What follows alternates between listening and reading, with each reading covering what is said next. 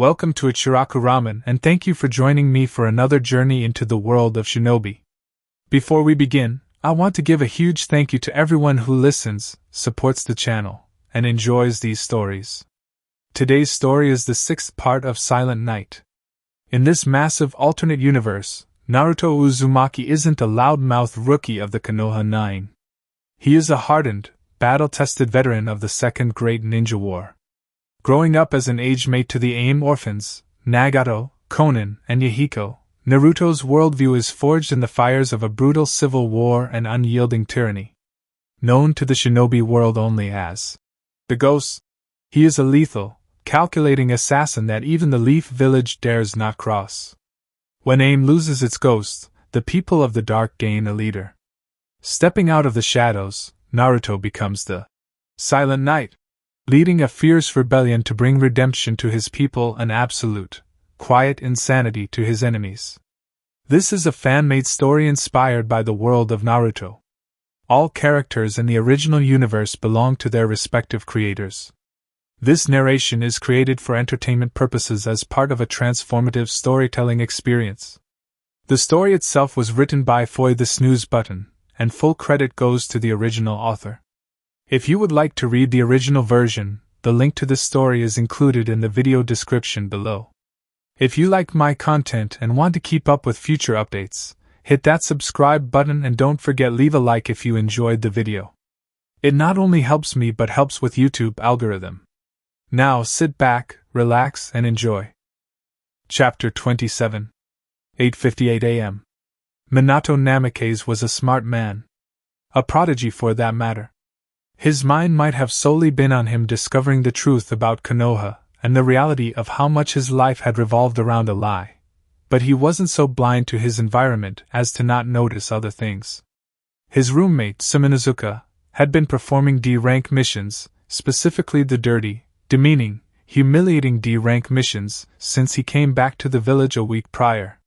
She would return to their shared apartment, wearing either a long face or gnashing her teeth angrily, ranting and raving about how terrible her day had been, how condescending the D-rank mission contractors had been to her, and how utterly frustrated she was for even doing them for a meager 10 ryu per 5 jobs. Minato would ask her, as he drew her a nice, hot bath, giving her his complete attention and using his cool blue eyes to soothe her frayed nerves, why she bothered collecting D-ranks.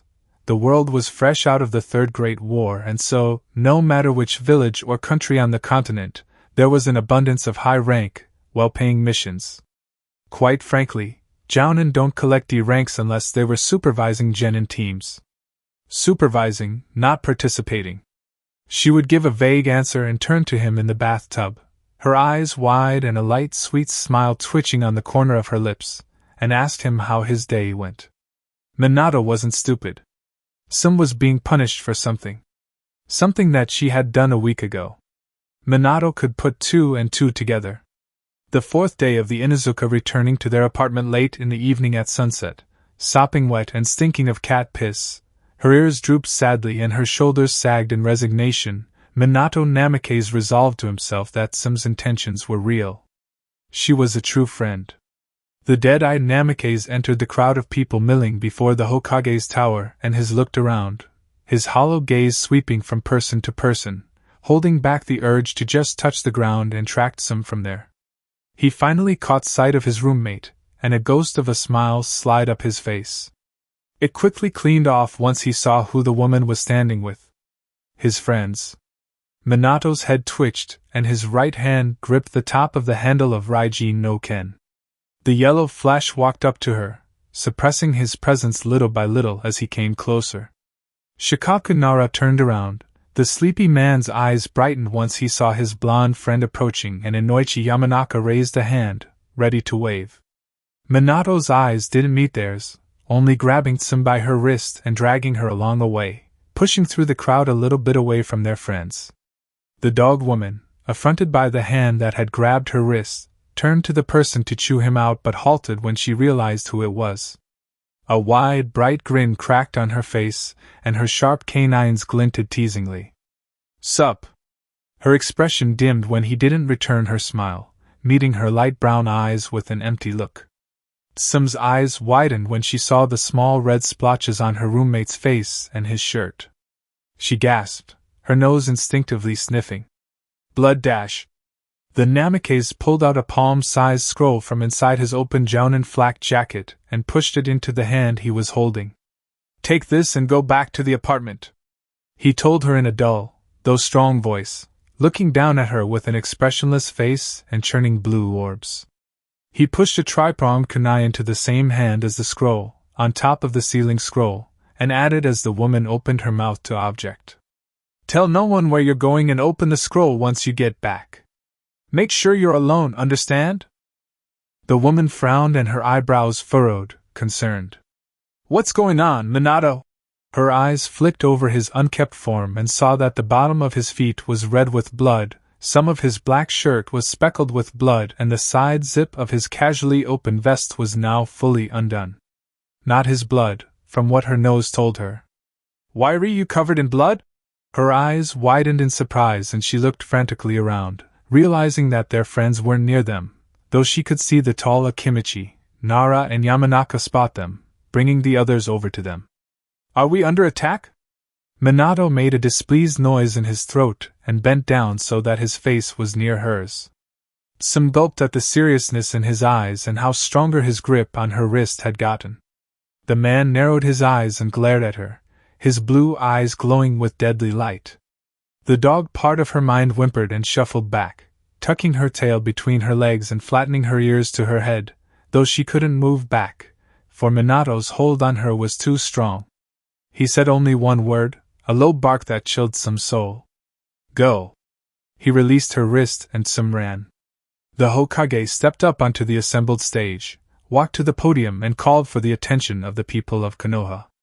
Hiruzen Sarutobi, Sandaime Hokage, beamed widely to his people and said in a loud voice as a hush hastily ran over the crowd not too long after he had walked onto the stage. Let me not waste any of our time with a speech and skip ahead to the good part. I'm sure we all want to party. He chuckled warmly at the round of cheers from the sea of people before him. In the crowd, Mikoto reached for the back of Minato's flak jacket, but the blonde walked out as Hiruzen Sarutobi began calling the names of the Hokage candidates. Shimura Danzo. The one-eyed man took his time ambling up the stage with a stoic look, still feeling the effects of Minato's savage beating from all those months ago. He was in his usual kimono, covering his right side and the bandage over his limbs, and his eyes were devoid of even a speck of dirt. Two plain-looking men stood at the bottom of the stage from where the one-eyed man had ascended, watching him with fake smiles plastered on their faces. No one saw the brief flash of blue in the man's cold black eyes as he took his place behind the third Hokage. Orochimaru of the Sannin. The pale, snake man smirked sharply and stepped out of the crowd, wearing a long-sleeved dark green shirt and black pants with white tape around a small section of his right thigh, no visible kunai or shuriken in sight but with what they could all identify as the kusanagi, grass-cutter long sword, strapped to his hip. Minato Namikaze. The blond man already had a foot on the bottom step before his name was even called. The Sandaime frowned at the blonde's shabby appearance, sniffing and hiding his displeasure with a large smile, despite Minato not reciprocating and standing behind him with the other candidates. His eyes sparked when he saw that the yellow flash also had a sword strapped to his hip, though he couldn't get a good look to identify it. A round of applause followed each candidate as they walked onto the stage. Orochimaru looked at the youngest candidate, belittling Minato with their condescending eyes. Minato lowered his face, his spiky blonde hair throwing a shadow over his upper face. Everyone he wanted was either on the stage or near it: Hiruzen Sarutobi, Danzo Shimura, the Konoha Council and the Konoha Elders/Advisors. Anyone that got in his way or blocked his path, shinobi or civilian, would be cut down. His eyes flicked up when the Sandaime raised his voice amid the applause. Now my successor, the Yondaime Hokage of Konohagakure no Sato, would be. He turned around with a flourish and motioned with his right hand, saying in a booming voice, Minato Namikaze! The cocky smirk on Orochimaru's face disappeared. Danzo looked unfazed. A silent, twisted grin crawled up Minato's face. The Hokage turned to the side and held out his right hand for a handshake, Minato walked up to the smiling man with quick, clipped steps. Instead of holding out his own hand to grasp Hiruzen's own, Minato pulled his right hand down to his left side, grasped the handle of the Nidame's lost blade, and Tsunade, standing at the bottom of the stage, cried out in horror. Sensei dash! Shishing! Raijin no Ken was coated in whistling yellow lightning and elongated to twice its length in case its prospective target opened his eyes and tried to dodge it. Hiruzen didn't. Veteran shinobi like the Sandame and the Sannin had trained many years to be able to detect killer intent, which was a sure way of determining the place, time and strength of a particular attack. Everyone that intended to kill or maim had killer intent. It could be weaponized, like how the ghost used his unique chakra to make his killer intent induce horror and hesitation in his victims, and killer intent could also be used as a way of predicting telegraphed intentions for the target's death. Against that popular notion of killer intent, Minato had trained himself long and hard to suppress his only until the very, very last second. This suppression, unknowingly channeling the assassination techniques of Dark Country, had saved his skin on many occasions in chill and while he was researching the two-faced nature of his home village. Hiruzen Sarutobi only detected the younger ninja's killer intent after the blade had bit into his arm, swiped upwards and exited his shoulder, a mere quarter of a second due to the lightning coating Raijin no Ken and also on the refined speed Minato was known for. The Nidame's sword, now Minato's blade, cut through the man's right elbow, diagonally carving through his chest and leaving from his left clavicle, burning a path of hot, crackling destruction at the path its holder had created. The top half of the Sandame fell onto the ground with a wet plop, and Minato had already turned around as the Konoha Council, as well as the people of the village, began screaming, fleeing in all directions. The older man had already bled out long before he realized the attack, roaring in agony and gnashing his teeth as he looked down, seeing his split-open ribcage and his sluggishly beating heart. He panted raggedly, his arms unable to move to cover his fatal wound and his head unable to look away from what he was seeing. He went into shock. His own heart. It stopped. Hiruzen's eyes rolled up into the back of his head. The soulless shinobi hopped off the stage, landing on the ground with a firm thud, and blindly slashed his sword sideways, cutting off a woman's head. On the stage, A and B were futilely trying to revive their Hokage. Naruto Uzumaki's remaining lifespan, a good 100 years or so, wasn't enough to keep the third Hokage alive from such a wound. The civilians were running about screaming in terror as Minato looked about for where the Konoha Council had fled to. His eyes trained on two civilians and he blurred over to them, as the ninjas of the village overcame their shock and pelted towards him in a flurry of limbs and chakra, forcing their legs to run towards the Sandame's assassin. Traitor! Minato mercilessly stabbed his blade down, cutting into the lower back of a civilian man that had made the mistake of tripping on his feet. He tore the sword out, and cut off his lightning affinity chakra from the sword, returning it back to its normal length and stainless steel color. He bent under a kick to the back of his head, slashed upwards and cut off the attacker's arm, catching the arm from the air with his free hand, as the attacker went down on his knees screaming, and used the severed limb to backhand the kneeling man clear across his face, smacking the downed man's head into the ground and still using the arm, now apparently fractured at the upper arm, to bat aside a flurry of shuriken honed at him by another faceless shinobi. Minato dropped the arm and blurred towards the four Konoha civilian council members. The shinobi council, and whoever wished to die, would come to him. Blood spattered across the blond man's face as he cut his way through two of the civilian council members, bathing his lower face in blood. The dead-eyed man spun on his heel and smashed a roundhouse kick to a kunoichi that attempted to use the cover genjutsu to wrap ninja wire around him. He realized, with a hum and a brief sweeping look, that the person he had just concussed was Korean Nayuhi, slamming the now ragdoll of a teenager into Yugao Yuzuki as the latter tried to catch her in her arms. Anko Mitarashi vengefully barreled to Minato as Yugao tried to keep the aspiring genjutsu from falling asleep with a concussion. Minato had already cast the remorse from his mind as soon as it made to emerge. He had other things to worry about, like killing the council, and whoever got in his way. He crossed the sword over his torso and blocked a Tonto strike from a familiar-looking teenager.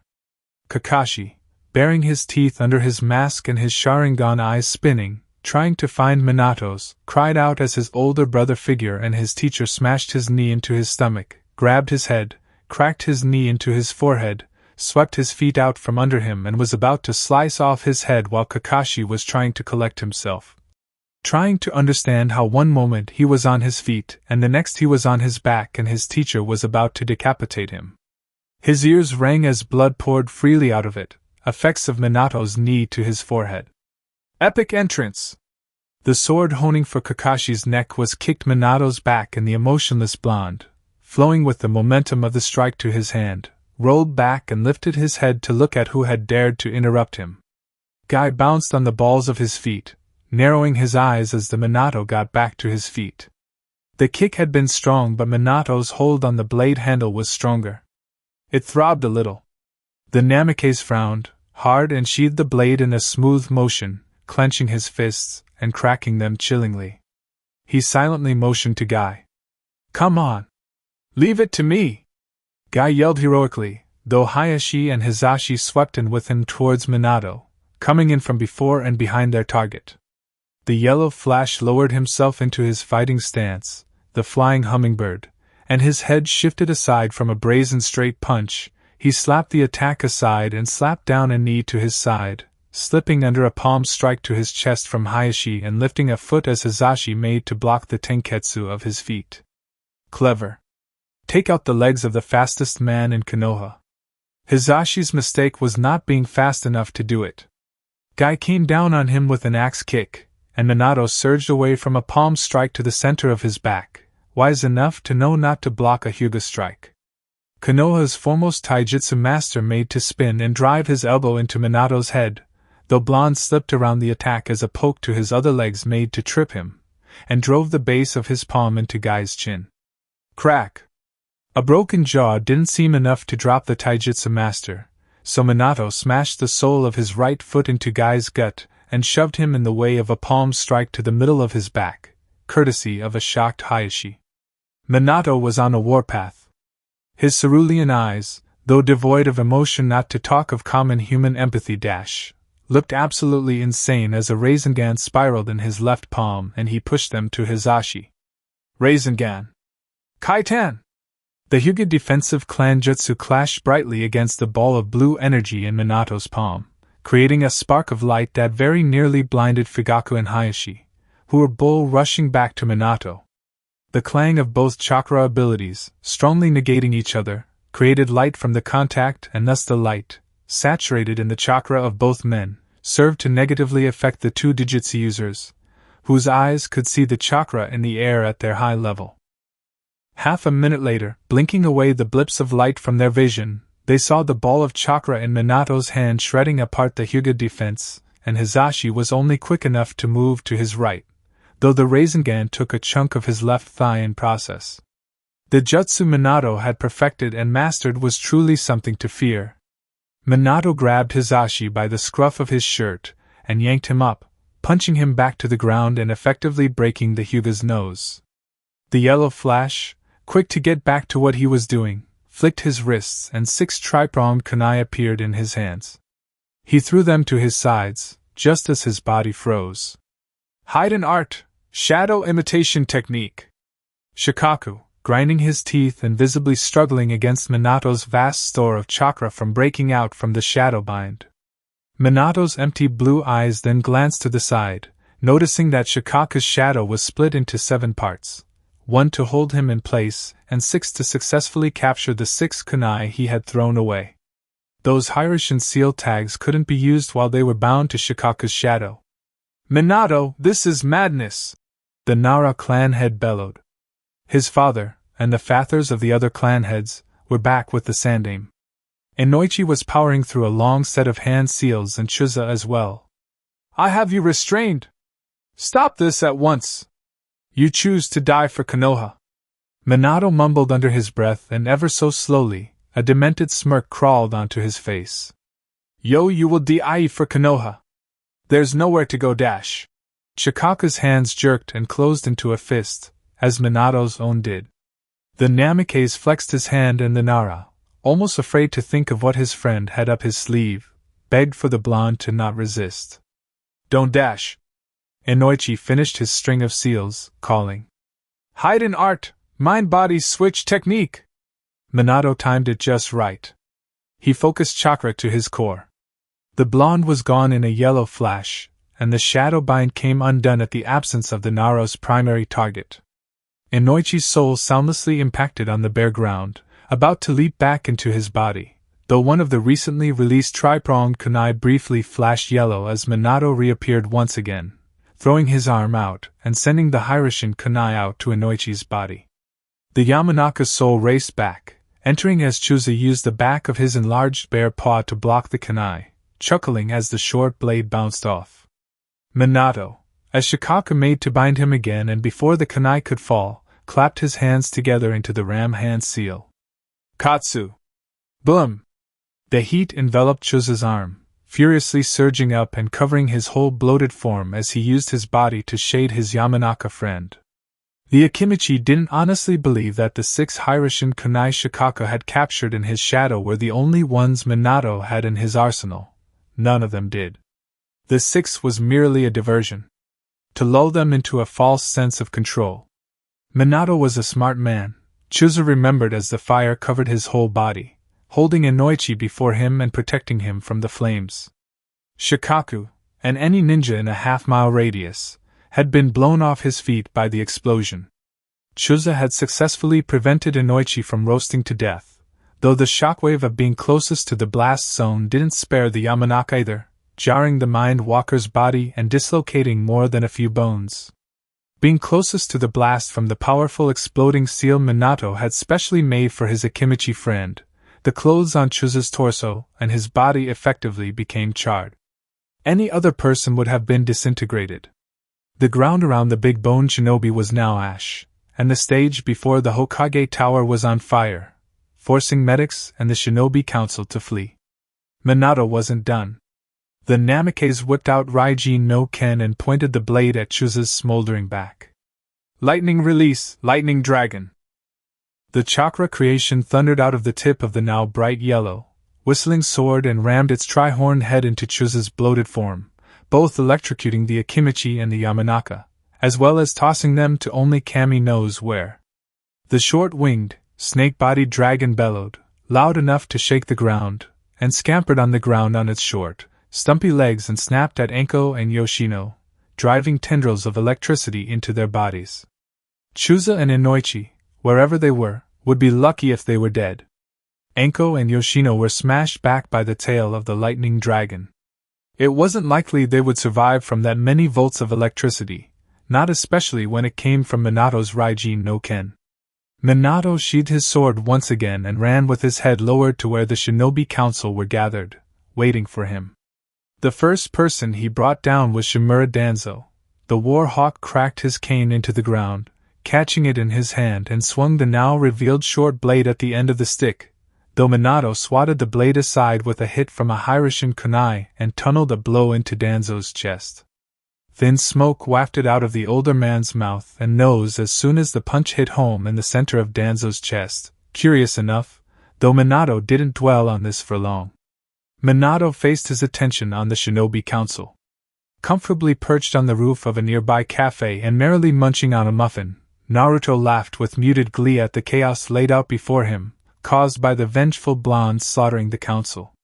The blue-eyed assassin chewed on the tasty treat in his hands, muffling his laughter with a mouthful, as Minato jammed his fingers into the eyes of a Hyuga councilman, slapped a paper flash-bang over the eyes of an Uchiha councilman, and cracking his foot to send the Sharingan holder back as the seal tag exploded with light over the Uchiha's face, just as Fugaku arrived to tear it off.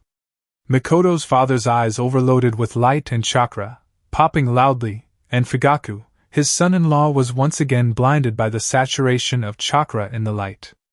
On her knees at Naruto's side, Bat held up a tray of sugary delights for her master, rolling her eyes when Naruto slapped his knee in amusement as he saw a grown man shove through a mother and child in his bid to get away from the ravenously stoic murderer, separating the parent and child in the ensuing bedlam. Naruto ate a cupcake, a sweet-tasting, pink and white pastry that almost turned his taste buds into putty, and pointed at the teary-eyed mother as she frantically called for her child, then pointed to the fleeing man. Funny how chaos can bring out the best in us. He nodded his head and Komodo dragon threw down a kunai, nailing the woman in the top of her head and allowing mother and child to see each other, reuniting after one hopeless minute. The panicking citizens of the Leaf dared not stop their hasty escape, not wanting to find out whether it was Minato or some other invader that had killed the unknowing woman. Bat cleared her throat and muttered, "Don't talk with your mouth full, Naruto-sensei." Naruto's head fell back, his grisly jaws creaked open and peals of laughter flew out from his mouth, drowned out by the hysteria below him.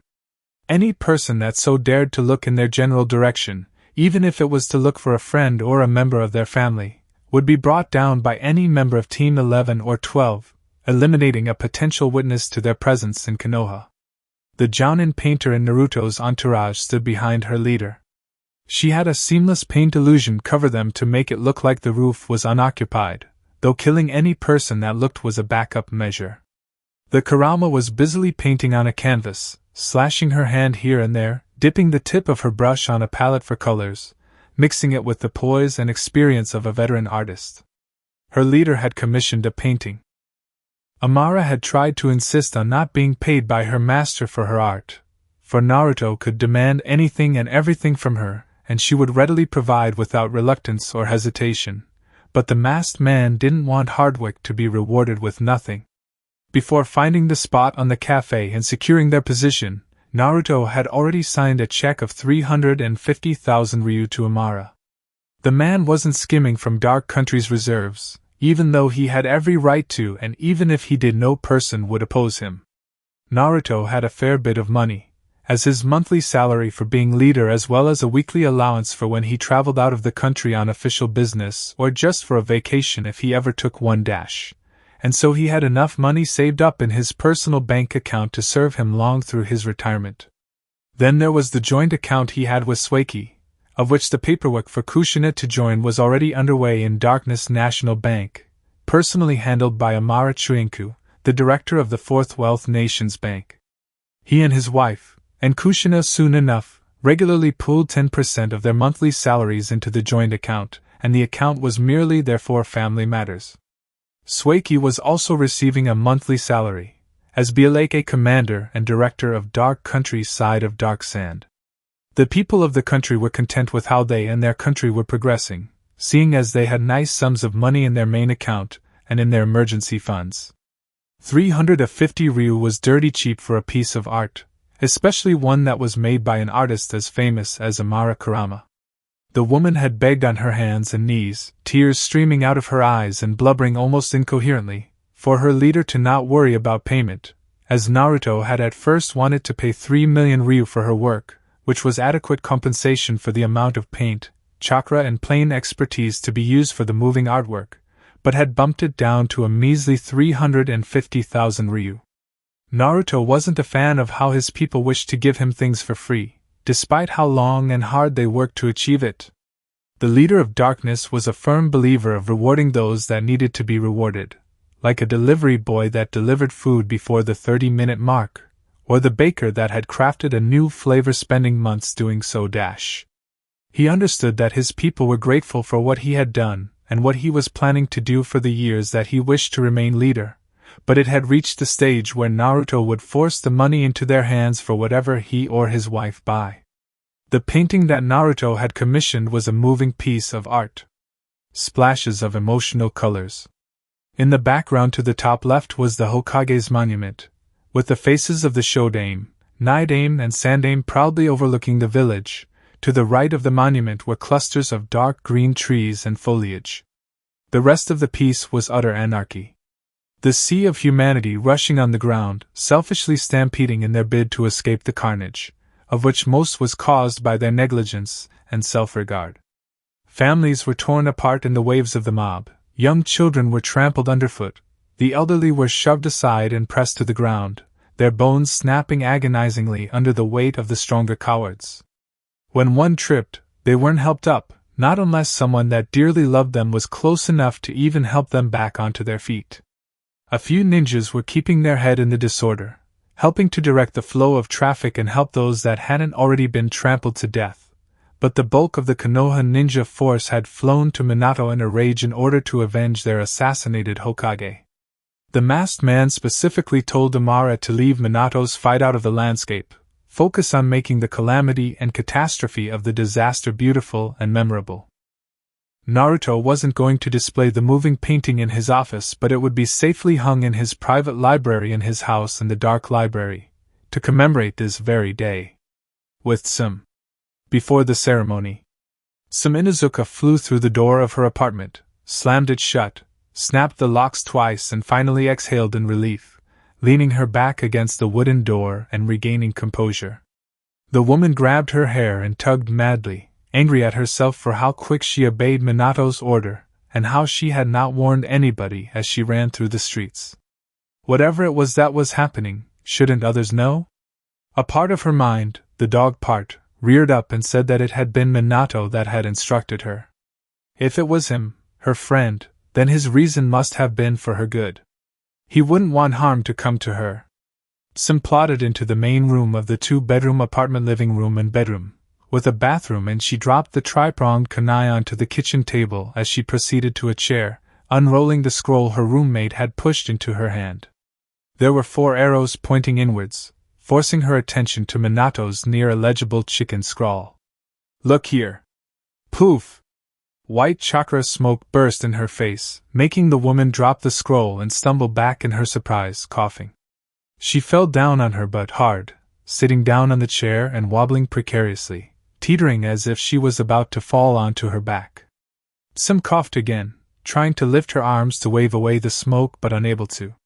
The smoke left as soon as it came, and her eyes bugged out when she looked down to find out why she couldn't use her arms. The woman was bound by ropes and chains to the plain wooden chair, and these ropes and chains were weighed down by seals, preventing her from using her brute strength to break out. Kuramura wasn't in the apartment for that moment, as he was back in the Inuzuka compound to watch the reconstruction efforts. It was supposed to be her that would supervise her clanmates, but the Sandame's punishment took up all available time during the day. The woman thrashed and snapped, biting the air and lowering her face, trying to grab onto a chain with her teeth and chew it with her sharp, strong teeth. "Yayaruf!" she shouted in frustration, only amounting to shaking the chair she was tied on more and teetering even more, stopping so that she didn't fall back and crack her head on the edge of the table. "Minato!" she panted angrily. "When I get my hands on you!" Her eyes flicked to the table, where the lethally sharp tri-pronged kunai silently laid. Her expression brightened and she hopped on the chair, attempting to get closer to the table so as to snag the kunai in her mouth, and saw her way out of her bonds. The extra weight of not only the metal chain and the ropes but also the weighted seals drawn on them made it hell for the naturally strong woman. Sim saw something move on the ground and she froze, sighing when she realized it was only that Kami-damned scroll that had tied her up. She was just about to ignore it until she saw a kitchen timer pop out from the same trap seal that had captured her. It was counting back from 30 minutes. Her eyebrows furrowed curiously, understanding that her bonds would come undone at the 30-minute mark, though she didn't understand Minato's reason for restraining her. The small jolt of the kitchen time being unsealed rolled the scroll back, revealing 3 storage seals on the back. Poof! Poof! Poof! The dog woman closed her eyes, ready for the worst. 1 minute passed, and she didn't feel any pain, loss of her chakra, or even a mild discomfort, so she cracked open her eyes and her jaw dropped at what she saw. 3 chests were now before her, 2 of which had fallen forward, throwing about gold and silver coins on the ground, too many to count. Bars of gold and pieces of sparkling, precious, expensive metals reflected the light coming in from the living room window. Jewelry, piles and piles of precious gems, luxurious stones and lavish clothes made of soft, watery silk, though somehow still look like they could hold somewhat well against a clear stab to the body. These clothes, about 5 battle kimonos, 2 t-shirts and 2 black and white ninja pants, served to glitter more in the refracted light from the coins and the jewels, looking like they would fit her form perfectly. The last chest was helpfully labeled money.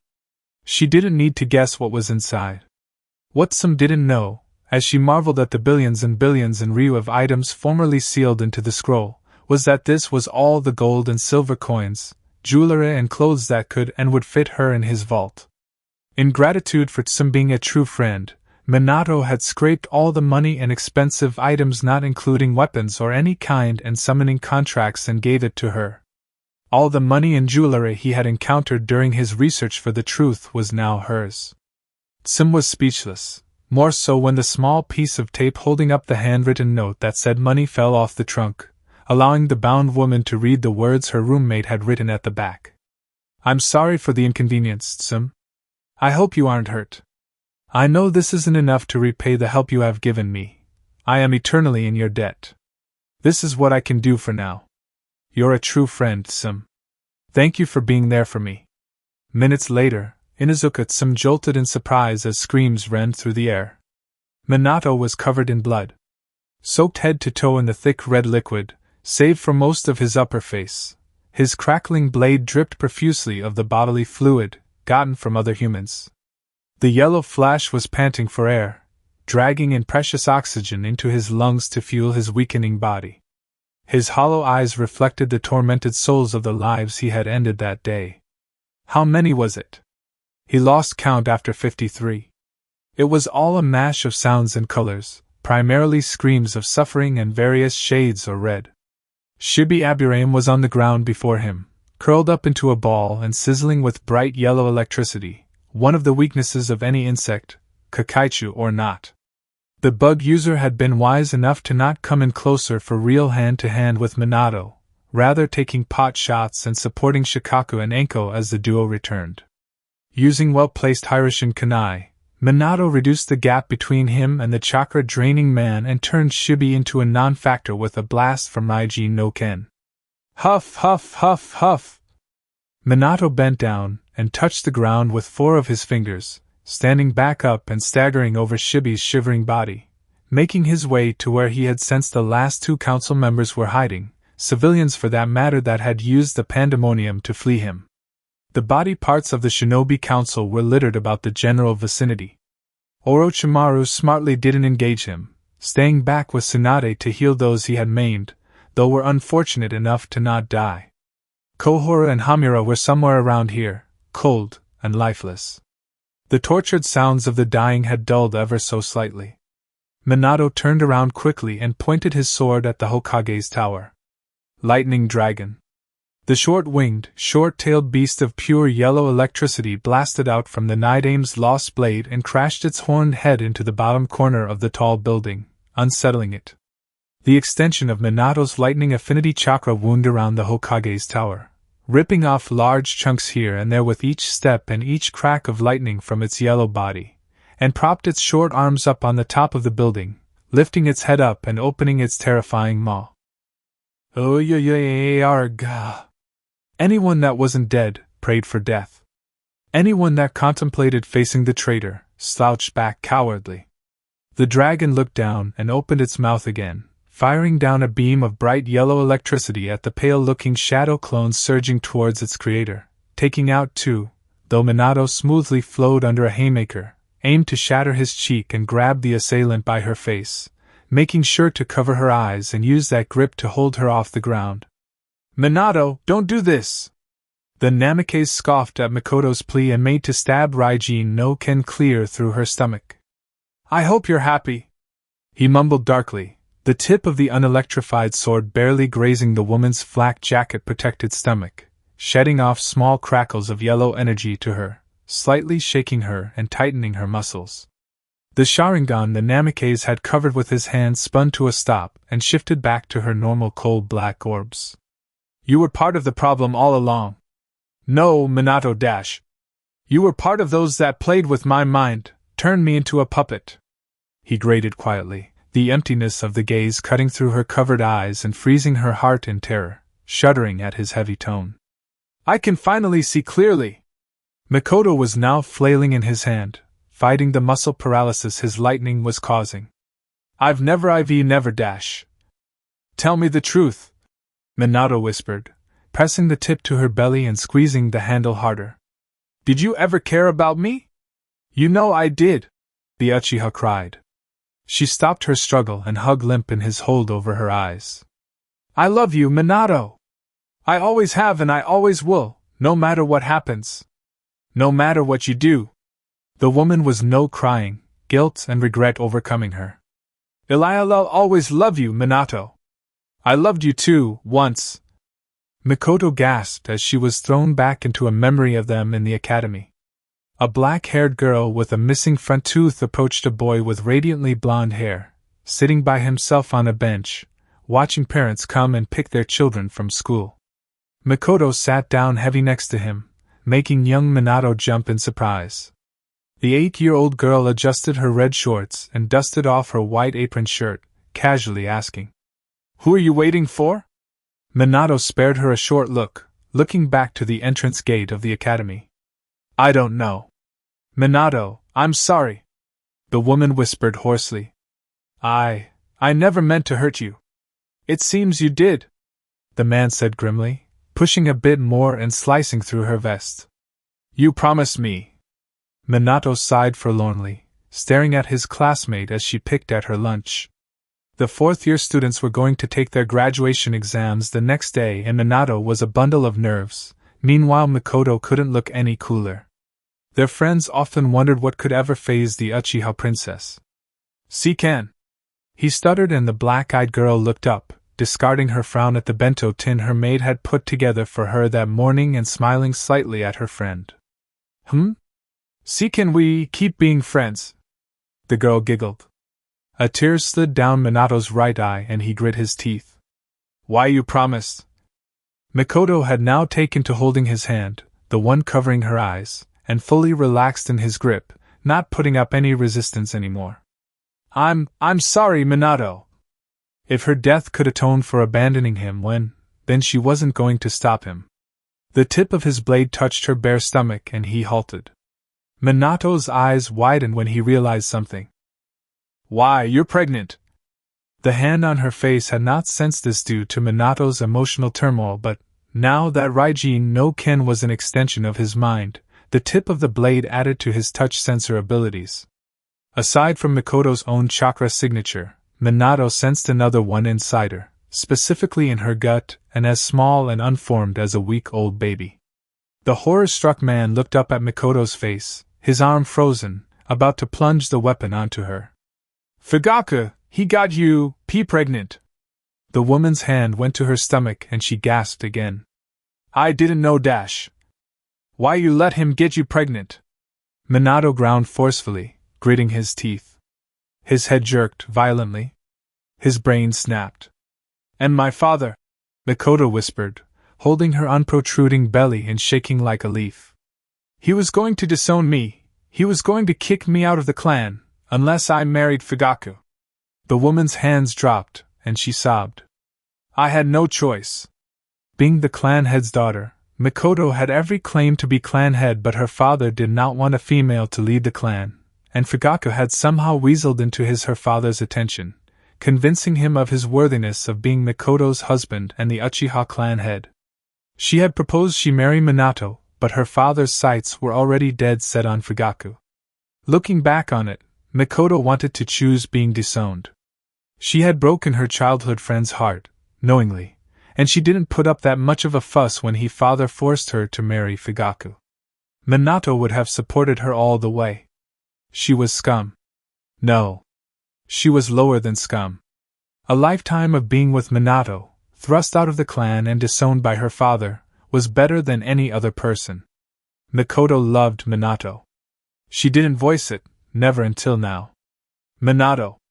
The man's head lowered and his hair shadowed his face, blankly staring to her stomach, sensing the life growing inside of her that she was now just aware of. The Uchiha Kunoichi now understood why her body had been betraying her as of late. Limbs slowing down, she was getting more winded and her emotions were getting more frayed. She reached up and held the hand to her face. She whispered solemnly, Minato, I'm sorry. I love you. The blonde killer gently lowered her back to the ground and withdrew his blade, sheathing it smoothly. Mikoto now accepted that not telling him her feelings and not being more firm, more courageous, against her father and her clan, that she had led Minato on for years. She played with his heart, and it hurt her now more than ever. The pain was unbearable. The woman clasped her hands together and wept quietly. "I'm sorry for hurting you." She closed her eyes and shook her head frantically, not wanting to look into the deep, empty abyss of Minato's eyes. "I never wanted to hurt you, Minato." The heartbroken man looked down at her with a vacant expression, then turned around without a word. "I'm sorry." Minato abandoned his search for the last two surviving council members and left Konoha. As the Namikes left through Konoha's northern gate, the seals registered his exit. BBBOM! The bombs scattered all over the Hokage's monument went off. Another bomb went off, turning the Hokage's office to rubble and toppling the buildings unfortunate enough to be near it, taking with the lives of those inside the tower and those around it, scampering for shelter. The last bomb blew open the gates before the forest of death, releasing the animals from inside. Minato's cold, emotionless expression cracked and a wide grin etched itself on his face. After hours of running, Minato collapsed onto the ground in the last stretch of land bordering fire country and grass country. Raijin no Kin clattered somewhere in the ankle-height grass. He heard a soft crunch before him and he remained still, shaking ever so slightly. "If you're here to kill me, go ahead. I don't care," he said quietly, sitting back on his knees though keeping his head bowed. "I've done what I needed to do. I have no regrets." A pair of feet entered his line of sight. The toes were painted black and the ninja sandals were light purple, lavender.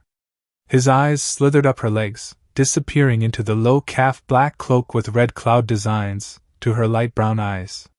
"Why would I kill you, Minato?" Her magnificent paper wings flapped once and spread out wide, a single wing spanning about feet. How was she able to come to him so silently? The Angel of Aim smiled invisibly to the yellow flash, a look that seemed to make her pale face glow, and the black piercings on her ears glint.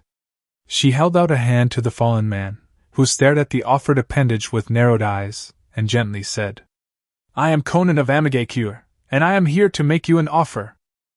Chapter 28. 7 months later. Clover Mountain. Village hidden in the mountains. An axe fell down and split a log of wood in half. Thunk! Minato wiggled the tip slightly and yanked it out of the stump, pushing aside the short, halved log of wood and replacing it with another. He hefted up the heavy axe again, tapped the sharp edge on the top of the new short log and raised it. Thunk! One clean hit cut through the piece of wood down, and the shaggy-haired blonde pushed it onto the somewhat large pile he had been making since sunrise. It was 7 in the morning. Minato split his last log of wood in half and released his hold on the axe, allowing it to stay fixed on the stump he had been cutting wood on. The man grunted and grabbed the two halves and tossed them onto the messy pile. The child that he was paying to arrange the halves of wood and help sell them in the market at the bottom of the mountain would arrive soon. Minato could very well have done it himself, but the girl came from a poor family, and what little conscience the blonde had forced his hand to help however he could. The girl helped clean his humble cottage too, so it wasn't like it was an inconvenience helping her. 200 ryu per day couldn't take the girl's large family far, but the girl was appreciative for what he gave her, so it was fine. The man groaned and stretched, sighing when his back cracked mercifully. Minato was in a short-sleeved black shirt and black pants with dark brown working boots and the same colored, thick gloves. Months of getting splinters for cutting wood had him by them one of the few times he went down the mountain. The man now sported a full, dark yellow beard, almost completely covering his pale lips, though connected to his shaggy blonde hair. He shivered when a cold breeze blew up the mountain. Winter was coming and chopped wood was in high demand in the market. Lumberjack, like him, had to venture out of Hidden Mountain to find the best trees to cut down and bring them back to sell in the market. He turned around when he heard a larger-than-life yawn at his doorway. He sighed. "Sim, I thought I told you to take it easy." He went to her and placed a soft, morning kiss on her forehead, warming the woman up. The man felt a small smile come to his face when the former kunoichi grinned at him and scoffed. "I'm pregnant, not disabled." True to what she said, the woman had a large belly. She was 6.5 months heavy. The father of her child gently wrapped his arm around her waist and guided her to a deck chair in front of the cottage, easing her into the chair and placing his fists onto his waist, frowning tersely at her stubborn chin. Saiko will be here to help with the cleaning and the laundry. Just take it easy, Sim. She huffed and sat back. Oh, don't mind me, I'll just be here getting fat. She pointed a stern finger at the exasperated logger. Don't forget, Inuzuka women don't make good housewives, ya hear? Once I get this little fucker out of me, it's straight back to kicking ass. I know. The man grumbled, crossing his arms. The woman refused to be treated like a helpless damsel, and Minato could respect that. What about your knitting set? I'm no good at it. We'll go for a walk later, okay? The woman smiled brightly. Okay. Sim had arrived in his mountaintop cottage some 5 months ago, huffing and puffing. He remembered her words exactly. Don't think you can just get me pregnant, go batshit crazy and run away from me. She grabbed the exasperated man by his collar and snarled in his face. I will not be a single mother. Take responsibility for this, jackass. It was the angriest she had ever been at him, and the first few months of living with her had been torture. Her constantly yelling for something, one insistent craving or the other, screaming that he didn't love her enough, snapping at him if her tea wasn't how she imagined it would taste, whatever that meant, and simply making it much harder for Minato to provide for their small family. At least she had warmed back up to him. She still hated him for getting her pregnant. In his defense, he wanted to use protection, but the woman insisted that she was on the pill. It wasn't her first time having sex, and she was fairly certain that seeing as her previous experiences hadn't gotten her pregnant 5 times over, she would be fine. Guess it didn't work. Minato closed his eyes and chuckled. Sim had given half of the money and jewelry to her clan to fund their efforts in rebuilding the clan, and she had given the rest of the money to the yandame so that Sim would be released from duty and not branded as a missing ninja.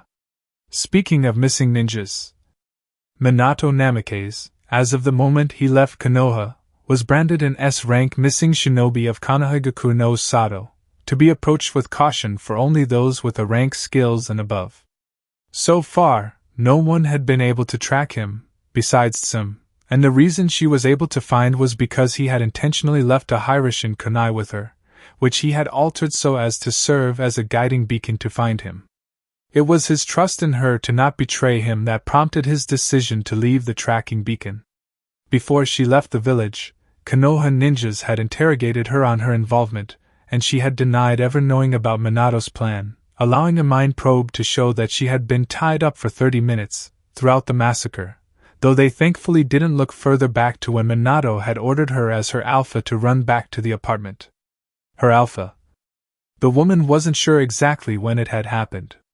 A small, insignificant part of her mind wanted to rat her friend out and tell the leaf shinobi about the kunai in her possession, but she hid the tri-pronged kunai away from detection. Minato gingerly took off his gloves and sat down heavily on the deck chair next to his expectant girlfriend. He smiled wanly at her, the most he could honestly muster in months since the massacre, and he laced his left fingers with her right, content with his life now more than ever. Sim smiled gently and leaned closer to him, softly dragging his hand to her heart and placing a small kiss on his lips. Minato lightly traced the back of her hand and kissed back, a loving peck on the beautiful Inuzuka's lips. The wind became harsher and Minato turned his head, just as his girlfriend placed a warm kiss on his bearded cheek, and he looked to where the logs of wood were still arranged in a haphazard pile, waiting for Minato's helper girl to organize them for sale at the bottom. Conan's feet lightly touched down, and her massive paper wings flapped once more, before they folded up and disappeared into her back or wherever she kept those many sheets of paper. She briefly looked to the many pieces of had logs and then proceeded to walk towards the cottage, where Minato and Sim were lounging in front of, tucking a strand of her short purple hair over her ear and looking with expressionless brown eyes to the man she intended to meet. She was in her Akatsuki cloak and in her small, pale hands was a single sheet of paper. "Good morning, Minato." The bearded blonde nodded once. "Morning." He patted Sim's hand and sat up, standing onto his feet and collecting the piece of paper from the Angel of Aim.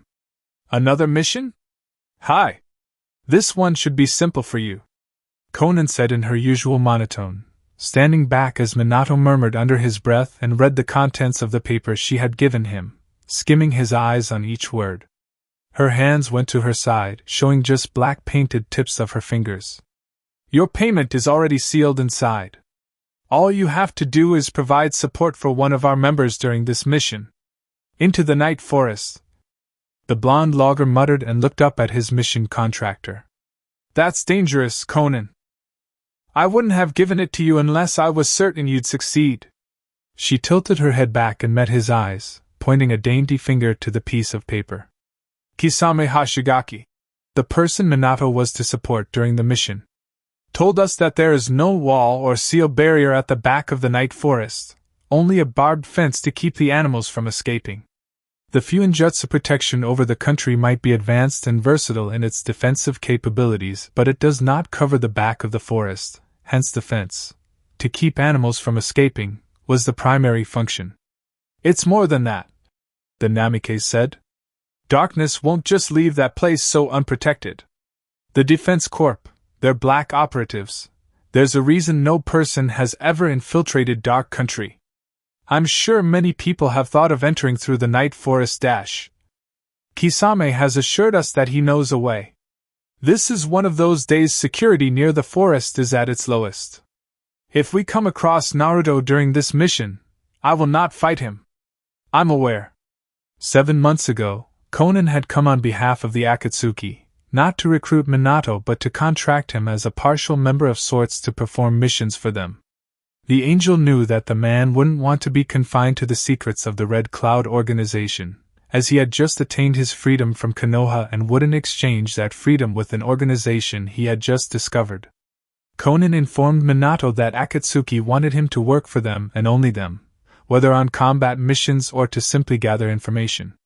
This was so as to keep their existence a secret, and so that Minato wouldn't be used against them. She was assured of his silence at the promise that with his partial membership he would be exposed to more truths about the world they lived in. She had given him his black with red clouds cloak but no ring. No customary blood contract meant that all of Akatsuki's resources and benefits weren't open to Minato. Signing with his blood meant that he lived and died with Akatsuki, and Minato didn't agree with that. He and Sim were a package deal, so the Inuzuka finding out was inevitable but ignorable. Up until that point, Minato's jobs had mainly been to gather information. When it came to researching and discovering the truth, Minato was the best in the Akatsuki. He was Setsu's replacement. The pay for each mission made living comfortable, though being a logger and making a living with the cash from selling logs of wood made Minato feel more accomplished. Minato hummed and turned to his pregnant girlfriend. I'll tell Saiko to stay back a bit longer after she sells the wood. He'll pay her another 200 ryu to make dinner for Tsum and watch the house until his return, and then he'll escort the girl back home. Fine by me. Konan's body disintegrated into paper and blew away with the wind, just as a young girl no older than 13 with long, black hair and dirty cheeks ran up the trail to Minato's house. She was in clean, though old, hand-me-down blue shorts, pink top and brown sandals, jogging up the road, a bit out of breath but ready to work. Mr. Minato, Mrs. Tsum! She waved and ran to the logs of wood waiting for her. Mornin'! The man grunted with an expressionless look, as the girl bent down and made to fill her arms with pieces of wood. Where are your gloves, Saiko? She hastily dropped the wood and jammed her hands into the back pockets of her blue shorts, pulling out a pair of worn-out brown gloves, yanking them on so that they reached close to her elbows. Here they are, Mr. Minato, sir!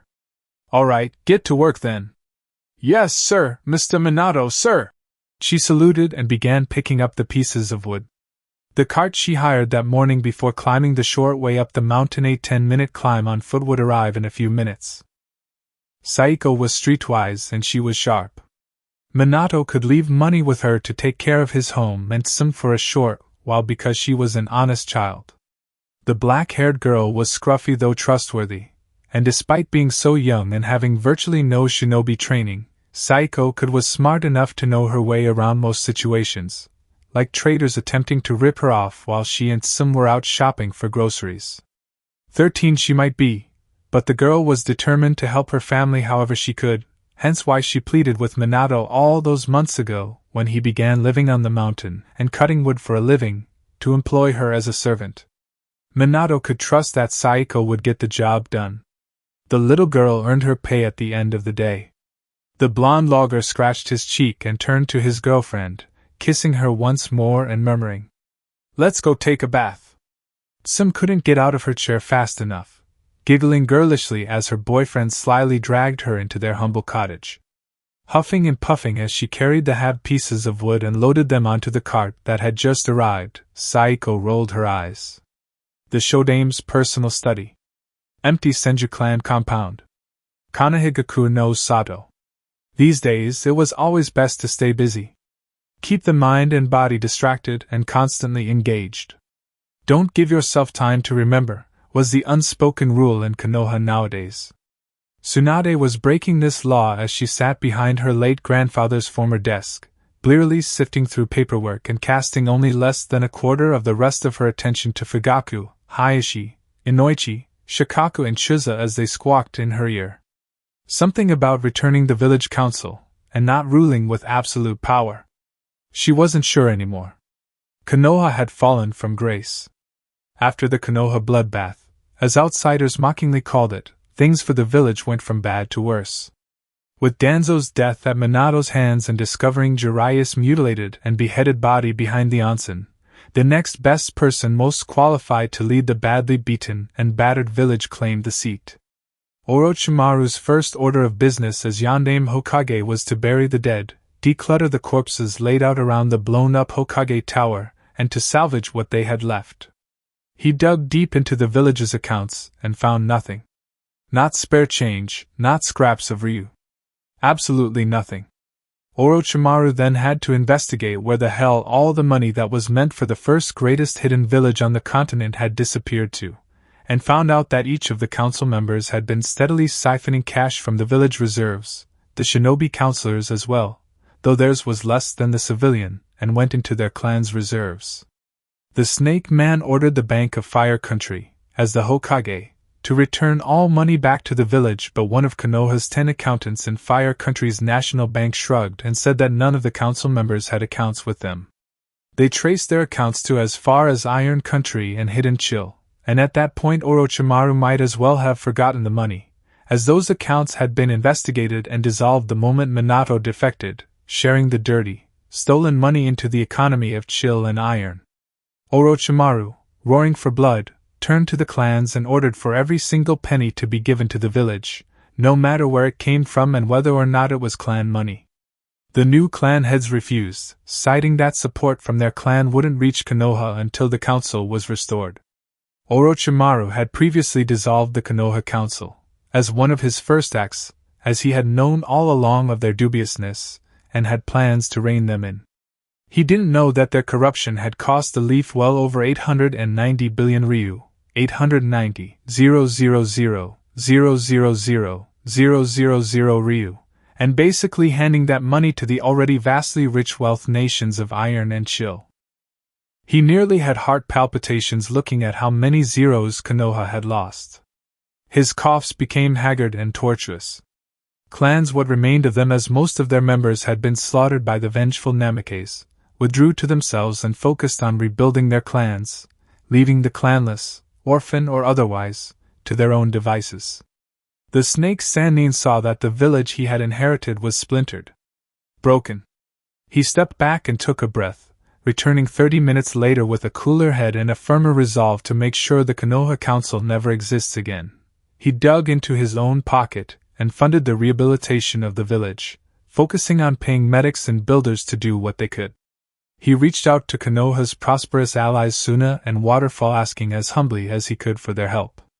Waterfall did what it could, sending money and shinobi, but Suna was another story. The Kazekage, Sabaku no Raza, did indeed intend to send medicine, medics and builders to help reconstruct Konoha, though at a cost. The Sand Leader had no intention whatsoever to help Konoha out of the goodness of his heart. That thought made Tsunade scoff. Konoha had sapped life and hope from Suna before. She had been present with Orochimaru when he went to Suna to request for help, and she saw the glee in Raza's shaded eyes in telling them that they would pay for every single thing he gave them. There was a contract signing, a formal meeting with the Suna branch of the National Bank of Dark Country, and everything. Now, Konoha owed Suna over 50 million Dark Ryu, 50,000,000 Dark Ryu, not Fire Ryu in medicinal herbs, food, supplies and shinobi, and as of then 1 Dark Ryu was equal to 200 Fire Ryu. The value of Dark Ryu had gone up to 1 Dark Ryu equaling 400 Fire Ryu, reason being the Konoha bloodbath, and discovering the widespread corruption of the tattered village. Dark and allied traders, merchants, travelers and tourists were throwing more weight around, increasing the value and preciousness of Dark Ryu. Snow Ryu was finding it difficult to maintain its highest valued Ryu position. Fire Ryu wasn't in the top 5 anymore, and Lady Wakono was livid. Orochimaru had to bite his tongue during the contract signing, especially when the deputy director of the National Bank of Dark Country arrived in Sunagakure to personally broker and witness the deal. Wind Country had its own national bank, as any respectable, fairly wealthy country did, but Suna was not on good terms with the Wind Daimyo, and so it didn't have an account with the Wind Bank.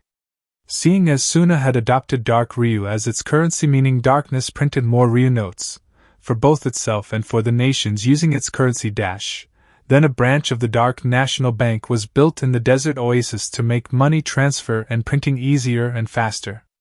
The Yondaime had a coughing fit throughout the meeting, as everything inside the glimmering, perfectly maintained bank branch in Suna reminded him of his former student.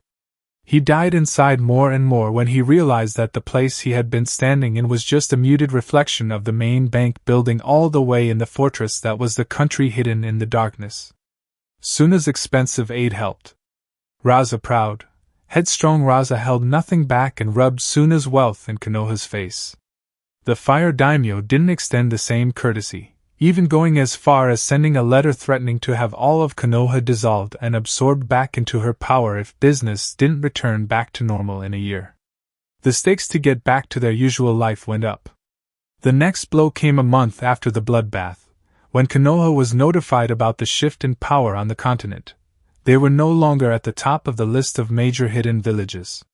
They were 5th, only being on that list at all because of their large land mass and Fire Country's already well-known influence under Lady Wakono, the present Fire Lord Dash. The new arrangement went like this: Kumo, Suna, Kiri, Iwa and then Konoha. It became worse, as not only had the Hidden Leaf lost the respect of the other hidden villages and countries, and not only were their ninjas defecting in droves, but countries around the continent began investigating any former mission or association they had with Konoha, always and rightly finding some sort of two-facedness, cheating or outright stealing somewhere and somehow. The businesses and investments of the murdered counselors turned out to be fraudulent fronts for illegal trading. Outside of the counselors, there had been discoveries of Konoha's ties with the Fire and Snow Country Yakuza by the Sandaime Hokage, Hiruzen Sarutobi. Past clients diverted the flow of missions and requests to either Suna or Dark Country Konoha's western and southern neighbors respectively, forcing the Yondaime to sign another deal with Raza to send missions over to Konoha to get the discouraged shinobi population working again. This would last for 2 years, when they hoped Konoha would reemerge as a superpower once again. Their loan with Suna increased to 70 million Dark Ryu, 70,000,000 Dark Ryu, and some change. There was no Hokage Tower, and there weren't any plans to rebuild it soon. His office was wherever it was convenient to sit down. The Hokage's monument was wrecked, and they had better things to worry about. Animals from the Forest of Death were picking defenseless civilians off one by one, and they were still rounding them up, back to the forest.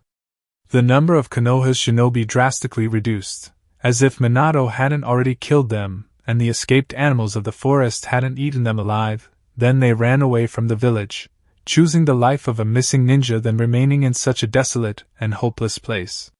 Civilians were losing faith in the few ninjas that didn't flee, vacating the leaf themselves and vying for entrance into any of Konoha's neighbors, Suna and Darkness included, though the ban Naruto had put in place for non-allies was especially strict and unforgivable for those that had crawled out of Konoha.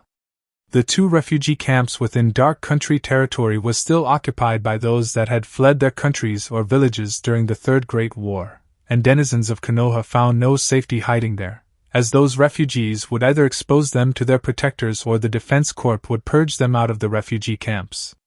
It became too much for Orochimaru. A Chunin stumbled on the yondaime, forcing himself onto and into a 10-year-old orphan boy in a back alley, and an alarm was immediately raised.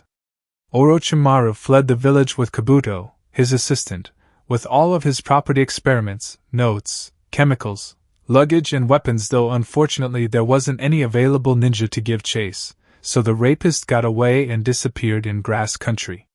The depth of his crimes had yet to be investigated. The Snake Man lasted only 2 months as Yondaime Hokage. The curse of being Hokage was passed on to Tsunade Senju, who became the Godaime Hokage of Konohagakure no Sado. None of her predecessors had died of old age or natural causes, so the Godaime wasn't so keen on her fate while she was in the seat of power. The will of fire had died, and it was unlikely to ever be reignited again. Finding out about the Kurama clan fleeing the village, probably back to their home country, was the final nail on the coffin. The Senju didn't have to willpower to get angry.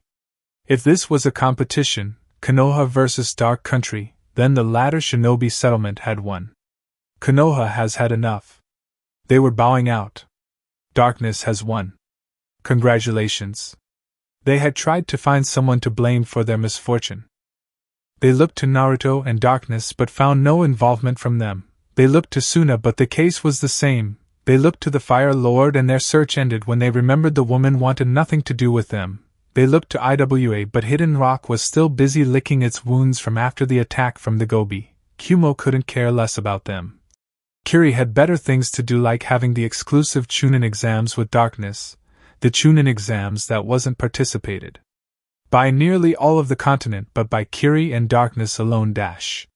For a while, they tried to blame Minato Namikaze, though those wiser in the population brought down that logic, saying that Minato was the one that first saw through the farce and that he most likely snapped due to the pressure mounted on him by them.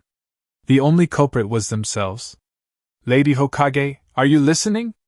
Inoichi prodded, annoyed at the distant look in the Senju's eyes. The last Senju, as Minato had ensured during his murder spree. The woman looked back at the man, irritated. No, I wasn't. Hayashi cleared his throat. We want the Konoha Council reinstated. I won't do that. 5 months straight of trooping to her office in the Senju clan compound, and you would think they would have given up. If you're not here to do something productive, leave. As you can see. She motioned to the papers and documents scattered on her desk. I'm busy. We have permitted our clan mates to take missions as they're supposed to.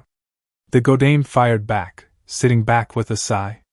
The Konoha Charter said this specifically: clan shinobi or not, qualified ninjas are to take missions when necessary. Fugaku shrugged with a wide smirk. We didn't consider it necessary. It is the Hokage that determines when it's necessary. Tsunade grated. These clan heads had tried to get on her good side since she became Hokage 4 months ago, releasing their clan mates to take the missions that had been piling up on her desk once she took over from Orochimaru. You all are insubordinate. Then accept that clan heads hold the real power in this Kami-forsaken village. Fugaku pushed. Tsunade felt like it was now her duty to crush his head, though she contained herself with a slow, somewhat ragged exhale. Shikaka finally introduced himself to the discussion, placing a hand on the Uchiha's shoulder and pulling him back, taking his place before the Godaime, the only person seated in the room. What Fugaku was meant to say is that it is time for the council to come back, so as to legitimize the Hokage's power, because let's face it. He lifted his arms and shrugged. The reality of the situation is that the only people you command, as the Hokage, are scared civilians, orphan genin and chunin, and clanless jounin. Tsunade breathed out through her nose once more. The bomb Minato had detonated near Shikaku, Inoichi and Chuza had scarred them in some way. Shikaku bore slash marks here and there on his face, All of Chusa's right arm was a burnt black, splotched with red burn sores and wrapped in bandages, and Inoichi wore a neck brace. Lucky that even though all his bones had been dislocated, he could still walk. The Yamanaka was due to remove that brace in another week. We've agreed that you will stay Hokage and that we will pool our resources to find Minato, capture him and bring him to justice. Shikaka finished. Tsunade stared into Shikaku's black orbs, then she replied. You're a smart man, Shikaku. Tell me this. She laced her fingers together, placed her elbows on her desk and propped her head onto her hands. What is smarter? Pouring our resources into finding a man that had killed hundreds of our very own, who could very well still have that skill and who could disappear in a flash. She snapped her fingers. Just like that, at the slightest thought. Or, she held up a finger and paused, looking into the eyes of all the men before her. The Inuzuka clan head, 4 months into the job after Tsum appointed him in her place, raised an eyebrow at her particularly strong frown directed at him. Or using the very same amount of resources to put out this dumpster fire we call a village and rebuild our lives. She raised her eyebrows condescendingly and smiled sweetly. Do you want me to give you time to think? Why are you so against reinstating the council, Lady Tsunade? Chusa pried with a raised eyebrow. He had wanted to cross his arms but couldn't, not with the 7-month-old burn sores on his bandaged right arm. We've taken note of the past crimes of the old council, our parents, and we will see to it that history isn't repeated. The very moment the council was dissolved, due to the crimes of your parents, Tsunade said brazenly, not caring that Fugaku was offended on behalf of his dead father-in-law. You lot chose not to rebuild the Hokage's trust in your humanity and decided to order your clanmates to close their eyes to the suffering of the village you all had sworn to protect. The slug Sannin closed her eyes and centered herself. Like petulant children, you people whine and gripe. The problems of the village that could have been solved if you lot hadn't squeezed your hands would have been in the past. 7 months. The Godame held up 7 fingers. 7 months, and we're still in the same place. Millions of Ryu in debt, low on stock, low on manpower, and winter is on its way. Lady Tsunade dash. I've said it before and I'll say it again, if you're not here to help rebuild our home, leave. She looked down and murmured to herself. I need to think of how I can beg the Fire Lady to not dissolve this village. Uchiha Fugaku left the office, alone. 8 p.m. Back fence of the night forest. Northern region. Dark country. There was a reason security around the night forest section of Dark Country's northern border wasn't as stringently patrolled or guarded as the rest of the country. The night forest was the deterrent. Standing on the other side and looking through the 10-foot-tall, electrified chain link fence and the roll of barbed wire spread out at the top, encompassing the whole back end of the night forest facing Fire Country, Minato felt dread seep into his being. On his and Kisame's side of the fence was moonlight, good, normal, natural moonlight. On the other side was darkness, a pure, lightless, soulless darkness. It was like staring into the void of eternal damnation. The wind changed, a hint on the oncoming winter blizzard for Dark Country, and the bearded blonde saw small snake-like tendrils of darkness coil out of the fence, and seemingly wiggle before receding back into the forest. They didn't hear any sounds, but they knew very well the kind of monstrosities that laid in wait inside of the fence, silently waiting for them to enter. Kisame and Minato were in their Akatsuki robes, far away from sight from the patrolling DC officers that night. Security was partially relaxed that evening because that was their leader's birthday. It was a quiet affair and Naruto was still in his office, outlining plans and arrangements that would span the period of tomorrow to the next 5 years, graciously accepting visitors and well-wishers into his office in the leader's tower and politely accepting their gifts. Naruto didn't go all out with his birthday celebrations. Each and every year the masked blonde went about his day normally, while those around him greeted him earnestly and gave him presents. Kisame told this to Pain, that the leader's birthday was lax day for the Defense Corps, a tiny window of opportunity for them to utilize. Simply looking at the sightless night behind the fence dimmed Minato's already dour spirit, though his stoic mask never cracked to show the apprehension in his soul. This was worse than the forest of death. Kisame broke the silence with a low chuckle, saying, "This brings me back. I used to train in here 2 times a week. Needed permission before I could enter, and they gave us these nifty little beacons in case we got lost or attacked, and we needed help getting out." He fractionally turned his head to the unresponsive blonde. "They can't see you. Normal lights don't work in here, and sensory abilities are, how do I put it, suppressed in here. The books I read said that the darkness of the night forest is so thick and palpable that it quenches all light other than light reflected from obsidian steel, and that is almost impossible because obsidian doesn't reflect light. Black HQ was located inside the night forest, and the elite shinobi had adapted to the forest. The forest was a place other shinobi trained, to increase self and team awareness." Kisame hummed with a deep frown when his partner still didn't speak. "I know my way around this part of the forest." Seeing as he had trained extensively inside the night forest, honing Samahada's sensory skills and truly finding a connection between his mind, his body, and his soul. "I'm not going to hold your hand. Don't stay too far away from me." The night forest was a hopeless place to those not trained. Finding your center while surrounded by evil, demented animals as well as an unforgiving, unbiased darkness served to train dark ninjas to keep their heads firmly in place during any situation and against any adversity.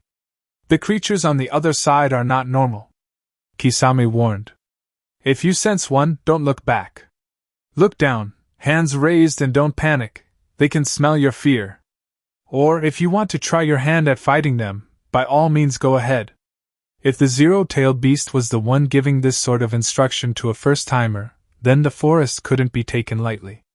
Kisame grinned savagely and chuckled in a deep voice. "Shall we?" Minato whipped out a tri-pronged kunai from his pocket and threw it over the fence, grabbing Kisame's shoulder, and they disappeared in a yellow flash. Their feet touched down and Minato withdrew his hand, immediately placing his hands on the ground and searching for the Hiroshin kunai, tucking the blade into the seal on his inner right wrist. His right hand stayed on the ground, digging his fingers into the earth, and then it hit him. Vertigo. Up was down, down was up, left wasn't right, and there was no right left. Minato gnashed his teeth, keeping the hot bile from rushing out of his roiling stomach and fisting the ankle-length grass his hands felt, warring with his brain, trying to convince it that the grass he was touching was beneath his feet and that his feet were firmly on the ground. "Urk!" he choked, spitting to his side and hissing a sharp curse under his breath. "Kami, damn it! Find Kisame!" His confused mind bellowed and closed his eyes, focusing his frazzled senses all around him. The air stifled him, clogging his throat and placing a wall of darkness between him and the rest of the world. "Fuck, shit, damn it!" He heard a rustle to his right, or was it above him? Behind him. He pulled out a Hiroshin kunai, keeping his other hand wrapped around the grass on what he hoped was the ground, and bared his teeth, completely forgetting Kisame's lesson to not attempt to engage the animals of the forest. His mind instinctively went to link up with a Hiroshin tag in his cottage home, with his lovely, loving girlfriend Saminazuka, and his eyes bugged out when he couldn't get a good lock on it. He started panicking, his emotionless face never cracked and his empty eyes never shifted, but his mind reeled. He couldn't feel the seals on the kunai in his hand. The feeling of his touch sensor abilities being damped and his inability to locate any of his Hiroshin seals was akin to having a 500-pound blanket that had been soaked in ice-cold water for days, dropped onto his head. "Dude, I am not going to hold your hand," Kisame growled, grabbing Minato by the back of his head, yanking him upright. "Calm the fuck down and focus. How can he train in such a place?" Minato's fractured mind echoed. This is dash. Keep your eyes closed if you're feeling dizzy." Kisame barked lowly, making sure not to attract the attention of any wild, untamed and untamable beasts. A mischievous glint entered his eyes. "You were born in dark country, weren't you?" Minato's eyes didn't widen at that knowledge. He knew it, and it was likely that Naruto, the man that had first known this, informed his shinobi. Kisame must have known this before he betrayed his country. "It's supposed to be easier if you have assassination techniques. Oh wait, no, Untrained adults find it harder in here that Darkborn. He pulled Samahata off his back and gently tapped the tip of the bandage-wrapped, sentient sword on the ground, like the cane a blind person would use to walk, sending out short pulses through the ground and dragging the blonde with him further into the pitch-black forest. I've got a trace on what we're looking for. Minato's reaction to being immersed in the darkness of the night forest for the first time reminded Kisame of his own first time. He was 15 years old, and the moment he had gotten his Chunin vest from Naruto's office, after a successful competing in the Chunin exams hosted in darkness, he rushed to the night forest and met requested entry from the animal conservationist office. As he had now filled in the necessary criteria to gain access to the forest over 14, Chunin and a dark ninja. They gave him a handheld device, told him that if he needed help, then all he had to do was press the single button on the device and be a Lake operatives, or a shinobi that had already mastered navigating and traversing the forest, would come in and get him. The first 10 times Kisame was in the forest, he hadn't made it 20 feet in before called for help. Over time he found his own way of overcoming the vertigo of the forest and his communication with Samahata became better. Kisame didn't regret his training in the forest. Though trained or not, the night forest was not a place to relax or have fun, not unless you were in the comfort and safety of the Black HQ, of which they were not. This place is the stuff of nightmares, Blondie. Don't go soft on me now. You're our way out of this hellhole. Minato didn't answer, and that was answer enough for Kisame. Akatsuki, having a dark country missing ninja as a member, had started to bear fruit. An hour of searching, blindly tapping Samahata on the ground and sending short pulses of chakra into the ground to create a sort of mental image of their immediate surroundings in Kisame's head, the shark man bent down and picked up a dry, brittle bone. Rubbing the fingers of his free hand on the small bone, and recalling past experiences, he recognized it as a human thumb bone, cleaned and licked of blood, though there was a faint, unnoticeable dab of chakra in the marrow, which was what led Kisame to it. He didn't doubt if he looked further, they would find a human skull and the rest of the unfortunate victim's bones. They had what they needed, no need to tempt the silently watching animals any more than they already had. We're lucky we weren't attacked, Kisame stated in a whisper. Get us out of here, Blondie. Minato had to take a crash course from Kisame then and there, when he was still unable to get a lock on any Hiroshin seal tag. The shark man pointed Minato in the direction they had entered the forest, instructed the man to throw the kunai over the fence in such a way that the blade jammed into the ground. Got close enough to the chain-link back fence of the forest, but not close enough to electrocute themselves, and finally to use his touch sensor skills to find the kunai outside. Minato didn't want to ask how much information Kisame had on him to know he was a touch sensor. 6 kunai and 10 minutes of searching later, and the 2 Akatsuki members left as quietly as they had arrived. A pair of bright orange eyes shone through the darkness of the forest like headlamps, at a safe distance and out of range, safely nestled under a bush. Those vulpine eyes blinked twice, skittering out of the bush and nearing the fence, animatedly staring at the 2 fleeing S-ranks. The small animal had on a dark green vest with a large dark country symbol printed on the back and 2 tails that swayed rhythmically, in the deathly silence of the night forest. The fox silently allowed the figures to flash out from sight, before. Yip yip yip! It turned around and bounded towards the Black HQ. Roughly 30 other foxes, small little creatures that wore dark green vests and bore at least fluffy 2 tails, skipped out from their hiding places, their orange, vulpine eyes shining in the depressing darkness of the forest. They were going to report their findings to Bieleke Commander Bat, who would relay their message to leader Naruto. The flak jacket-wearing descendants of the nine-tailed fox yipped excitedly as they found a black operative that could vaguely translate for them. Parting ways with Minato and walking without pause into the wall of rain, into Amigakure, Kisame grunted with his lips screwed to the side as the chakra rain drenched into his hair and soaked his clothes. For one bearing the shark summoning contract, Kisame wasn't disturbed by wet clothes or the overbearing weight on each drop of water raining down from the sky.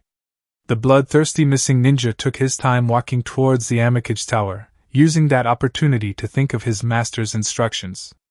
The masked man that wanted to recruit you in Kiri will meet with you soon, the supreme leader of Dark Country said to his Kiri-born, Dark Shinobi subordinate, soon-to-be missing ninja. The name of the organization you joined is Akatsuki, and Sueki and I were one of the 4 founders. Kisame nodded grimly, serious-faced and attentive to each and every word coming from his leader's masked mouth. The nut job that's leading them now will call himself Pain. He is the Amikage, and he calls himself a god. The goal of the Akatsuki used to be to strive to protect AIM and ensure AIM is united, but Nagato, or Pain, has changed this goal to attaining world peace through the use of force. Naruto sighed heavily. He was used by someone into thinking that that is the right path to take. Plant man? Sueki filled in and Kisame nodded again, knowledgeable of how his leader had killed and incinerated the body of the pest that almost jeopardized the rescue mission in Wave. The creature that tipped off Konoha on Kushina's presence. I fear that someone else has taken the plant man's place in whispering nonsense into Nagato's ears. Likely the masked man? Sueki helpfully chimed in again. Though this is only a guess. Your mission is to infiltrate the Akatsuki, gain their trust, keep tabs on them, and find out the person pouring poison into Nagato's ear. Lord Naruto, why not just destroy them right now? The blue-skinned man asked. Think of it as naive hope that my friend will see the madness of his goal before it's too late. With the deceiver dead, that mad idiot might come to his senses. If not... He clenched his fists and his eyes narrowed, shadows washed over his face, making his glaring cerulean blue eyes beam menacingly. I'll finish him myself. Kisame bowed his head, smart enough to know not to speak when his master was vexed. Akatsuki is the last thing one of my friends left, and Nagato is desecrating Yahiko's body and his dream. The blonde inhaled deeply and exhaled slowly, closing his eyes and lessening the shadows gathered over his face to just under his eyes. I will take responsibility, when the time comes. Katsueki cleared her throat nervously, and quietly said. Akatsuki is made up of powerful shinobi, and Nagato would surround himself and Konan with the best of the best. S ranks, if you will. The shark man nodded in understanding. The person deceiving Nagato might be S rank as well, so if you discover him and you find your chance. Sueki looked to her teacher, and the man grunted darkly. Kill him. Or else notify us and we'll handle it. The last part of her order sounded ominous and threatening. Blood, the vampire empress, student of the ghost and commander of the shadows of the Dark Country assassins, was certifiably a legend-class ninja. She might have been friends with Nagato and Konan, and she might have grown up with them alongside Naruto, but if her teacher so commanded it, she would slaughter them both. Though she doubted she would go alone, if worse became worse, Naruto would take point. I don't want to kill my friend, Naruto admitted. But when the time comes, I will do what I have to stop the end of the world. Koko told him what would happen once all the tailed beasts were combined. This could have been seen as self-preservation for the five-tailed horse, but the tailed beast supported his lectures on the history of the world when the summoning seal on Naruto's palm didn't react. There was a non-physical connection between Naruto and the powerful demon horse. Nagato didn't know the hell he was going to bring. Naruto held out his right hand and thick smoke swirled on his palm, forming a smooth, tiny seed hovering over his palm. Give this to Samahada? The presence of the Gobi was still a Dark Country inside secret. The 4 allies of the Silent Nation also knew, though strictly their leaders and immediate subordinates. The news never went further than that.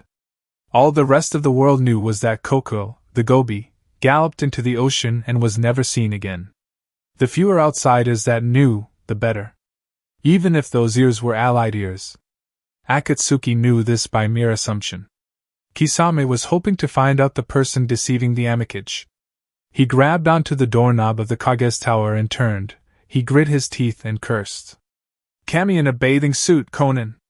The woman standing directly on the other side of the door cocked her head to the side, her paper-pale face clear of emotions. Don't just stand there. The origami angel felt a tingle of a frown come but unable to express it properly. I was waiting for your return, Kisame. The hulking shark man grumbled darkly and eased himself around the purple-haired kunoichi, who silently watched him slide around her and trying not to touch her. I was going to meet you and Lord Pain anyway. Good. She bobbed her head affirmatively and, when the man finally got around her, she held out her hand to him. Can I have it? He dropped the thumb bone in her hand, wondering aloud. What do you want to use him for anyway? Konan shook her head. We don't want to use him, we want what he has. She turned her head to the right and called in a low, soft voice. Orochimaru. Kisame's eyes slithered over to where the infamous Sannin crept out of, a dark open passageway. The former shinobi of darkness narrowed his eyes at the smell of putrid blood and death floating in the air after the mad Sannin. The black-haired snake bowed to the angel of aim and held out his hand, his Akatsuki robes swished with each movement. Thank you very much, Lady Konan. The shark man grunted and slightly turned his head to Orochimaru, saying, If you were the one getting this guy, he said, referring to the formerly alive owner of the finger bone, then why didn't you come with us? Because, my dear friend, Naruto hates me more than he hates you and Minato. And, quite frankly, the man hissed pleasantly, a chilling chuckle coming from his lips. I don't think I can hold myself back from attacking him and his dear home. We're not friends, Snake.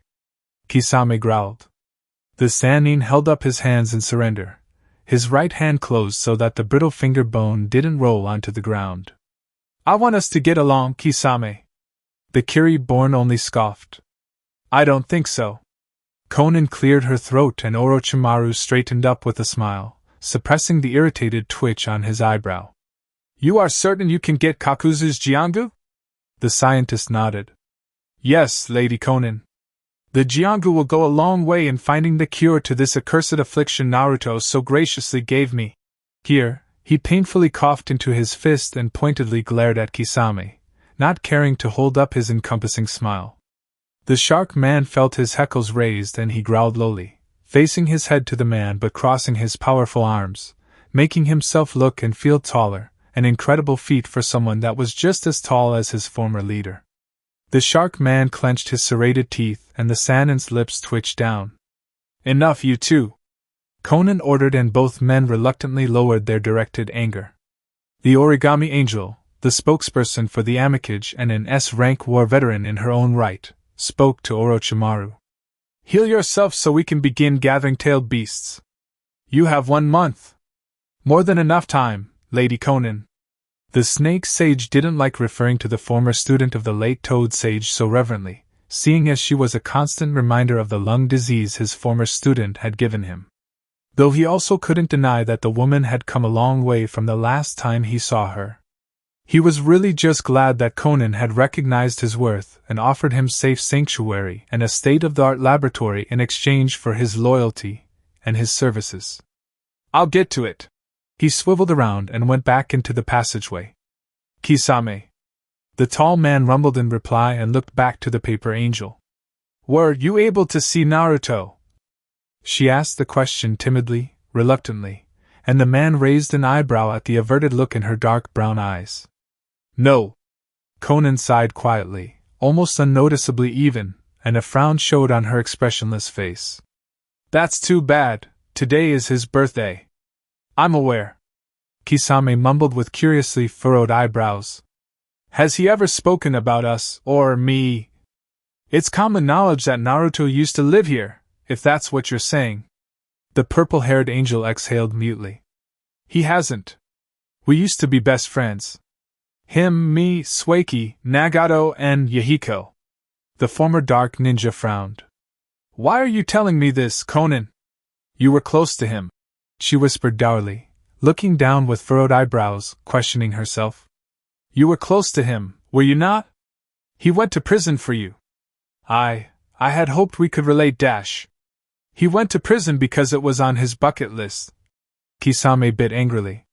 When we left Snow, he wanted to seal away my chakra, take Samahata from me and throw me into a hole. He called me a psychopath, Konan dash. The woman bowed ever so slightly. I apologize for disturbing you, Kisame. She turned around and made her way upstairs to report to Nagato about Kisame and Minato's successful mission. Months of building up her courage to speak to Kisame about this subject was all for naught. She stopped at the firm hand on her shoulder, not looking at the owner. We can talk, Konan. Kisame sighed, rubbing his forehead and wondering to himself why he was even bothering with her. Some other time. The woman looked down and exhaled, an invisible smile tickling her lips. I would like that very much. Thank you, Kisame. She lifted her head and walked up the stairs, and the man at the bottom watched her leave, her black with red cloud cloak rustling quieter and quieter the higher she climbed. The origami angel didn't knock on the door, pushing it open and allowing it to swing shut behind her. The two occupants of the room briefly looked to her, then returned their attention to the pouring rain outside. They were successful, Nagato, Konan said and stood to one side of the room. As expected. Nagato replied deeply, his head perched in his hands and his purple-ringed eyes raptly looking out of the wall-large window before him, at the rain and at the people slowly milling about on the ground, going about their business. Kisame is reliable.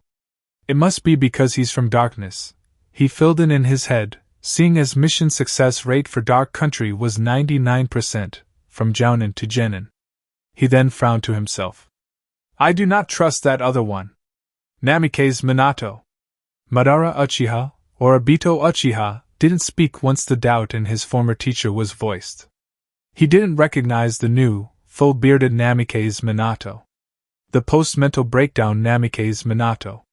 The part-time lumberjack Namikaze Minato.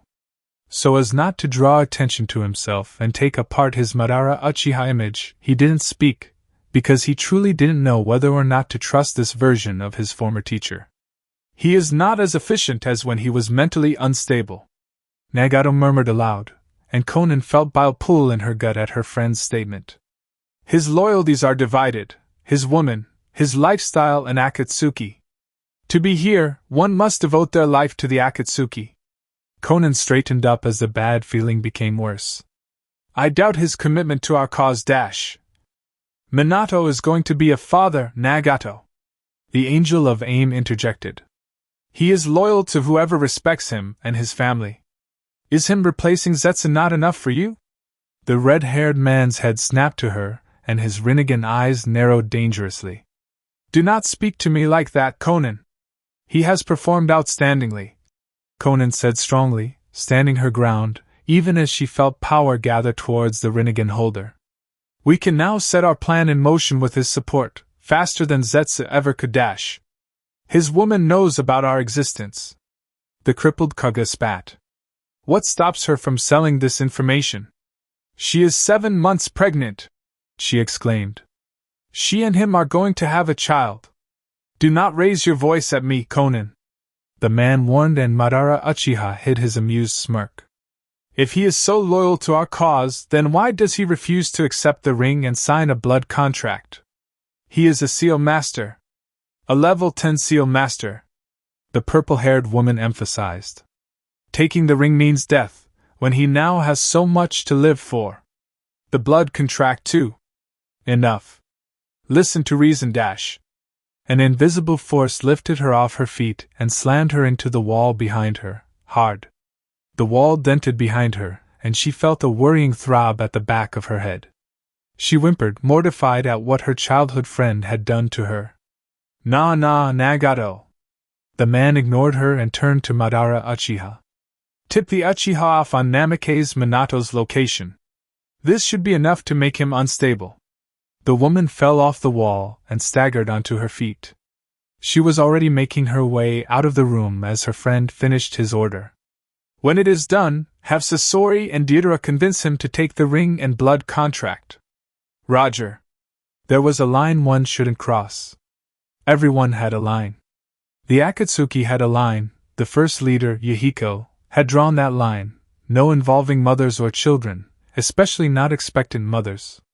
Akatsuki went out of its way to skirt around mothers, whether they encountered them in Konoha or IWA. That was the line. Konan was a prisoner, not Nagato's will. She wondered, though, did she still have an opinion in the Akatsuki? Was there anything of the original plan for the Akatsuki left? It seemed like, the moment Naruto left AIM, taking Sueki with him, the thing they called Akatsuki became a puppet organization for the will of Zetsu and Madara Uchiha. Her biggest regret was not following Naruto when she had the chance. Konan found her way higher up the tower and onto the roof, allowing the torrential rain to wash over her soul. She closed her eyes, uncaring of the cold, and the blood seeping down her neck from the open wound at the back of her head. "Happy birthday, Naruto," she whispered solemnly, somberly, to the man that wouldn't hear her many miles away. She placed her palms together and prayed. I hope you're doing well." At that same moment, Leader's Tower. Dark capital. Dark country. Naruto's hands went up to his masked mouth. "Achoo!" His two office assistants looked to their leader with worriedly furrowed eyebrows. They said in unison, "Bless you." "Ah." The blond man grabbed an offered napkin to the female of the pair in his office and dabbed at the top side of his mask, where his nose was. "Thank you." The male assistant stood from his small corner desk. "Are you feeling unwell, Lord Naruto?" No, don't worry about me." He waved flippantly for them to relax. "Let's get back to work." "Hi, Lord Naruto." They responded and went back to their jobs. Naruto's office was very large, with a wall-sized window to the right of his desk, a massive collection of scrolls, books and items on desks and shelves to his left, and a dark country flag hung on the wall behind him, where paintings of former dark leaders would soon be hung underneath the flag in later years. His desk was situated near the back of the office, to the center of the room, and his assistants had smaller, though manageable versions of their leaders' desks pushed to the walls on the left and right sides of the room, though facing inwards. The two assistants handled minor issues, relieving most of the workload from Naruto's shoulders, while Naruto took care of the heavy, highly important work. To the left of Naruto's desk was a coat rack that held his neatly arranged leader's robe and wide-brim hat, and on the lower part of the rack was where Naruto kept his kunai and shuriken pouches. It was now 3 months before the end of the year, and the annual blizzard was gathering strength far east of the world, and the weather forecasts predicted that it would be worst blizzard in the history of Dark Country. Naruto had a lot to do, and now that the center of administration for all of darkness had long since been completed, his office was open to the country and his tower was staffed with the best employees. The masked leader didn't have to move about the country to meet people and inquire about their efforts in preparing for winter. They all brought their reports to him. It was convenient, though it was still work. Naruto rubbed his eyes tiredly. "Oh yes, before I forget." He picked up the landline sitting on the left side of his desk and pressed in 3 digits. He placed the receiver near his ear and hummed as the line rang. "Good evening, my Lord Naruto. This is Equinox Communication. How may I be of service to you?" "Evening, connect me to my house." "Right away, sir." The transponder answered and promptly connected Naruto's office line with the landline at his home. The phone rang twice before Sueki picked it up. "Hi, Sensei." "Hey, Sue," he sweetly sang back to the chirping tone of his normally stoic vampire wife. "How are you? How's Kushina?" "We're fine," the woman on the other line replied, tucking a strand of her blazing white hair over her ear and faintly blushing at her husband's warm voice. "I hope office work isn't too much, Sensei." "Nah, I'm managing it okay." He replaced the receiver on his other ear and picked up a pen, tapping it on a thick document from the National Electrical Distribution Company. "It's going to be a late night, Sue. You two don't mind, right?" "Do your best, Sensei," was Sueki's faintly smiling response, one that made Naruto smile lightly. "I love you." "I love you too." There was a yell in the background. "Tell him, I love him too." Sueki laughed softly at Kushina's exclamation and Naruto snorted in amusement. "Kushina says that she loves you too. Tell her that I love her too." "He loves you too," the vampire called and Kushina hooted. "Yes. I'll see you tonight." Naruto chuckled and dropped the receiver back on the phone, cutting the call. He breathed out, and a crinkling smile appeared at the corner of his eyes when he noticed that his office assistants were focusing much too hard at the papers before them, pretending as if they hadn't just listened to his conversation. One of the many companies that had sprung up in darkness, established by citizens of darkness, Equinox Communication was a relatively old one, being roughly 16 years old. They were the primary phone company used in Dark Country, and they had branches in Uzushio and Kiri, setting up a joint branch with River and Suna's telephone companies. They connected all the landlines of the country together into a central hub in the western region, employing many men and women so as to work as transponders from one caller to another. The company was making active research and investments into inventing a handheld, more portable mobile device that was more versatile and more multi-purpose than walkie-talkies. Equinox, being a Dark Country-created company, was one of the parts of the inventors department that Naruto supported. There was plenty of potential and Equinox weren't afraid to dream big. Rolling his shoulders and preparing to get back to work, Naruto's serene blue eyes saw one of the few picture frames on his desk. One was of him and Kushina on a date in Suna's traveling carnival. At that time, she was 1 month pregnant. Now, she was slipping into her 7th month. Looking at Kushina now only brought a soft smile to Naruto's face. The Uzumaki was absolutely glowing. Radiant. Though hampered by her large belly and the aches in her joints, the redhead never failed to smile and laugh. It gave Naruto a warm feeling in his heart. Sueki could attest to it that, holding Naruto's child made Kushina the happiest woman in the whole world. Naruto couldn't be more pleased. Sueki was on temporary leave of absence from BLAK so that she could use all her time to cater for and take care of Kushina. The vampire devoted her time to making sure the redhead was well fed, exercised moderately, stayed active though not debilitating busy, and that she conversed with other expectant mothers as much as possible. Sueki loved Kushina with all her heart, and she was positive, whether or not she ended up having kids of her own, that she would also pour a world of love on Kushina's child, or children. There wasn't a parenting book that Naruto hadn't read, he was fairly sure. Any spare time he got, any break he could find, he would tuck his head into parenting manuals. He spent as much time he could with the 2 women in his life. He didn't want to mess this up. His eyes steeled over and he bent down to the document before him. To make a better, safer darkness for his soon-to-be-arriving child, he would need to work harder. Winter was 1 month away and the end of the year was 3 months from now. The academies were rounding up classes and preparing for exams. The trading year was coming to a close and traders were summarizing their profits/loss. More and more mission requests were flooding in from all over the continent as the cold became worse and reliability on the high performance of Dark Shinobi increased. The director of the National Bank was preparing the yearly statement, and would send it to him once she received word from traders outside the country and every single department in the country. And now until midnight, Naruto's more nocturnal insomniac ninjas were coming to his tower to collect missions. Though to limit the risk of endangering themselves on a mission due to lack of rest, the people distributing the missions downstairs performed quick tests. Naruto was pushing through these late nights so that his next 3 weeks would be free, so he could spend time with Sueki and Kushina. The snowstorm wasn't going to wait for darkness to prepare. First, Naruto looked at the document the National Electrical Company delivered to him that morning. Dark Country used a country-wide hydroelectric dam to power houses, offices, and other appliances.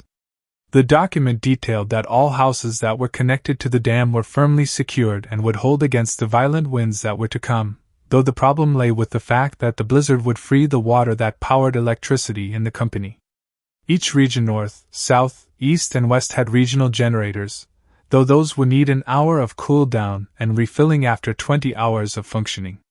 The head engineer proposed either temporarily moving the electrical grid from hydroelectric to solar, like those in Uzushio. It was easier to maintain during the blizzard, and if they installed the panels and seals on each house now, allowing them to recharge for a month before the oncoming blizzard, then the light would hold throughout the 2 months.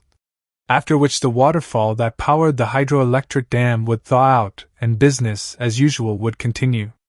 The other alternative was sending out a country-wide declaration for households to stock up on gas to power their backup generators. Naruto easily recognized the risk of the backup generators freezing and that the 2-month lifespan for the solar energy wasn't set in stone. Houses could use more energy than others, and whatnot.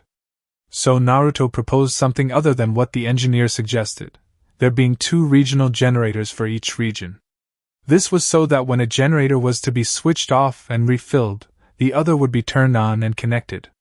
People would barely notice the switch, and this way there wouldn't be much noise pollution, like when all backup generators are on at the same time.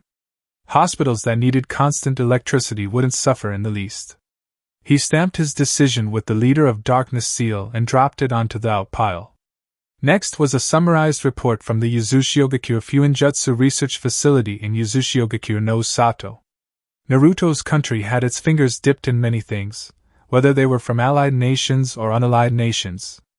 It was one of the reasons Darkness was the fourth wealth nation. The UFRF were one of many places Darkness had put interest into. The report from the island of Uzumaki said that they had been able to craft a new, vastly useful seal simply called Preservation Seal. Reading into the report, Naruto's eyebrows climbed up his forehead. "This is brilliant," he thought. The Preservation Seal was essentially a somewhat large seal that could preserve the freshness and nutrition of fruits, vegetables and grains, though since the seal was still in its earlier phases, and as such it was massive, it could only be used at a large scale, for now. Another limit was that only crops that had been harvested could be preserved with the seal. It had already gone through the 5 stages of testing before it was given the seal of approval from the Yuzukage, Tamaki, and as such it was certified to work. It was still a level 7 seal that could be made by level 8 Fuinjutsu masters. Anyone not well versed in seals couldn't hope to replicate it, and not many people outside of the Uzumaki clan and the Chuinka clan were so close to Fuinjutsu as to give the widely complex, massive preservation seal a second glance. Naruto could already feel the ideas churn in his head. They could slap those seals on grain silos, storerooms, and storehouses. Daikiharu Pansasenshi, clan head of the people that populated most of Dark Country's farms, would have a field day with this seal. As one of their investors, the head of the research facility in Uzushio was cutting down the price of the seal by 50%.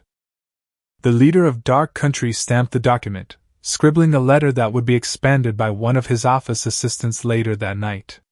He wanted the CO research facility to mass produce 1,000 of those seals, with the probability of making more in the near future, and ship them to Darkness by next week. He also thanked their hard work and encouraged them to shrink the seal, so that it could slapped onto fridges and coolers. He stuck the yellow sticky note with the short letter onto the report, and passed it onto the out pile. "Sir?" the female office assistant called, and Naruto looked up. "Lord Mizukage has just entered the country, and he would wish to know if he could meet with you tomorrow to discuss a serious problem." The masked leader's forehead creased. Yagura was a good friend of his. He didn't need to set up an appointment to come and see him, especially when he had a problem. It wasn't the first time Naruto was meeting with Yagura, in Kiri or in Darkness, and the man wasn't roundabout in how he spoke. "I'm fine with that. My office is always open to him. Tell him to rest well." Yagura was still living in the house he had bought 15 years ago, maintaining it well even when he wasn't in the country. As the Mizukage, Yagura didn't have much time to go back and forth from Kiri to Dark Country, but when he came by, his house in the eastern region was ready for him. There was already an installed landline, stable electricity, and clean water. From what Naruto had learnt, Yagura was paying one of his neighbor's kids to mow his lawn every week. The female assistant relayed his message and bid the Mizukage a good night. Naruto wondered if the problem concerned their biannual Chunin exams. The next exams would take place on February, next year, and requests to attend from Dark Country Jounin-sensei hadn't come yet, seeing as there were 3 more months before the year could even end. It could be about the unrest among the 7 swordsmen of the mist after Kisame's defection. Zabuza Momochi, the person Kushina had battled in the Chunin exams finals during her time, holder of the Kubikaribaku, head cleaver sword, and also the newest induction onto their ranks, was making bold threats, and the holder of Nuabari, the needle sword, was decidedly uninvolved in the arguments. The holder of the twin lightning fangs was trying to smooth things over between the swordsman and the Mizukage. The problem stemmed from Suna ranking higher than Kiri in the Great Shinobi Village listing, being 3rd and Suna 2nd. Yagura didn't care much about the ranking, but the swordsmen were outraged that they hadn't been ranked highest. Wisely not neglecting the training, advancement and motivation of his shinobi after the passing of the former Mizukage, Yagura was capitalizing on the boost in their economy once Kiri reached an agreement and adopted the use of Dark Ryu. This agreement was signed by Naruto and Yagura's predecessor, Genjutsu Hozuki. But once Yagura took over control of Kiri, he was blown away by how latent potential in using Dark Ryu Genjutsu had failed to recognize. The man had first began construction of Kiri's branch of the National Bank of Dark Country, so that printing money and distributing it in Kiri would be faster and easier. Then the man went about flowing the currency into small business inside of Kiri, renovating buildings and maintaining clan compounds. Giving credit to Genjutsu, the man had raised the standard of living in Kiri over the past 15 years, so much so that there was almost no such thing as homelessness. But Yagura shot past this and fed the precious currency into the economy, creating jobs, more living quarters and more channels connecting Kiri to darkness to give and receive goods. The present Mizuki used money to set up more targeted, more elaborate and more effective training grounds, regimen and equipment for his shinobi. Chunin exam success wavered from Kiri to darkness and back again, though at the moment, Naruto's country was 2 wins in the lead. Naruto was jolted out of his thoughts when his phone rang. He picked up the receiver and placed it on his ear. "Lord Naruto, you are receiving a call from Lady Sueki. Put her through." The man muttered as he tapped his pen on a thin report from the National Water Board Company. "Sup, Sue?" "Hey, Sensei," Katsueki began, using her shoulder to hold the phone up to her ear as she pulled on a pair of warm, woolen gloves. "I just wanted to call to tell you that I'm taking Kushina to the hospital to see Dr. Nakamura. She says she's feeling winded and a bit sick." The black operative switched the phone into her other hand and helped Kushina put on a winter coat. She spoke softly. "I might just be panicking, but we can't be too careful." Naruto was about to stand up. "Okay, I'm on my way dash." No, don't worry, Sensei. It's not that serious."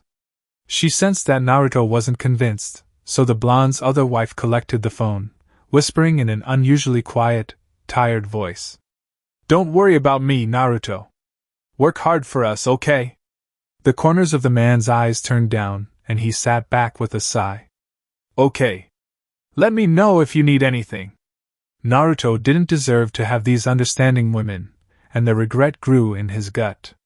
"Give the phone to Sueki, please." The other end shortly rustled before. "You wanted me? You're sure this isn't serious?" "Positive."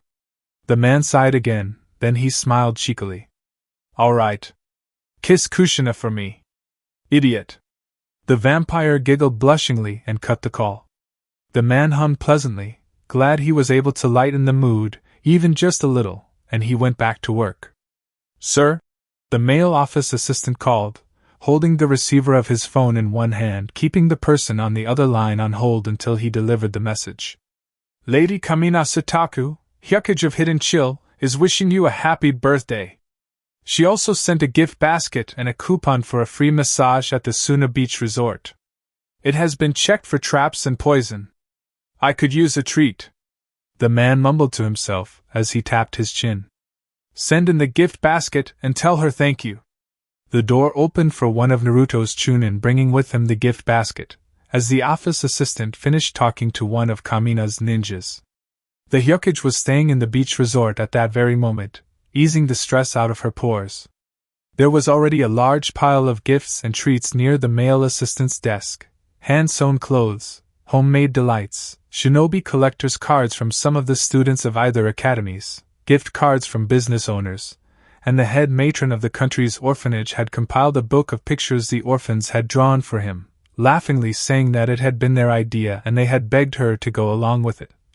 A small group from the orphanage came to his office that afternoon and sang for him.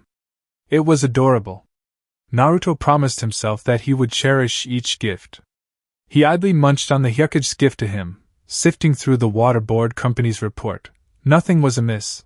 Water was being properly filtered and waste was adequately disposed of. The blizzard wouldn't affect the distribution of water, as each pipe to each house was cold-resistant, preventing the water from freezing over, and the sewers and drainage systems of Dark Country were just as reinforced. Naruto applauded their efficiency, increased the salaries of the workers from the water board company for being reliable and unflinchingly trustworthy for all these years, and he stamped his seal onto the document before sliding it onto the out pile. Makoto Gato and Nanako Hogo, directors of the Northern and Southern Defense Corps respectively, set up appointments that night to discuss with their leader about the recent infiltration of their border through the night forests by Kisame and Minato. The plan Naruto, Makoto and Nanako had crafted was to lure the Akatsuki into a false sense of superiority, entice the mastermind brainwashing Nagato to walk into a trap, escorted in by none other than Kisame. Look weak before the enemy, make them cocky and underestimate you. The problem being that, with the strength of their ninjas and the sturdiness of their border, no country on the planet underestimated the country hidden in the darkness. Nagato was never the strategist of the group. He was the power. Yahiko was the brains, Konan was the glue, Nagato was the strength, and Naruto was their shadow. Naruto was meant to be the next leader of Akatsuki after Yahiko had passed, as accepted by all of the organization at that time, though he was content with his position as a background character. His friends should be the ones to shine, not him. Someone must be doing most of the thinking for Nagato, and seeing as Naruto had foiled more than his own fair share of plots against him and his allies, it was safe to say that the strategist wasn't doing a good job. The plant man Zetsu was dead. Danzo was dead. The Sandaime was dead. Konoha was a burning trash pit. Iwa was docile and subdued.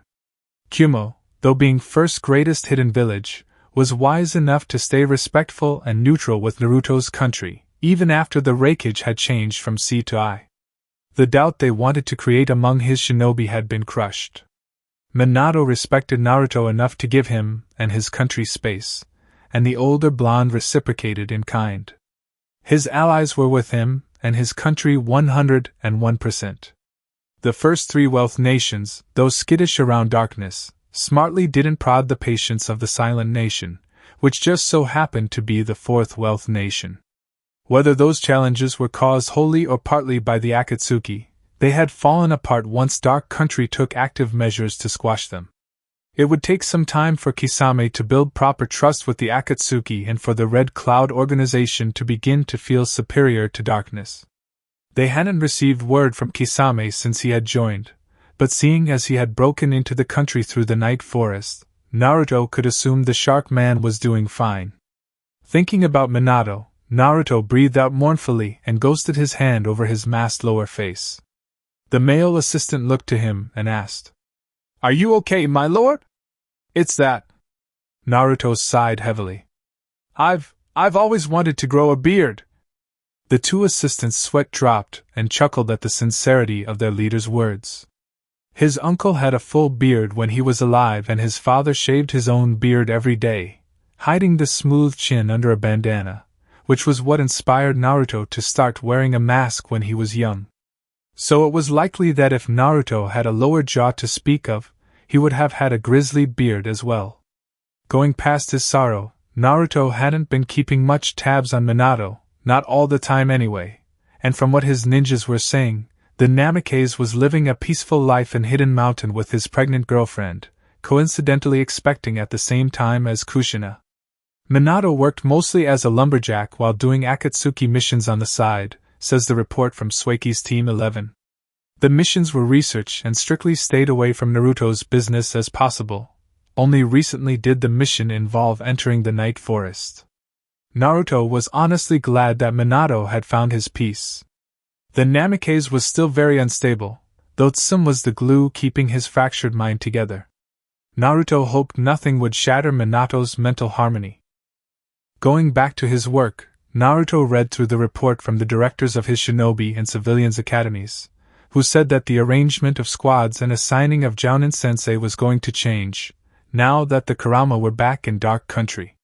The clan of illusionists were known to work well with the clan of Fuinjutsu masters, though they didn't want to build teams to only this limit, diversifying teams among the other 5 clans, the clanless and transfer students from the 4 allied nations. In the case of the civilian academy, a whole new class was opened for creative arts in all classes, from class 1 to the advanced classes, for students that wished to become artists and musicians. This class was similar to the dance classes held by teachers from the Chuinka clan. The Kurama clan was settling in nicely and were gradually getting into the flow of things. BLAK, DC and the police had recruited dozens of them, and the Jounin and Chunin that wanted to be normal ninjas were presently out running missions for the country, while the Genin familiarized themselves with the landscape and people of their country, as they were too young or not even born at all to remember when their parents were forced out of darkness and into Konoha. By far, darkness was preferred over the hidden leaf. There was a sense of belonging that they felt nowhere else. The problem was that Naruto made a slight miscalculation in their size, and so their clan compound was too small for them. It was an easy fix.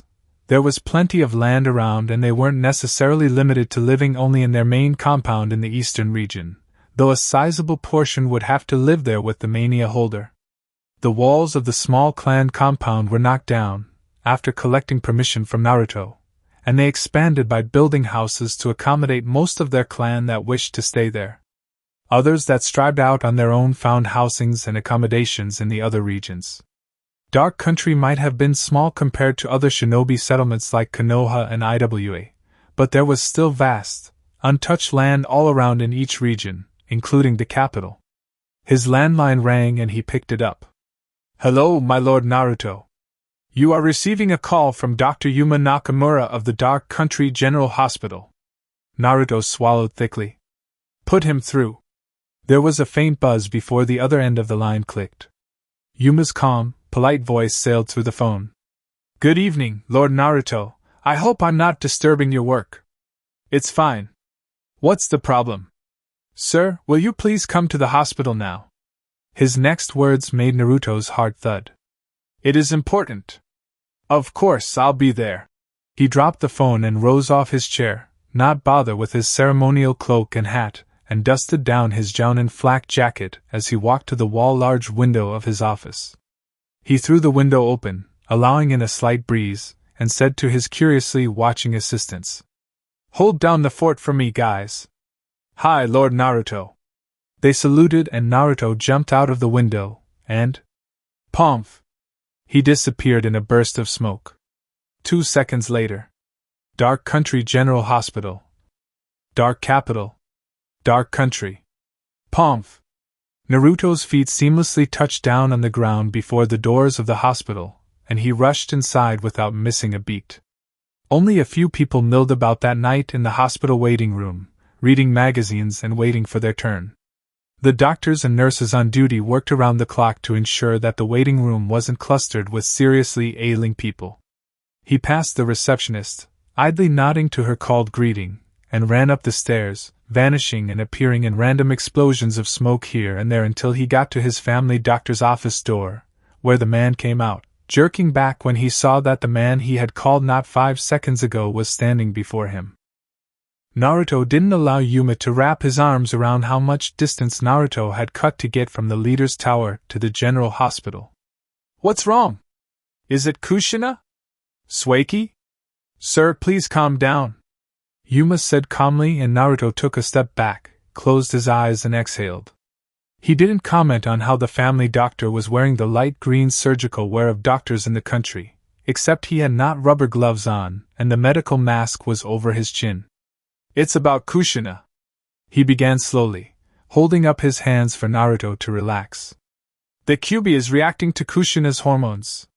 She has high blood pressure, and her lungs are being pushed into her ribs." He then quickly stated, "It is not because of the child. The Kyuubi is using the weakened state of the seal, seeing as Kushina was heavily pregnant, to swell the size of her chakra coils more than normal."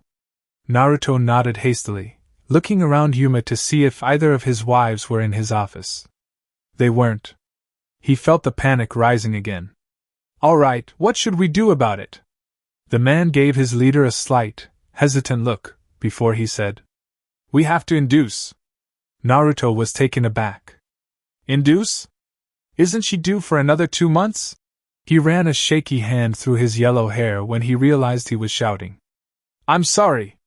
Where are they?" "Kushina is preparing for the operation, and Lady Kitsueki is having her people seal off the operating room in case the Kyuubi tries to escape." Naruto rubbed his forehead and Yuma placed a gentle hand on Naruto's shoulder, saying, "If the child is not born soon, then Kushina's life will be in danger." Naruto rubbed circles into the side of his head, and his blue eyes flicked to a piece of paper on a clipboard and a blue pen. "We need the permission of the father of the child before we can perform the procedure, and Lady Ketsueki and Kushina insisted we wait for your arrival, seeing as you are present and the father of the child. This is strictly routine, my lord. My comrades have performed this procedure hundreds of times. Nothing will go wrong." "What if it does?" Naruto asked quietly, looking up with sad eyes to his family doctor. "What if everything goes wrong?" Yuma shook his head. "I assure you it won't." Naruto grabbed the doctor's upper left arm and glared at the man. "I'm trusting you, Yuma. I will make sure nothing goes wrong. You have my word." Yuma wasn't an expert in childbirth, but he had supervised his own fair share of inducing childbirth. He knew the best doctors and nurses that had done commendable work each and every time. The success rate was such that there was a 90% chance Kushina would bear children again, and those times would be less complicated with or without the QB sealed in her. Naruto scribbled down his signature onto the pad, providing his permission, and Yuma walked him down the stairs into a room in the maternity ward, where Panda and Polar Bear of BLAK Teams 11 and 12 were sealing off the room from the rest of the world. "Naruto!"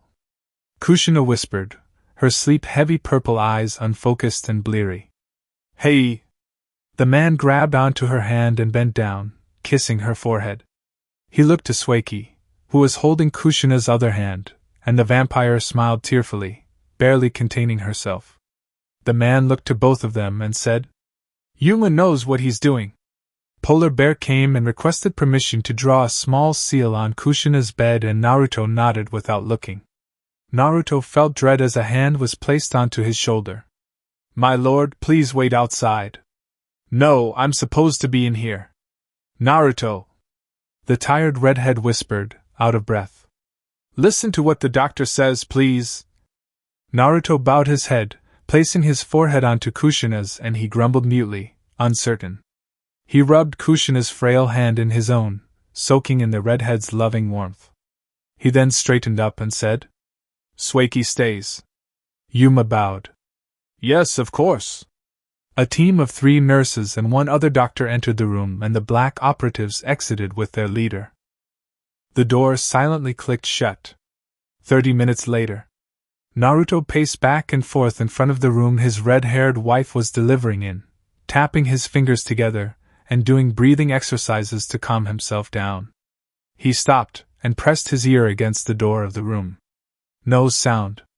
Understandably so, there was a silencing seal and a suppression seal, in case of the QB escaping. Naruto's black operatives watched their leader march around, their eyes dimmed with worry. 1 hour later. Naruto was now seated on an offered chair, rubbing his face and tapping his feet on the clean, white-tiled floor. 2 hours later. The blonde leader asked one of his ninjas, Komodo Dragon, for a deck of cards. He distracted himself by playing with the cards, giving up 10 minutes later when the fear and paranoia became too much for him. Another 2 hours later. The man jumped out of his seat as the door opened. Yuma came out, rubbing his hands with a small towel. Naruto's eyes widened and waited in expectation. "Well? Congratulations, my lord. It's a boy." The doctor smiled widely and laughed when Naruto dragged him into a bone-crushing hug, shoving him aside and speeding into the room. Kushina was barely awake, smiled sleepily as her husband entered the room. Sueki was almost as tired, using her bloodline to force her kidneys to produce adrenaline so as to keep her awake, a tiny amount to snap her eyes back open. The vampire placed a gently hand on Kushina's now nearly flat stomach, tiredly indicating that the QB seal was still intact and that there wasn't any threat of the tailed beast escaping. Panda and Polar Bear confirmed this. Naruto's grin was enough to light up the room. Words couldn't come to him. The doctor that had come to induce Kushina smiled modestly as Naruto kissed Kushina's lips, doing so over his mask, and strangely enough, the black mask shifted to form vague lips. Kushina used the last of her strength to lift Naruto's hand and hold it out towards the incubator on the other side of her bed, beside the half-wake vampire. The man went to the incubator, his smile dimming and replaced with apprehension. He looked down at the tiny infant inside, and his blue eyes softened. He wasn't aware of the tears falling from his eyes, placing a delicate hand on the top of the incubator, afraid that even that light touch would destroy the transparent incubator. There were wires and tubes connected to his son's body. Born 1 hour after his father's birthday. Naruto touched his face, shocked at the tears and rubbing his eyes with the back of his hand, refusing to lift the hand on the incubator. "He's so small," he intoned quietly, fearing that his voice would wake the child. I. He stuttered, and the occupants of the room silently watched their leader look at his first child. His son.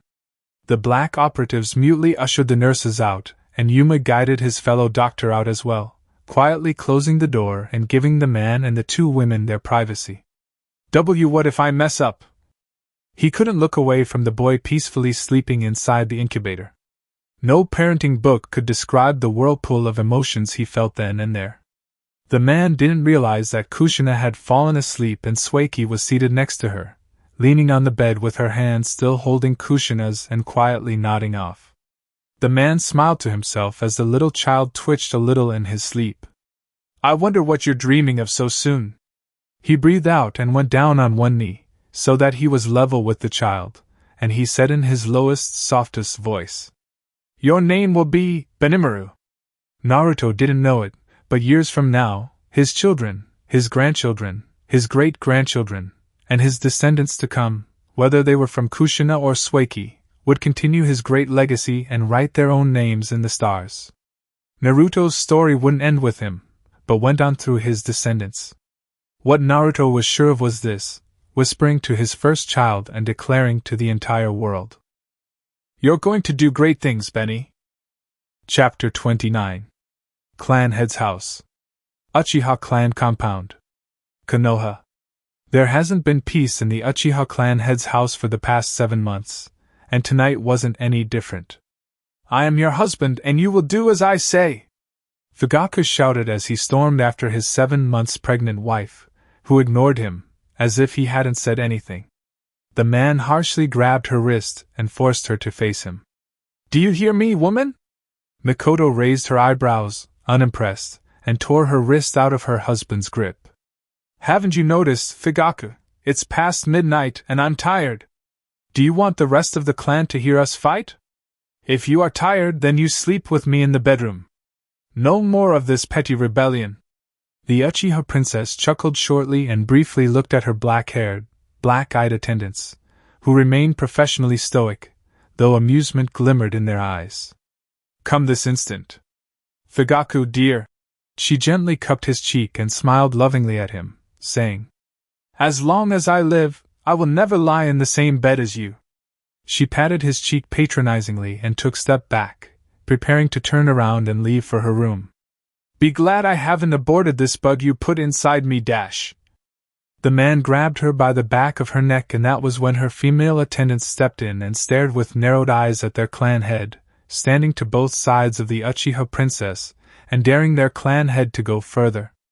The man, not intimidated by the smaller, half-Uchiha attendants, kept his hand on the halted woman's neck and said in a low, intimidating voice, "The child you hold is testimony of our union as man and wife. Do not sully your clan by saying such disgusting things." He spat, shoving his wife away. "Once our child is born, you will return to the bedroom and perform your role as my wife. I am your husband and your clan head, dash." "Let me stop you there," Mikoto said, holding her large stomach with her left hand and slowly turning around, shaking her head to tear her husband's hand off. "You, Fugaku dear, are not the clan head." She pointed at herself with her free hand and growled right up into his face. "I am." She jabbed a strong finger at the center of his chest as he opened his mouth to exclaim foul profanities. "You are nothing but a figurehead." The man clenched his teeth and Mikoto jerked her head back. Her attendants wavered in place, before they bowed deeply and retreated deeper into the passageway they were conversing in, to prepare their mistress's bath in her room. The woman fearlessly looked up at her husband's eyes, spiraling inwards and shifting into a 3-tomo Sharingan, morphing once more and evolving into its advanced form. Eternal Mangekyo Sharingan. They were her father's eyes. She had attained Mangekyo level when she was a Chunin and had been unable to advance since, seeing as she was unable to find a willing Uchiha, living or dead, that wished to exchange eyes with her. Now that her father had died, at Minato's hand no less, Mikoto would admit that her morals became stunted. The pregnant woman's powerful dijutsu spun sluggishly as Fugaku activated his own eyes, though still at the Mangekyo level. This small display from Mikoto, though the woman being smaller than her husband and burdened with carrying their child, shortly silenced the Uchiha man. The woman began, jabbing another finger into Fugaku's chest, hard enough to have him take a step back. You don't hold any power in this clan. The clan council doesn't listen to you and our people don't respect you. Another proof being the half Uchiha maidens that followed Mikoto around didn't bow to him as deep as they would for Mikoto. Half Uchiha weren't given full rights in the clan, and for those two to not show respect to the person that supposedly led the clan. The pregnant woman jabbed his forehead, pushing him back again, and said in a strong voice, "That illusion of power and authority you have is merely the respect accorded to you as my husband. You represent me for the time being." She shook her head and flicked his nose, having him take another step back. "Keep my seat warm for me, will you? Your father dash. Damn my father, Fugaku." The woman scoffed rudely, against the feminine morals drilled into her head during her upbringing. She whipped around and said over her shoulder, to the stunned man standing stock still, watching her leave for her bedroom, "I'll leave you to your duties, Lord Fugaku." Recognizing from a very young age that as a female and the only child of her clan head father, she would have to put much more effort into everything she did, more so than if she was born as a male, Mikoto held nothing back during training and her time in the academy, as well as using any available time she had to be making connections with the clan council's families, and members of her whole clan. Still, her father had put his foot down on a woman becoming clan head, purposely not seeing how Mikoto was widely respected in the clan, more so than the person he intended to become clan head. Like for that whole day, Mikoto had been going round her clan and speaking with her clanmates, while Fugaku was screaming himself hoarse to get the Konoha Council instated once again.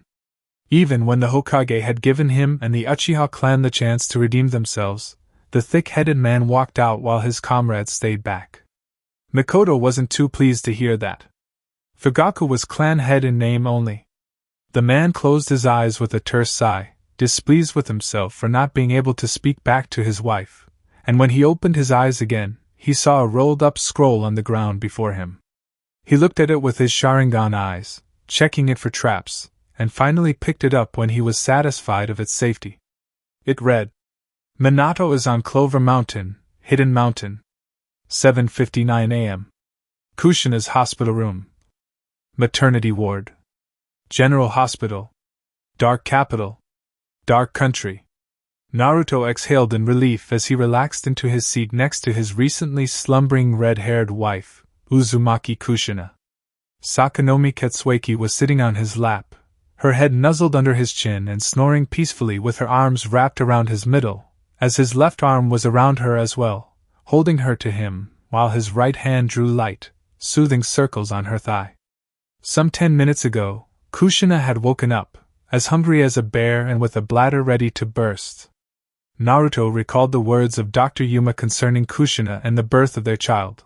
The Kyuubi had tried to swell its holder's chakra coils, finding a way around the seal to do so and therefore disrupt the pregnancy, and somehow influence the child the woman was holding, and now that the seal had been tightened to the extent that Naruto felt some sort of pity for the beast. For the Kyuubi wouldn't even be given the luxury of breathing under the seal panda, polar bear and Amara Chuinku had placed on Kushina. To deal with the excess Kyuubi chakra in her body, Kushina's Uzumaki genes were readapting and moving it around into her digestive system. The presence of the beast's corrosive, corrupt chakra would burn her stomach of every morsel of food but would end up being digested as if it was liquid, resulting in the Uzumaki waking up and running to the bathroom every few hours or so. Yuma had said that this would last for the rest of the day, but normalcy in her body would return. Amara and Naruto's other two top seal masters had sworn that the QB seal wouldn't interfere in any other pregnancy in the future. There was always the option of passing the beast onto another holder as well. Sueki mumbled sleepily on his lap and the man smiled softly, breathing out in content once again as the pale vampire searched deep into her husband for his warmth. The BLAK commander was so much as tired, more like now that her husband was there with them. She was using that chance to absorb the bonfire of warmth that Naruto apparently was. It was more than enough to lull her back to sleep. The blue-eyed man then cast his eyes to his firstborn son, Benimaru.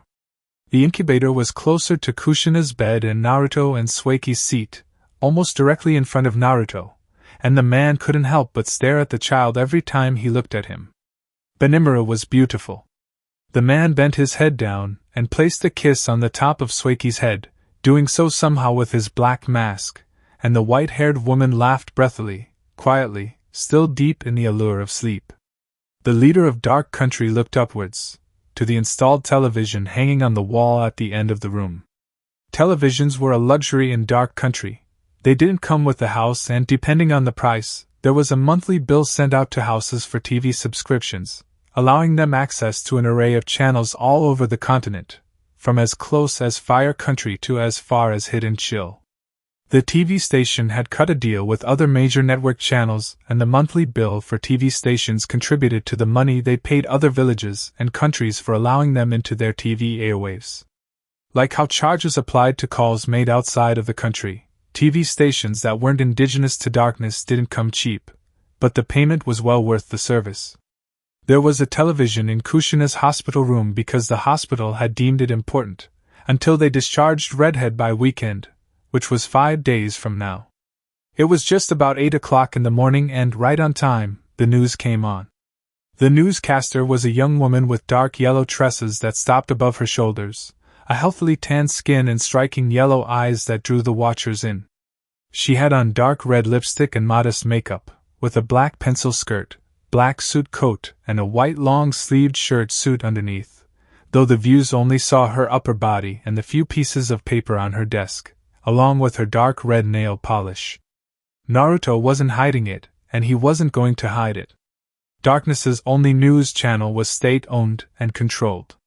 There were some things that just didn't need to be made known. They weren't necessarily lying to anyone either. The news was honest and factual. Naruto could remember the exact day the newscaster presently on the television had applied for the job in his office. She was a dark-born woman whose father was from Kiri and mother from Dark Country. Her father was a member of the Kagai clan, who held the dead bone post Kekai Genkai, though there wasn't anyone that did have the bloodline presently, and her mother was from the Kamuri clan.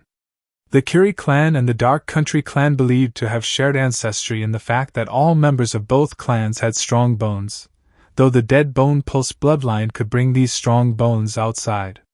The Kamuri, though, had powerful water and fire affinity chakra, therefore allowing them to have smoke release. Naruto was from the Kamuri clan. The Kagai clan were bloodthirsty and were more likely to commit murders in Kiri.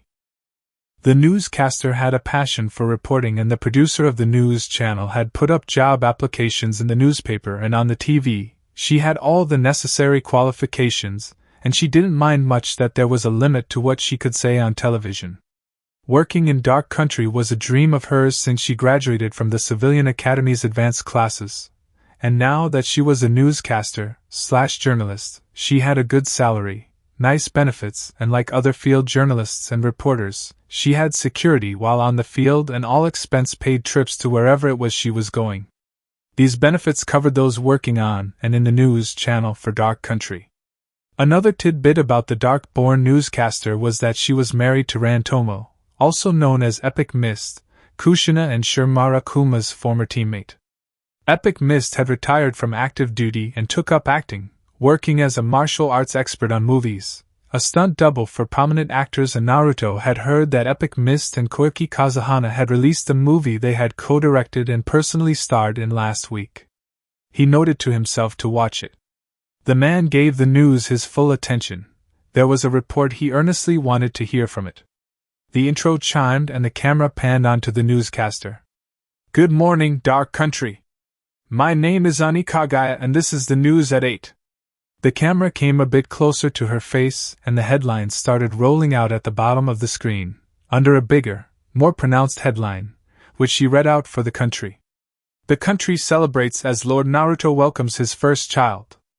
Named Benimaru after Lord Naruto's late father, young Lord Benimaru was born around 1 in the morning and Lord Naruto's office has said that he bears a great resemblance to his mother, Lady Kushina Uzumaki. We at Channel 11 wish to congratulate Lord Naruto, Lady Kushina and Lady Sueki on this most wonderful occasion. Here, Ani Kagaya, the newscaster, smiled lightly and bowed to the camera, to Naruto, before she straightened up and continued with the news. In other news, as of midday 2 days ago, Dark Country Ryu has become the most widely used and most precious currency on the continent, surpassing Snow Ryu to become the leading currency on the continent. Naruto smiled ever so slightly at the news and tucked his chin down onto his white-haired wife's head, keeping his eyes and ears on the news broadcast. This development has come about at the fall in popularity of Fire Ryu and Konoha becoming 5th greatest hidden village. Lord Ozo Suzumabachi, Deputy Director of the Dark Country National Bank, has told reporters that this development in our national currency has increased the value of our goods and services traded to non-allies. The Deputy Director's quote rolled onto the larger headlines on the bottom of the screen. Compared to Fire Ryu, 1 Dark Ryu is equal to 600 Fire Ryu, and 1 Dark Ryu is equal to 150 Snow Ryu. The news couldn't have gotten better for Dark Country traders. Ani Kagaya proceeded. In a private meeting of 3 Wealth Nation daimyos in a secluded room of the Suna Beach Resort following Dark Ryu's climb to the top of the list, Lord Mifune of Iron Country and Lady Kamina of Hidden Chill forwarded a motion to re-evaluate the Wealth Nation's ranks. Lord Naruto was purposely not present during this meeting, as is the tradition for when a Wealth Nation is evaluated by other Wealth Nations. Naruto invisibly sat up and his ears perked. Lord Mifune and Lady Kamina have agreed to step back and that Dark Country is to move up the ranks to 2nd place. The Dark leader sat back and sighed in relief. Lord Doton opposed this shift in power, but the decision stands. On the right side of the screen, the newly arranged ranks slid down. 1st is Snow Country, 2nd is Dark Country, 3rd is Iron Country and 4th is Hidden Chill. The Merchants Guild in River Country erupted in rancorous celebration. Lady Kamina of Hidden Chill has commented to one of our reporters that Darkness would have ranked higher, if not for Lord Doton's objections. He has demanded entry into Darkness to survey its development firsthand as his condition before Snow could step back and allow Darkness take the lead. Our sources in Snow have said that Lord Doton does not believe Darkness should be a wealth nation and is taking steps to debunk any notion that Dark Country is appropriately prosperous. The blonde leader scoffed and rolled his eyes. Lord Mifune has refused to comment. Lord Naruto is currently unavailable to tell us his thoughts. Ani shuffled the papers on her desk a little, looking down for a short while to do so, and then looked up, continuing. Lady Wakono of Fire Country has voiced her intentions of seeking audience with Lord Naruto. She has emphasized that the meeting is not for an alliance, as she simply wishes to speak with Lord Naruto and share a cup of tea. She has expressed remorse on behalf of her father, the deposed daimyo, on Fire Country's involvement in the Dark Civil War and wants for us all to move past those terrible events. More on that later. Naruto was well aware of Lady Wakano's intention to talk with him, as she had sent him a letter voicing her wish a handful of days ago. Naruto hadn't yet responded, but once he got the chance, he would like to meet with the Fire Lady, though not in Darkness but in River. Allying with Fire Country was the very last thing Naruto wanted to do. His reason for wanting to meet Wakono was because she held resentment for Konoha. Naruto wanted to see if he could convince her to dissolve the Hidden Leaf Village, though to make sure to keep his name and influence out of the final decision. With a sharp rise in mission requests this winter and in anticipation for more mission requests during spring next year, Lord Naruto's office has sent out a public notice to all shinobi of Darkness to come and collect more missions. Lord Naruto informed us that, As long as his shinobi rest, the more missions they collect, there will be a 10% increase in payments. Lord Naruto has also said that, with the abundance in mission requests and the oncoming snowstorm, he would personally look into promoting those that have stellar performance during missions, those that have recommendations from their superiors, and those that are due to be promoted will also be considered by Lord Naruto and his staff. Any complaints and concerns should be left at the leader's tower, and it would be attended to as soon as possible. The leader hummed mutely to himself and calmly ran his hands up and down his sleeping wife's thigh. Lastly, the Defense Corps uncovered an infiltration attempt through the night forest last night, but the culprits, Kisame Hashigaki and Minato Namikaze, did not leave the forest for the country. Kitsune scouts reported that they took a bone from inside the forest and left some hours later. The Defense Corps have endeavored to block this entry point, and has promised that it wouldn't happen again. The Chief of Police, Aoi Kaisatu, encourages people of the country to notify any close-by shinobi or report it to any suspicious activity to the nearest police station or Defense Corps office. She arranged the papers on her desk, making sure not to look away from the camera. That concludes the news. Now on to the weather. The weatherman, standing before a projected image of dark country, enlightened the country of the decline in temperature and the presence of snow in the extreme southeastern reaches of the country. The forecast said that there would be high winds later in the day, and that there would be a hailstorm near midnight that night. The weatherman further emphasized that the coming snowstorm was the strongest, coldest, and overall worst they had ever seen, and people should stock up on essentials in preparation for the blizzard, as all shops, schools, and pretty much general activities would forcefully grind to a halt, by order from the leader. The news channel then moved on to sports news, where the two newscasters, different from Ani Kagaya, the first newscaster, reported that the 7-month-old basketball team were on the verge of entering the quarterfinals in the Wave Country Sports Tournament. Their table tennis team had qualified for the semifinals and their soccer team had qualified for the finals, against Kumo's team. The golf segment of the tournament had to be put on hold due to bad weather, and the relay races were postponed. The TV station then showed highlights for the basketball match, and Naruto, though still confused about the rules and the sport itself, silently cheered as one of his players threw the ball from the half-court the court, hit the backboard and sank into the net. The next footage showed one of Naruto's soccer players punting the ball from the corner of the field, onto the waiting head of jumping player, and into the post. The man wasted no time taking off his shirt, running to the stands and leaping into the deafeningly screaming Dark Country fans. Dark Country's various sports teams was years in the making, gathering experience and skill in competitions within the country and among the allies. The Wave-hosted sports competition was their first foray into the outside world. The council had pushed for the establishment of those sports groups among the younger generations as measures to curb crime and prevent youth from being constantly bored and idle. The very first sports group Naruto had set up was for boxing. Then after the martial arts tournament in Bear Country, he had added mixed martial arts into the wider umbrella of martial arts, of which boxing could be found under. Shimara Kuma, Kushina's former teammate and ex-girlfriend, was the head of the boxing club, while another rising Kuma in the Shinobi Academy headed the boxing clubs in the civilian and shinobi schools. Naruto laughed at the wild celebrations of his soccer players, after each goal, savoring their joy and humming along with them as the fans waved Dark Country's flag. His ears twitched when he heard footsteps outside of his wife's hospital room stop before the door. He held Sueki closer to him, calming her down as she blearily made to stand up and prepare for the guest. She smiled peacefully in her teacher's arms and slipped back asleep as the person on the other side of the door rapped his fist on the hardwood thrice. "Come in," Naruto called, doing so carefully to not wake up the two beautiful women and his firstborn child in the room. Yagura, the Kage of Kirigakure no Sato, entered the room and immediately winced, his hand still on the doorknob. "I didn't know they were sleeping." "Pshh, don't worry about it, Yagura." He emphasized his name, and the other man rolled his eyes. There was a whole thing where Naruto would constantly forget Yagura's name. This was when the Kiri shinobi hadn't been Kage yet, and was still a student of Genjutsu Hozuki.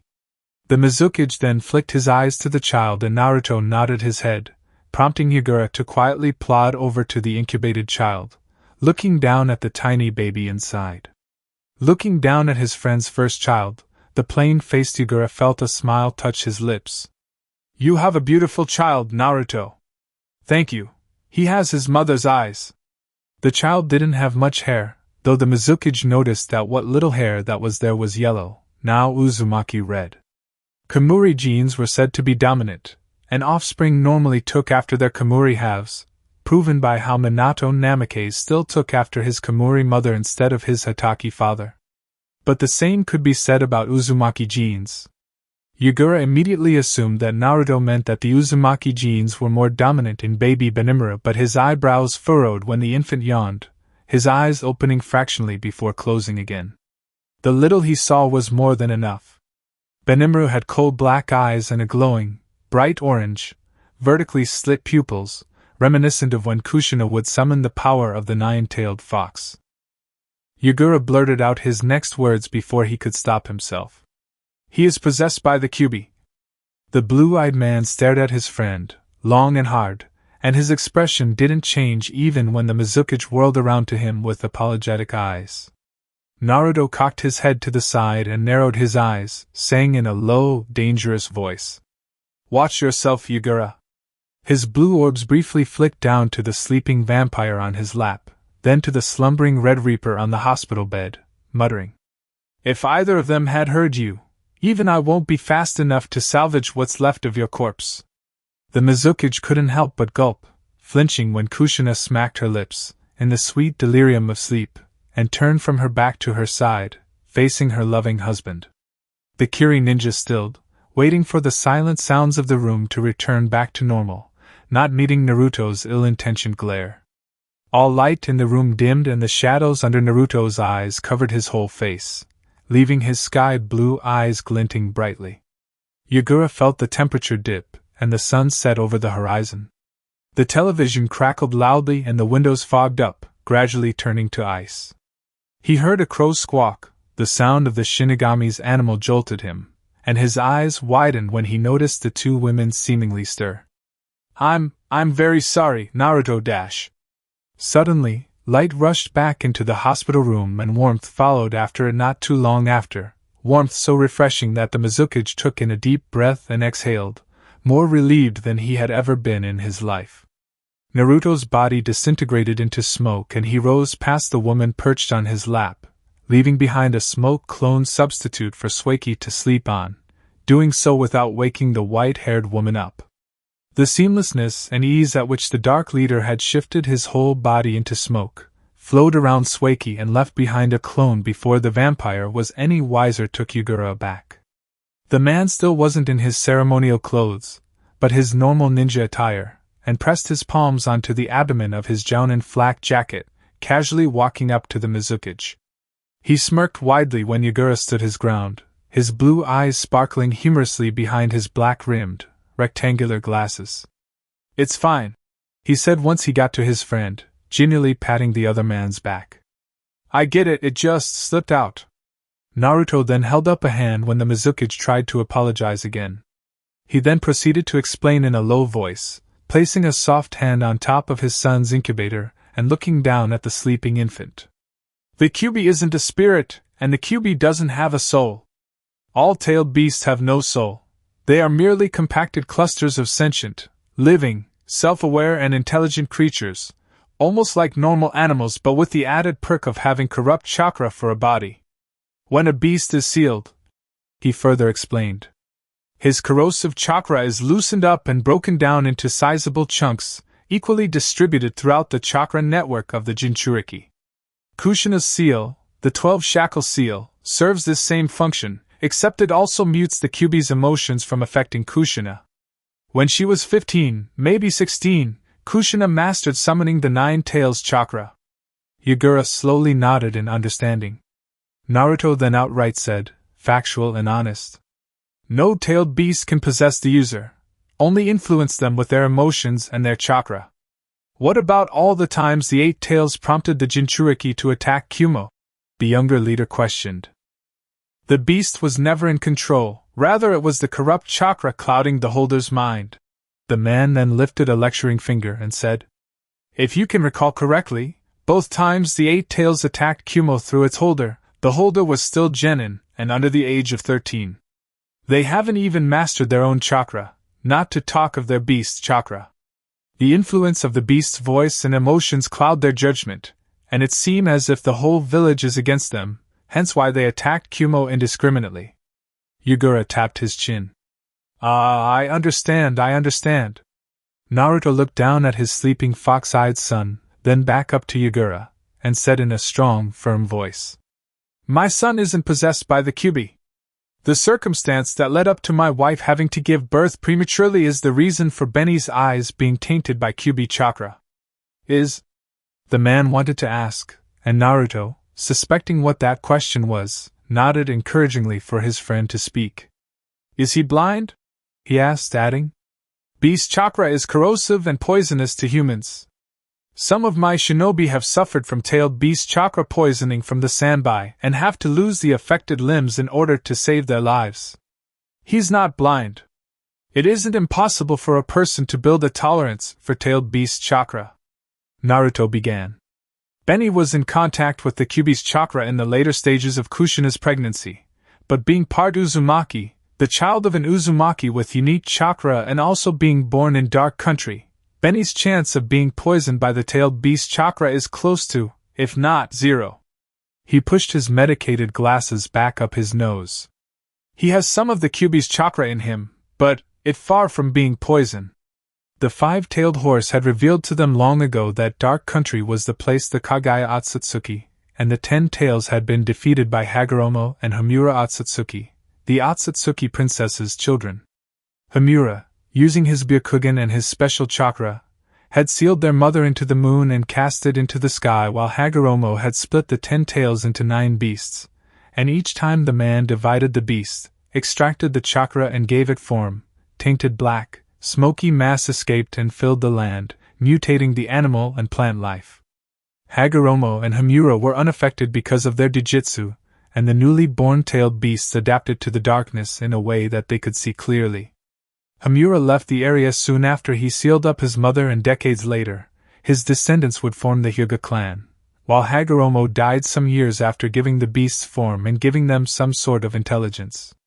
The demon horse wasn't sure how or when humans moved into the thick blackness blanketing the land, but darkness was the safer option, as compared to the unrest around the continent at that time. The demon horse also wasn't sure who Lord Inyang was or if he was truly an Otsutsuki, but the man walked onto the land and swept the darkness into the forest at the northwest, which would be called Night Forest. Due to the darkness being watered down residue of tailed beast chakra and due to people learning to live inside dark country, as said blackness was taken to Night Forest, people in the country were less likely to be fatally poisoned by tailed beasts, not so much that they had to cut off affected limbs, and seeing as young Benimaru was born from an Uzumaki with unique chakra, a father with volatile, uncontrollable chakra, and inside of dark country, the child had less of a chance at being poisoned. Naruto didn't explain all of this to Yagura, just about how Kushina and his type of chakra effectively made it much harder for tailed beasts. Benimaru might have had the eyes of the Kyubi, but Naruto wasn't going to love him any less. The blue-eyed man looked at his friend from behind his glasses and lifted an eyebrow. "You said you were having a problem?" Yagura's eyes dimmed considerably and Naruto's forehead creased. "Can we talk somewhere private?" Without missing a beat, Naruto led Yagura out of the hospital room and both men roof jumped towards the leader's tower. Naruto's office. Leader's tower. Naruto waved his hand and the guards hidden in the corners of his office left. He had to jerk his head to the door for his assistants to do so as well. The leader of darkness motioned to the guest seat before his desk, while he sat down on the windowsill. The Mizukage cleared his throat and said, "I." The Kiri ninja looked down, disgusted with himself. "Have been having these thoughts." He sat forward and perched his elbows on his thighs, lacing his fingers together, and placing them under his nose, over his mouth, though not muffling his words, as Naruto silently listened. These terrible, destructive, mutinous thoughts." He paused for a second, to shake his head, as if it would somehow throw away what he was thinking. Naruto didn't speak. He waited for Yagura to continue. My mind tells me that every bloodline holder in my village, every bloodline holder I know, family. He flicked his eyes up to Naruto, and then down again, unable to maintain eye contact. Friends, that they are all evil and should be wiped out without mercy. That Kekkei Genkai users are plotting my death and would throw Kiri into turmoil. That I am the only person clear-sighted enough to see their inherent treachery. He grit his teeth and closed his eyes, unlacing his fingers and clenching his hands into tight, white-knuckled fists. Somewhere in this filthy mind of mine, he jabbed his right pointer finger into the side of his temple and said in a harsh voice, I think that you, Naruto, are the cause of Jinjetsu-sensei's death. You connived with bloodline users from your country, my country, every country. You plan to usurp me and skewer me like a pig, scatter my corpse on the roads of my home and persecute everyone that makes the mistake of not having a bloodline. The corners of Naruto's eyes dipped down, and he hummed mutely. But Yagura raised a finger and muttered. The sensible, logical part of my mind tells me that you are innocent, that you would never do anything to harm me or my village. That I should seal the three tails into myself, and use that power to murder every Kekkei Genkai user I can get my hands on. He was on his feet now, pulling down the skin under his eyes. I have been fighting devilish thoughts in my head, these ones that want to turn me against my own people, my own family. He stopped and looked to Naruto again, saying in a low whisper, My friends. He shook his head, hard enough to make Naruto worried he was going to wring his skull clean off his shoulders. It wants to turn me into a monster, Naruto. How long have you been thinking this, Yagura? Since Genjutsu Hozuki-sensei passed, was the short reply. And you've never had these thoughts before? Never once, never before. Yagura shook his head again and laughed humorlessly. Now they're all I can think about. Naruto crossed his arms, but visibly relaxed his body to show his non-threat, to keep Yagura from feeling in danger while they were in his office. Out of curiosity, he posed this question to the Mizukage. If you've been having these dark thoughts for a year and for maybe 5 months now, what's been stopping you from lashing out and killing bloodline users in your village? Here Yagura paused again, looking straight at Naruto with hard, unflinching eyes and a strong jaw. There was something you told me 16 years ago. The bespectacled blonde raised an eyebrow. What did I tell you? Any decent leader in my position would prioritize the lives of their people over all else. Naruto's words echoed through Yagura's mind ever since. Everything the Mizukage did, he did for his people. The glasses-wearing assassin tapped his chin, vaguely remembering that night he said those words, when he and Kushina were rounding up their day together and shopping for furniture, when the present Mizukage, then just a Kirijounen, approached Naruto while he shopped for kitchen tiles. You remembered that, huh?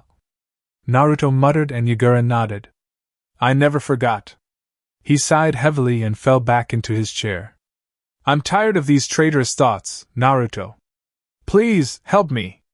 Naruto stared at his friend for 2 long minutes, his eyebrows knitted together in thought, and his blue orbs spinning ever so slowly. He then said, Come with me. The other man got out of his chair immediately, asking as he walked to the window the leader of Dark Country was standing on, ready to jump outside. He made sure his hook staff was properly positioned on his back. Where are we going? Southeastern Port. Recognizing that place as where ships going to and from Kiri to darkness, and vice versa, Yagura jumped out of the window and ran atop the roofs of the buildings around the leader's tower, wondering in a loud voice to the man beside him. Why are we going there? I'll tell you on the way. Naruto answered, a smiling twinkle in his eyes. Then he unsealed a gray-white cloak from the storage seal on the back of his left hand, throwing it at Yagura. Put that on. He tossed his own over himself, and both men didn't look any different from Defense Corps officers wearing their winter cloaks, hopping from roof to roof and patrolling their portion of the dark capital. Given, Kiri wasn't the only place ships were coming in and going out from. Uzushio, to a lesser degree, used that port, though the southern port, not southeastern port, was more convenient for the island of redheads. Those were the only two ports in darkness, but Naruto had a fleet of ships and devoted crewmen working night and day to ensure life moved on normally on the waters and in the boats. Now, voyages into and out of the country were slowing down due to the oncoming winter, but it would pick up in earnest a week or two after New Year. Before people could enter those ports, there were DC checks to make sure they were authorized to enter, or if their entrance seal had expired, it could be renewed on the spot for a price, else the person was sent back to wherever they had come from. Around both ports were fish markets and seafood restaurants, guest houses, hotels and apartments for rent, available for seafarers and fishers that preferred living by the sea. There was a DC office in the southern region and police stations within reach in every town and village. There were major roads that branched out into the country and easily identifiable roads that took people to Ghost Town or the country's capital, a common destination for people from Kiri but not the only one. Yagura chose not to get an apartment near the sea but instead in the eastern region because he had gotten his fill of living close to the ocean in Kiri. There was a community pool somewhere in the row of flats he was living on, a training ground a handful of miles away, constant electricity, hot water, bearable neighbors, and his street, like any other street in the country, was accessible to food delivery, so he didn't have any complaints. Truly, he didn't have much to complain about when it came to dark country. The Mizukage was actively looking down at the few people walking around on the street, going about their day. There weren't that many people because the cold weather and the harsh winds were picking up. He saw a man carrying heaps of woolen sweaters in both of his arms. 3 children scampered after the man, wearing thick clothing and chattering about their day in school, and about how their exams were coming. The man and his children had a pair of triangular, midnight black ears atop their heads, their normal human ears blocked by their smooth, black hair and black tails swaying back and forth, sprouting out of their tailbones. Pansa Senshi, Naruto said, interrupting his distracted thoughts. Shapeshifters. I hear they hardly ever get tired. Naruto laughed. It's why they agreed to be our delivery people. The two men's faces and physical features were hidden under their cloaks, and they were largely ignored by those on the ground. In their panther forms, their body heat triples, so they can endure the cold better than other, but they also have this abnormally fascinating ability to regulate their core temperature, so when they're in the desert, they won't bake to death. Is that not a clan secret? The older shinobi scoffed. It isn't. Those not in their clan, found about that last one before even they did. Naruto shrugged. And there really isn't much an enemy can do with that info. Am I an enemy? Of course not. The bespectacled blonde rolled his eyes. You were going to tell me why we're heading to the southeastern port. Naruto snapped his fingers. Ah, yes. He leaped off the edge of a building and landed softly on the next, making sure not to make a sound. They weren't yet out of the capital. That problem you've had. He flicked his eyes to Yagura, then returned it back in front of him. I've seen it before. You have? The Mizukage questioned in an unintentionally frantic voice. Yes, much worse than yours. What do you mean by worse? I mean she acted out on her desires. Naruto sent out a Morse code message through his supreme commander of BLAK Tattoo to Sueki, who was awake by then and utterly miffed at the fact that it wasn't the real Naruto she had woken up on. The BLAK commander relayed the message and sent a tingling message to a member of Team 12 that was currently on his mandatory off day. The man lived in a house in the southeastern port, coincidentally the same place Naruto and Yagura were heading to, and when he received the message, he wore his hastily BLAK uniform and flew out onto the roof of his house.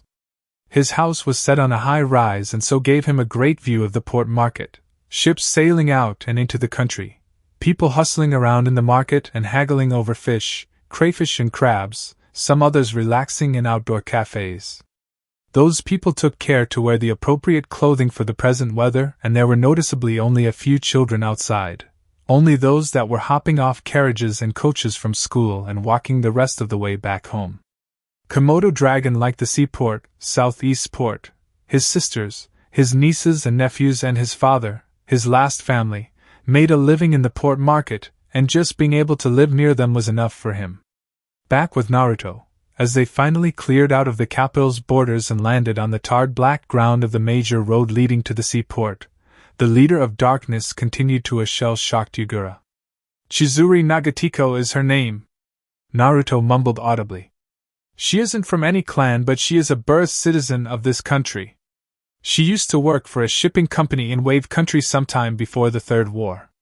She lost everyone in her family during the Civil War: father, mother, grandparents, husband, sisters and children, and so she moved out of the country to get over the pain of loss, even after the Civil War ended. She only came back to formally register her name, get her citizen seal, and request financial support to make a living in Wave. She's a very loud woman, Naruto admitted with a wince. But she's nice when she wants to be. Yagura almost dreaded to ask. What happened to her? One day, 5 years ago, she marched into the country and went straight to the Suzumabachi clan. Wasp clan. She was wearing a bomb vest threaded with enough explosive tags to take out a quarter of the country.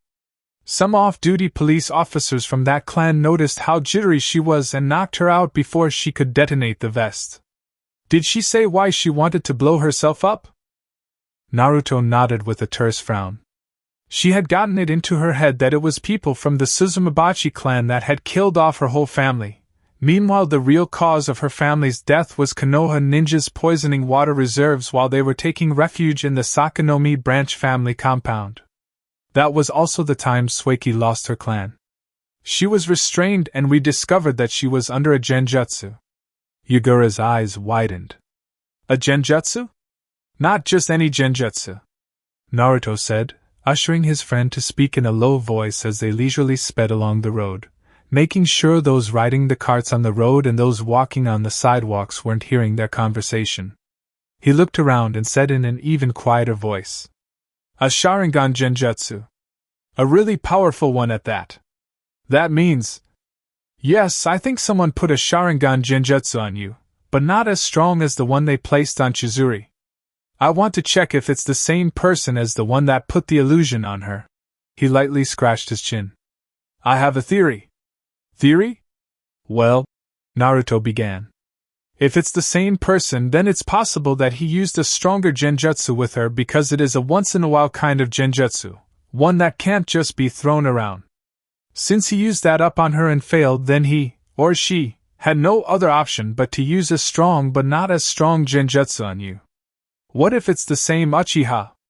Naruto beamed widely. Then I can finally have that pesky mastermind killed. Yagura's face turned into a question mark. What? The blonde waved flippantly. Nothing. Never mind. Komodo Dragon was a clanless man, and he didn't have any spectacular bloodlines to speak of. He was a taste sensor. His 3-foot-long tongue had hypersensitive taste buds that went further than knowing the exact ingredients in food to knowing the finer details of chakra in the air and on surfaces. The corners of his lips went all the way up to just under his ears, allowing him to unhinge his powerful jaws and snap it down, able to break limbs in one bite. His lips indeed looked normal and were normally positioned, though there was a slightly unseen line that went up to his ears from each corner. He should have been called crocodile or snapping turtle, but he insisted on Komodo Dragon. It sounded cooler. He also liked magic tricks and board games. He and Bielake Operative Phoenix of Team 11 were in an active competition to see who the better magician was. Komodo was winning. Phoenix was too clumsy to even know how to shuffle a deck of cards. The long-tongued man gave the dark-skinned, ham-fisted Komori woman props for not giving up. Komodo or KD, to his black operative's friends while on duty, was among the team that had investigated murder in Snow Country, and used his taste sensor ability to find the Uchiha chakra in the bar, in Kisame's room and also in Kisame's bloodstream. Sueki or Bat had reinforced his findings with her own bloodline, detecting the chakra in Kisame's blood. Yagura slashed his palm with a kunai and gave the blade to Komodo. The man pushed his mask up a little and his 3-foot-long tongue slithered out of his wide mouth and lapped at the blood once, curling back inwards. Komodo hummed. It's a match for the Uchiha chakra that was in Kisame's blood, Leader Naruto. He bowed to the blue-eyed man. There's no mistaking it. Yugura faced Naruto after hearing this. How do we get it out? Standing in Komodo's backyard, on cold hardened grass and provided the simple privacy of fences to prevent neighbors from looking in on the three men, Yugura posed this question to Naruto. The same way we did for Chizuru, disrupting your chakra and dispelling it from your body. Since yours isn't as strong as hers, it'll be much quicker. He curled his left hand into a fist and jutted out his thumb, pointer, middle fingers, pointing it straight at Yugura's heart and holding a half-ram up to his own chest. This is going to pinch a little. Before the Mizuki's warped mind could take the gesture as a threat, one that needed to be defended against without holding back, and before Yugura could find the wherewithal to leap away, the tip of Naruto's left gun hand glowed white and black, warbling like oil and water in a tiny, compact, violently spinning and eliciting an ear-piercing whistling noise. Naruto's chakra, formed and turning on the tip of his finger in less than a quarter of a second, screamed as it was pushed into Yugura's chest. Kai! Yugura's back arced excruciatingly as electricity coursed through his body. His eyes rolled up into the back of his head and his mouth opened, roaring soundlessly as Naruto's volatile violent chakra tightened his muscles, constricted his heart, and squeezed his chakra coils, like a live earthworm being heartlessly baked by the scorching red sun.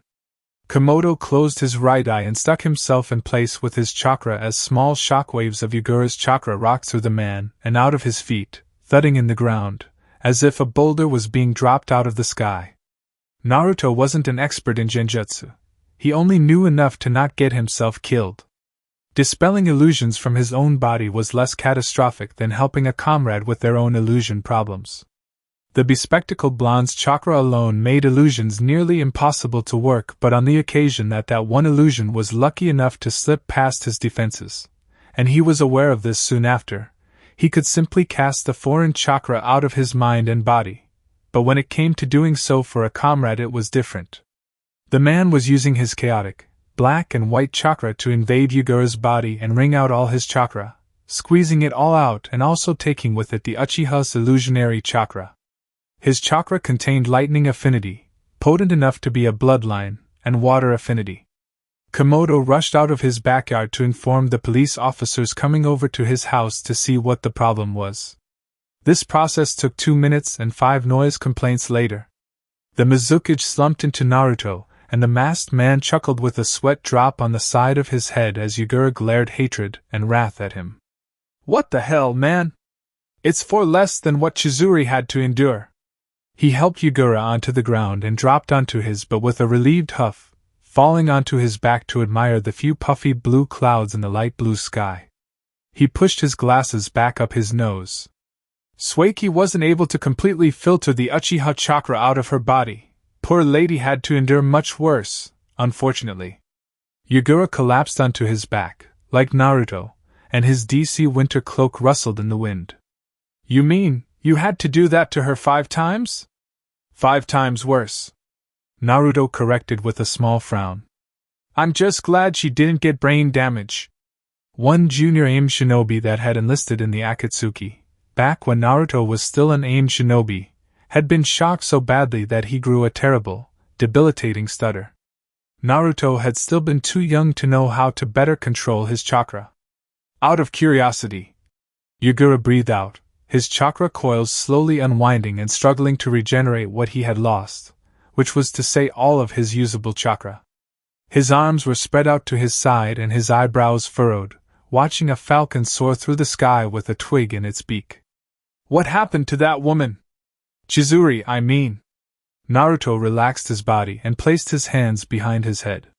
She became too scared to leave the country on her own again. She hires not less than 5 of my jounin to accompany her and stay with her in Wave. Naruto hummed silently. She's now working as a foreman in some upcoming shipping company under some drug peddler called Gato. She's safe now, safer than she's ever been, and that's what matters. Chizuru Nagatiko was the reason Naruto set up a randomly rotating roster of shinobi that would check up on tourists, traders and merchants in non-allied countries. The ninjas would speak to them for as long as they wanted, subtly discern if they were under some sort of foul compulsion, and ensure that any problem they were encountering that could be aptly fixed was fixed. What Naruto didn't tell the Mizukage, as the secret was under the secrecy seal of the Dark Leader, bound by Naruto himself, the Dark Council and the BLAK commander, was that Chizuru had revealed dangerous information while she was under the Sharingan illusion. To her, it was like her eyes had been blocked out by a blinding red light, while her ears were amplified. Her body wasn't hers but under the control of the person that placed the genjutsu. She wasn't able to identify him, though it was already a noted fact that the person was an Uchiha, and now that same person was the one that framed Kisame from murder in Snow, and was also the same person that attempted to recruit Kisame in the Akatsuki years before the Snow murder. The man had appeared directly in front of her from an invisible whirlpool, and the woman had heard the jutsu as it was placed on her. Kato Amatsukami.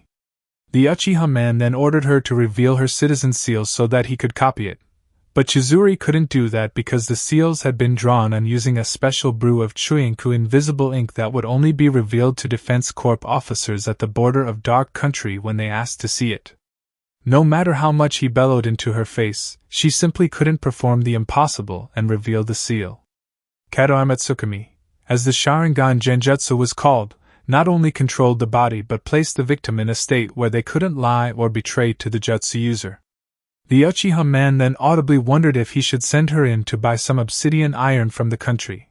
But that plan also fell apart when Chizuru told him that only shinobi of darkness were allowed to own and bear obsidian weapons, while unformed obsidian steel couldn't be bought as it was.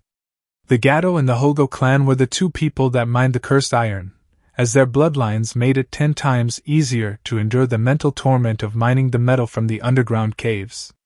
The Gato and Hogo were also the ones that mainly populated the Defense Corps, as Chizuru later told the Uchiha man, and that the leader had outlawed obsidian from being bought or sold in its unmolded form. Genin that had graduated from the academy were given 2 full sets of obsidian kunai and shuriken as their graduation presents, even the transfer students, and they were at liberty to buy more kunai and shuriken, order for a ready-made or custom weapon altogether. It wasn't uncommon for ninjas to order for obsidian armor of some kind, but it was eye-wateringly expensive. They were responsible for the kunai and shuriken they left behind on missions. The upside was that the obsidian weapons couldn't be picked up or handled by anyone that wasn't the original owner, meaning the first person to channel their chakra into them once they were gifted them during the graduation, as that person would be permanently petrified and at worst would suffer a severe heart attack moments later. Having their chakra in their obsidian gear allowed them to track down their lost weapons. Chizuru was a civilian, so she couldn't buy them. The man seemed to already know this by the end of the woman's long ramble. He gave up on that angle and asked Chizuru for the identities of all the Dark Country Council members. This, the Genjutsu coerced woman could do, spilling everything out before the man. The shinobi half of the council comprised of all the clan heads and 1 clanless. Some of the shinobi counselors held other positions in the country other than clan heads. Makoto Gato and Nanako Hogo were the North and South directors of the Defense Corps, Amara Chuinku as the director of the National Bank, Ginko Suzumabachi was the director of the Shinobi Academy. Daikihara Pansasenshi was considered the foremost chef in the country, and Rimaru Kamuri, now late, and replaced by Ajura Kamuri, was the unofficial head of the blacksmiths. As of them, the Karama weren't part of the clan, but now Amara Karama overlooked the museum and other ancient relics. The last shinobi councilwoman, a clanless kunoichi, was Bobo Yamamoto. The civilian half consisted of Fukijima Anato, head of the medical department, Io Breiki, head of trade, and Kinzoka Zaika, head of the inventors department. 10 people in the Dark Council, plus the supreme commander of Dark Country, Naruto, and the BLAK commander. The identity of his deputy director of the National Bank, Ozo Suzumabachi, being known was intentional and not too detrimental, but the identities of the other civilians being revealed was dangerous. Naruto had to increase their security any time they went out on functions out of the country and into non-allied nations. The ninjas of his council could take care of themselves, the blonde leader was confident of that. One of the reasons Naruto went to the Conference of Wealth Nation Daimyos was to find out if the information about the identities of his council and their functions had been leaked. It hadn't. The Uchiha man chose to keep it to himself for some reason. Did he not know how valuable that information would be to non-allies? Doton of Snow Country would pay billions to know the people in Naruto's Dark Council, to better know how to target them and force his way into the Dark Country by threatening their lives. Wealth nation neutrality be damned. Or maybe other nations didn't want to get on Darkness's bad side, because being on Darkness's bad side meant they were on Naruto's bad side, and Suiki's bad side, and River's bad side, and Yuzusho's bad side, and Kiri's bad side, and Suna's bad side, and so on. The Hermit Nation's network of connections among his non-allies, though massively secret and unknown, couldn't and wouldn't be trifled with. There had been suspicious watchers from time to time, but the sheer specialization of the ninjas Naruto assigned to protect the civilian council normally dissuaded any sane man. Seeing as he couldn't gain entry into the Hermit Nation and he could coerce her into stealing or buying something useful for him, he gave her a bomb vest and commanded her to blow up the Suzumabachi clan, warping her mind to think that the clan of wasp-eyed people had a hand in the murder of her family.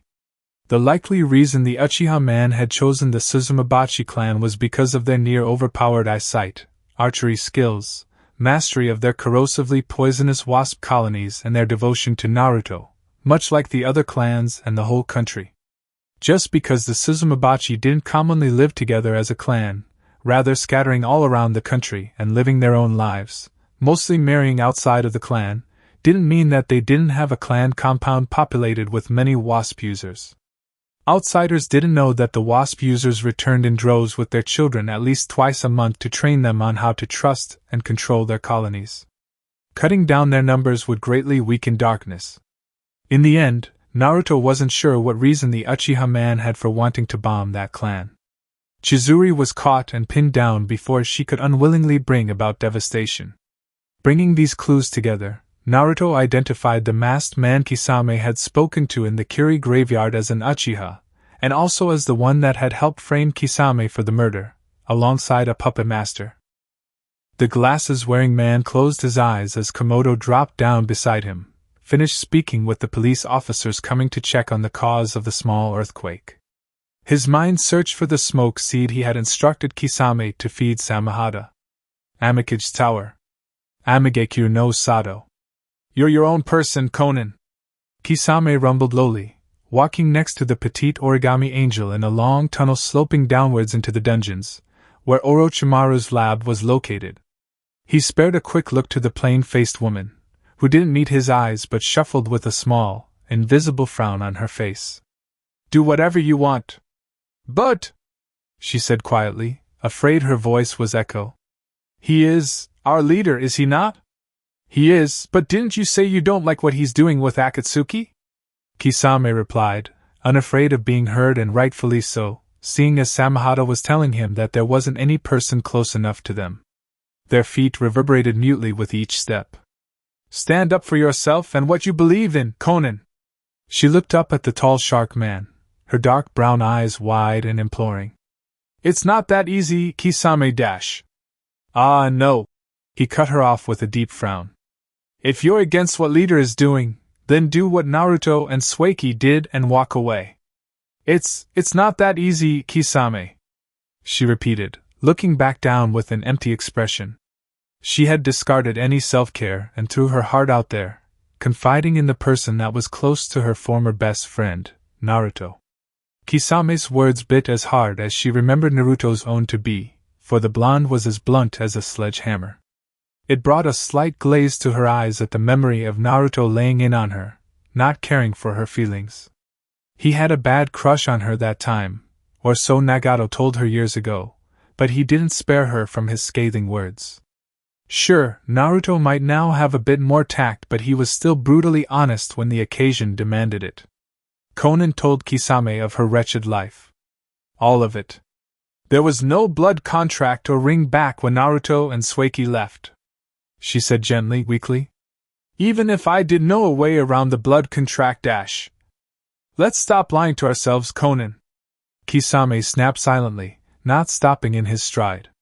You know a way around the blood contract, and as for the ring. He trailed off, allowing her mind to reach its own conclusion. The ring didn't come off once fitted on the finger. Unless. Stop all this useless self-pity, Your life is yours, Konan. The former dark ninja sighed, finally stopping as they got to the end of the tunnel. He towered over the purple-haired woman, crossed his arms and his lips screwed to the side as she pointedly didn't look back up at him, staring straight at his chest. He went on. You're nobody's prisoner. You can think your own thoughts, make your own choices and walk your own path. Sueki had told him that, after they left the snow country bar he had gotten shit-faced in. When he was conflicted on if he should just cede his life to his leader as an apology for doubting him. Yes, there might be consequences for your decisions, but they're your consequences. He spoke in a hushed voice, so Orochimaru didn't hear him. It's about time you stood up for yourself.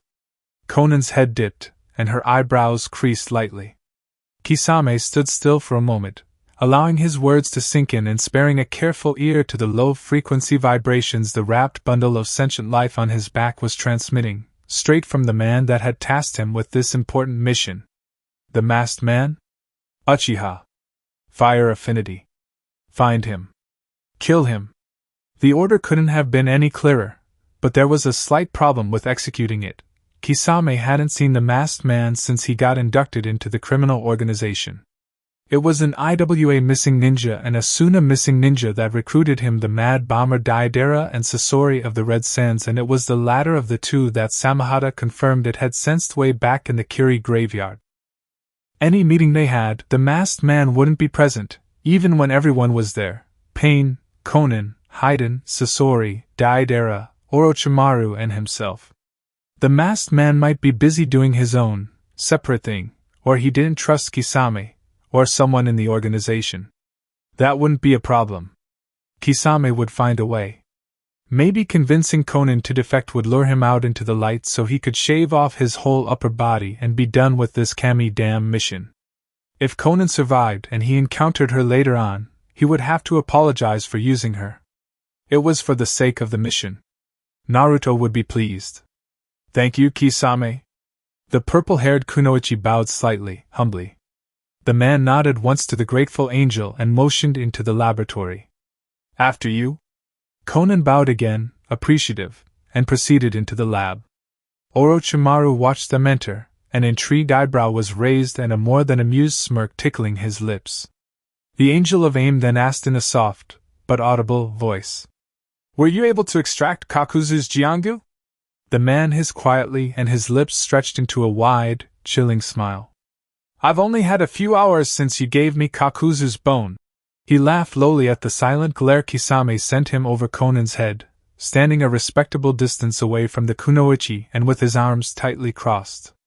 Orochimaru bowed graciously and said, I am a genius, Lady Konan. Of course I have Kakuzu's Jiangu. He hacked into his fist and swept his right hand to 5-foot-tall glass cylinder standing on the ground. There was a black, wriggling mass of strings inside the cylinder, thrashing about inside the stationary cylinder.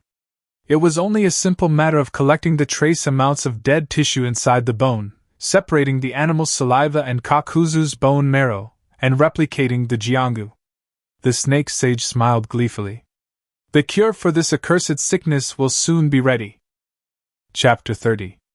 4:23 a.m. Leader's residence. Dark capital. Dark country. Naruto's eyes snapped open with a sharp exhale. He sat up and ran a hand through his unruly blonde hair, closing his eyes to center himself once again. He looked around once he had calmed down, and recalled that he was back home with the two women in his life. The man breathed out and looked to his sides, to the two beautiful women, unaware that he had risen up and had their legs curled around each of his own.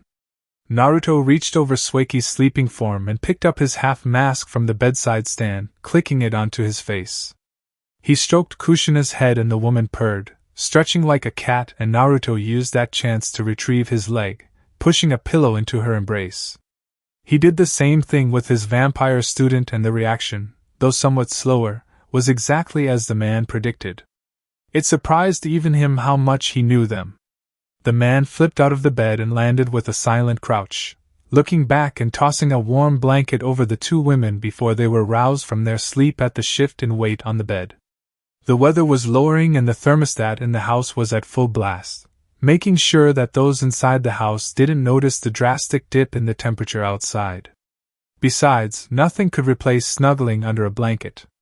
The man crept to the corner of his room, to where his, Swaki's and Kushina's wardrobe was, and he slipped on a plain gray t-shirt and a pair of equally gray sweatpants with white flip-flops, patting down his stomach with a relieved sigh as soon as the soft material washed warmth over his body.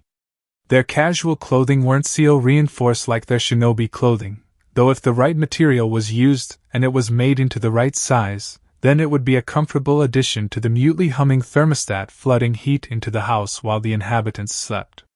Naruto normally only slept in a pair of boxers because Swaki, though being a vampire, purposely increased her body temperature as she slept, especially during winter.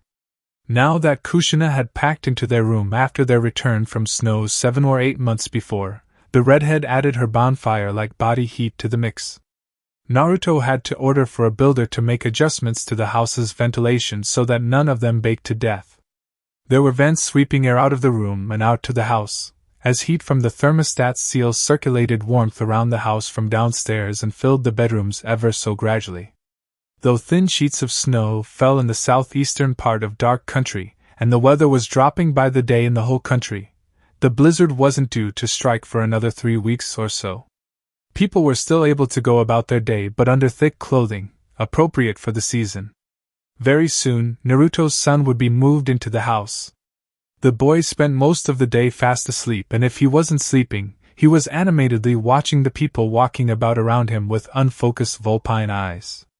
Naruto knew it wasn't true, but he always felt like his fox-eyed child seemed to be well aware of his environment, despite being only a week old and born 2 months premature. Benimaru was still at the hospital, in the maternity ward where prematurely born children were being kept for careful observation. Yuma Nakamura, Naruto's family doctor, and his people at the hospital were watching the child's system so that they didn't take Benimaru out of the incubator too early or too late. A problem came to Naruto's mind as he left the room, closing the door after him and briskly walking to the bathroom. Their humble home in the capital suburbs might be getting too cramped for them. As the Dark Leader took off his mask and turned on the tap of his sink, he stared at his grisly reflection with a contemplative look in his blue orbs. He dropped his mask on the edge of the sink. The contractor that had helped build the leader's tower had submitted an alteration to the initial blueprint midway through the building of the tower, providing accurate details for a building behind the tower, nestled in a copse of trees and plants but within the general vicinity of the tower, where Naruto and his family would live in.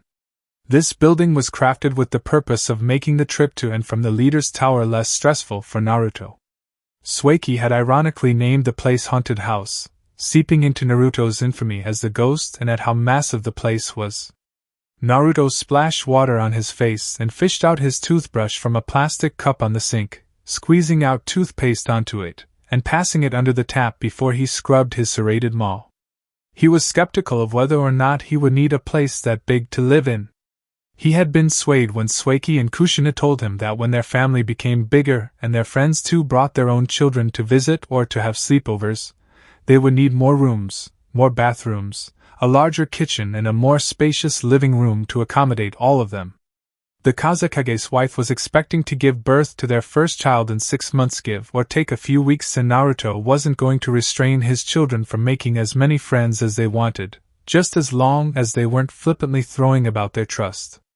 Sabaku no Raza, the Kazekage, was going to be Benimaru's godfather and Naruto was going to be Raza's first child's godfather. Kushina wanted Shurmara, her former teammate, to the godmother. The default choice for the godfather of Naruto's other children was Raza, the same being with any other children Raza and his wife had.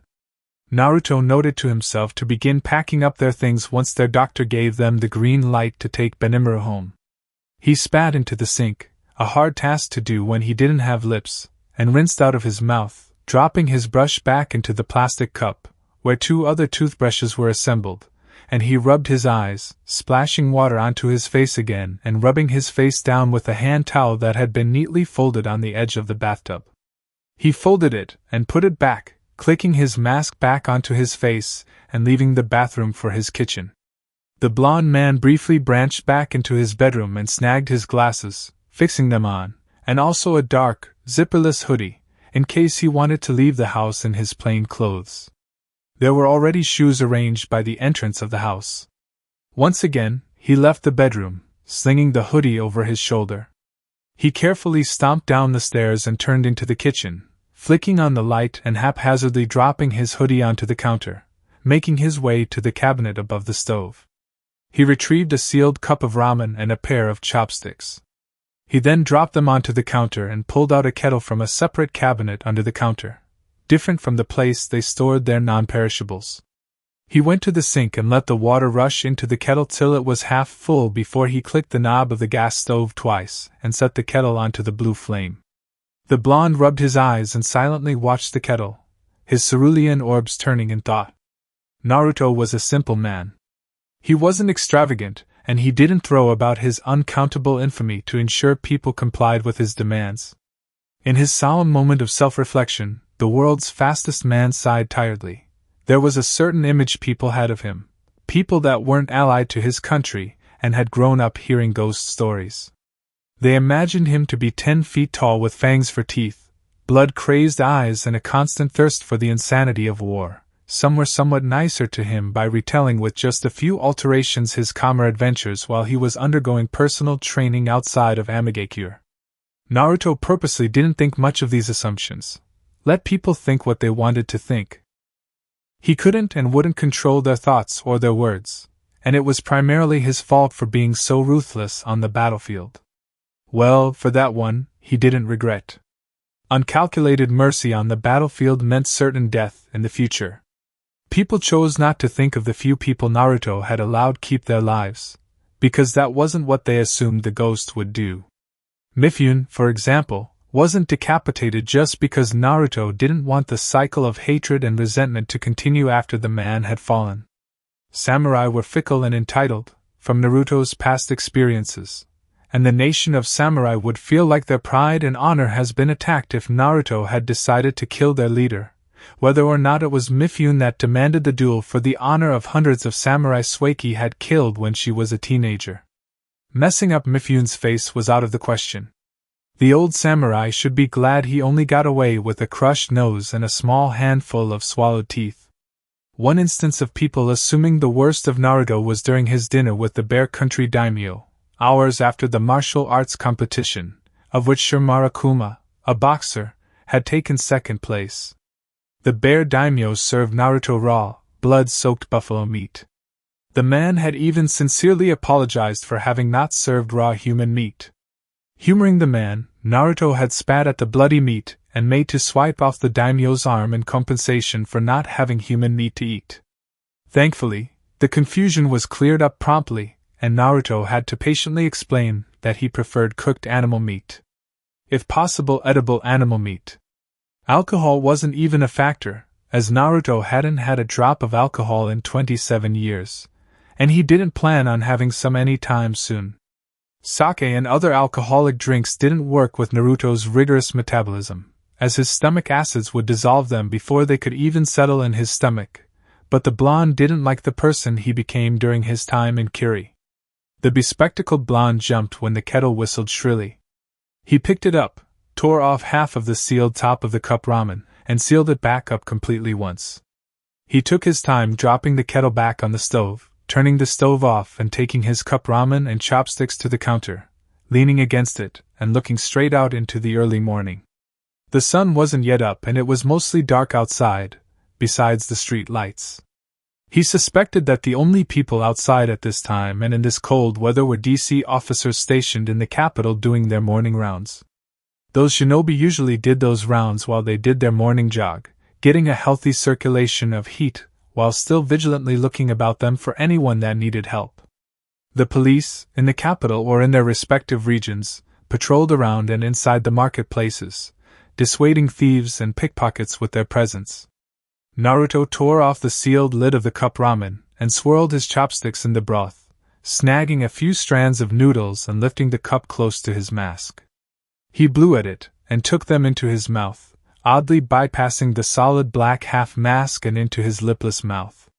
Naruto's normal ninjas, that is shinobi and kunoichi that weren't in the police force, the Dark Sand Joint Task Force, the Defense Corps or BLAK operatives had reported to him that while they were on missions in Fire Country, they had caught sight of a group of Uchiha coming from Konoha's direction, and leading them was Fugaku Uchiha, the supposed head of the clan. Out of morbid curiosity, the Dark Leader had some of those normal ninjas watch to see what the Uchiha were up to. Those dark ninjas stealthily followed the Uchiha through Fire Country, keeping their distance, and warily remaining out of detection, and surveyed those Konoha ninjas as they switched direction from north of Fire Country to southeast, as if they were heading south of Sunagakure. There, they came across one of the freeways going back and forth from Suna to Darkness, and they had trouble convincing the normal shinobi station to watch that road to allow them to cross it to pass into Suna. Their papers weren't in order, and no matter how much Fugaku roared that he was the clan head, Uchiha clan head no less, they barred them from entry unless they paid the standard fee to get new passports, and to sort out their reason for visiting Suna among themselves. Just passing through wasn't going to cut it, Konoha's ally or not. Needless to say, Suna's relationship with Konoha had become stricter and more formal ever since the millions in Dark Ryu loan the Leaf had taken out. The contract before the money and the supplies was even lent out was so in-depth that it detailed what would happen if Leaf was dissolved before they could repay their loan. There would be a 5% interest added to the 5% interest, and it would be passed on to the Fire Daimyo, Lady Wakono. 4 straight days of arguing and threatening war didn't faze the normal ninja Suna and Dark Country Chunin, from what the reports said, until Fugaku gave up and registered himself and his band of clan mates. There were 20 Uchiha in total, plus Fugaku 21, and they were permitted to tread the road into Suna, but the money they had on them was only enough to allow them stay in Suna for a measly 1 month. The reports then detailed how Fugaku and the Uchiha stalked through Suna to the outermost southwestern areas of the sandy village, in the direction of Hidden Mountain. Curiosity struck Naruto again, and he sent a few more normal ninjas to go to Konoha and investigate the reason for the Uchiha to leave. Some hours later, they communicated to him that those Uchiha had defected. Branded as missing ninjas, had their Uchiha names and entitlements stripped of them by Mikoto Uchiha, the clan head. The reason for this was when Fugaku had informed his wife of his intentions to track down Minato, now that he had gotten a lead. A shaky, mildly suspicious lead, but a lead nonetheless. Mikoto wasn't brave enough to face Minato, and she didn't stop those Uchiha men and women Minato had convinced to follow him to hunt down Minato in Hidden Mountain. Matter of fact, she encouraged people to go with them, at the cost of being cast out of the clan, have their properties and wealth seized by the clan, and have their Uchiha names worthless in the outside world, which would partly explain why the Suna and Dark Ninjas weren't in the least bit concerned when Fugaku tried to use his Uchiha name to coerce his way into Suna. Another reason they weren't afraid was simply that they weren't afraid. If they were attacked, then they had all right to retaliate, and they knew that their leaders, Naruto and Raza, would rain fire and brimstone down on the Leaf. Strangely enough, those Chunin guarding the freeway had gotten wind of the renegade Uchiha losing their names, and the file for this report was deep under a pile of more important things. Naruto didn't give a pigeon's fart if a few Uchiha were stripped of their entitlement, and his office assistants knew that. Tsunade stamped them as defectors, and Mikoto seized all of their property, that is, their money, any clothes they weren't wearing, their houses, their land, their titles, everything. If they wanted to walk to their death by Minato's hand, their things would be of better use in reviving their village. The only reason Fugaku and his band of merry men had been able to afford a month of stay in Suna for all 21 of them was from going back into Fire Country and doing odd jobs, coming back 2 days later to pay for the passports and continue their journey, which had now reached 6 days. Their journey would have taken 2 days max if they had the papers to use Dark Suna roads and the money to have a horse-drawn carriage take them to a town a handful of miles into Hidden Mountain from Suna. Fugaku and his people were presently to reach Clover Mountain, which Minato and Sim had made their home on, in approximately 10 hours, given they were taking their time and conserving their energy, and that they had to cross several miles of mountain ranges before they could get to where Minato was. Right about sunset, yesterday, after back-to-back council meetings and scheduled appointments, Naruto had phoned the ringmaster of a traveling circus from River Country that was closer to Clover Mountain than Fugaku. The blonde told the ringmaster to find Minato, and warn him of Fugaku's coming. Hopefully the message had gotten to Minato in time. The man tipped the broth into his mouth, and wiped his mask with the back of his hand. He tossed the empty cup into the dustbin, and took a few seconds to aim properly to do the same with his chopsticks, pumping his fist to the side when it swished in. He exhaled and tapped his fingers on the counter. Antsy, that's how he felt. That dream made him uneasy. He couldn't remember what he had dreamt, but he just didn't like it. He couldn't sleep anymore.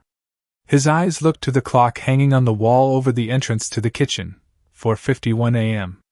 Naruto then straightened up and murmured to himself, "I need some fresh air." He stalked to the fridge and pulled out a pen from the seal in his pocket, scribbling on a yellow note that he was going out for a walk, he would be back whenever. He fastened it to the fridge with a magnet, and turned around, picked up his hoodie, throwing it on, and pulling his sleeves back a little to check the storage seals on the back of his hands.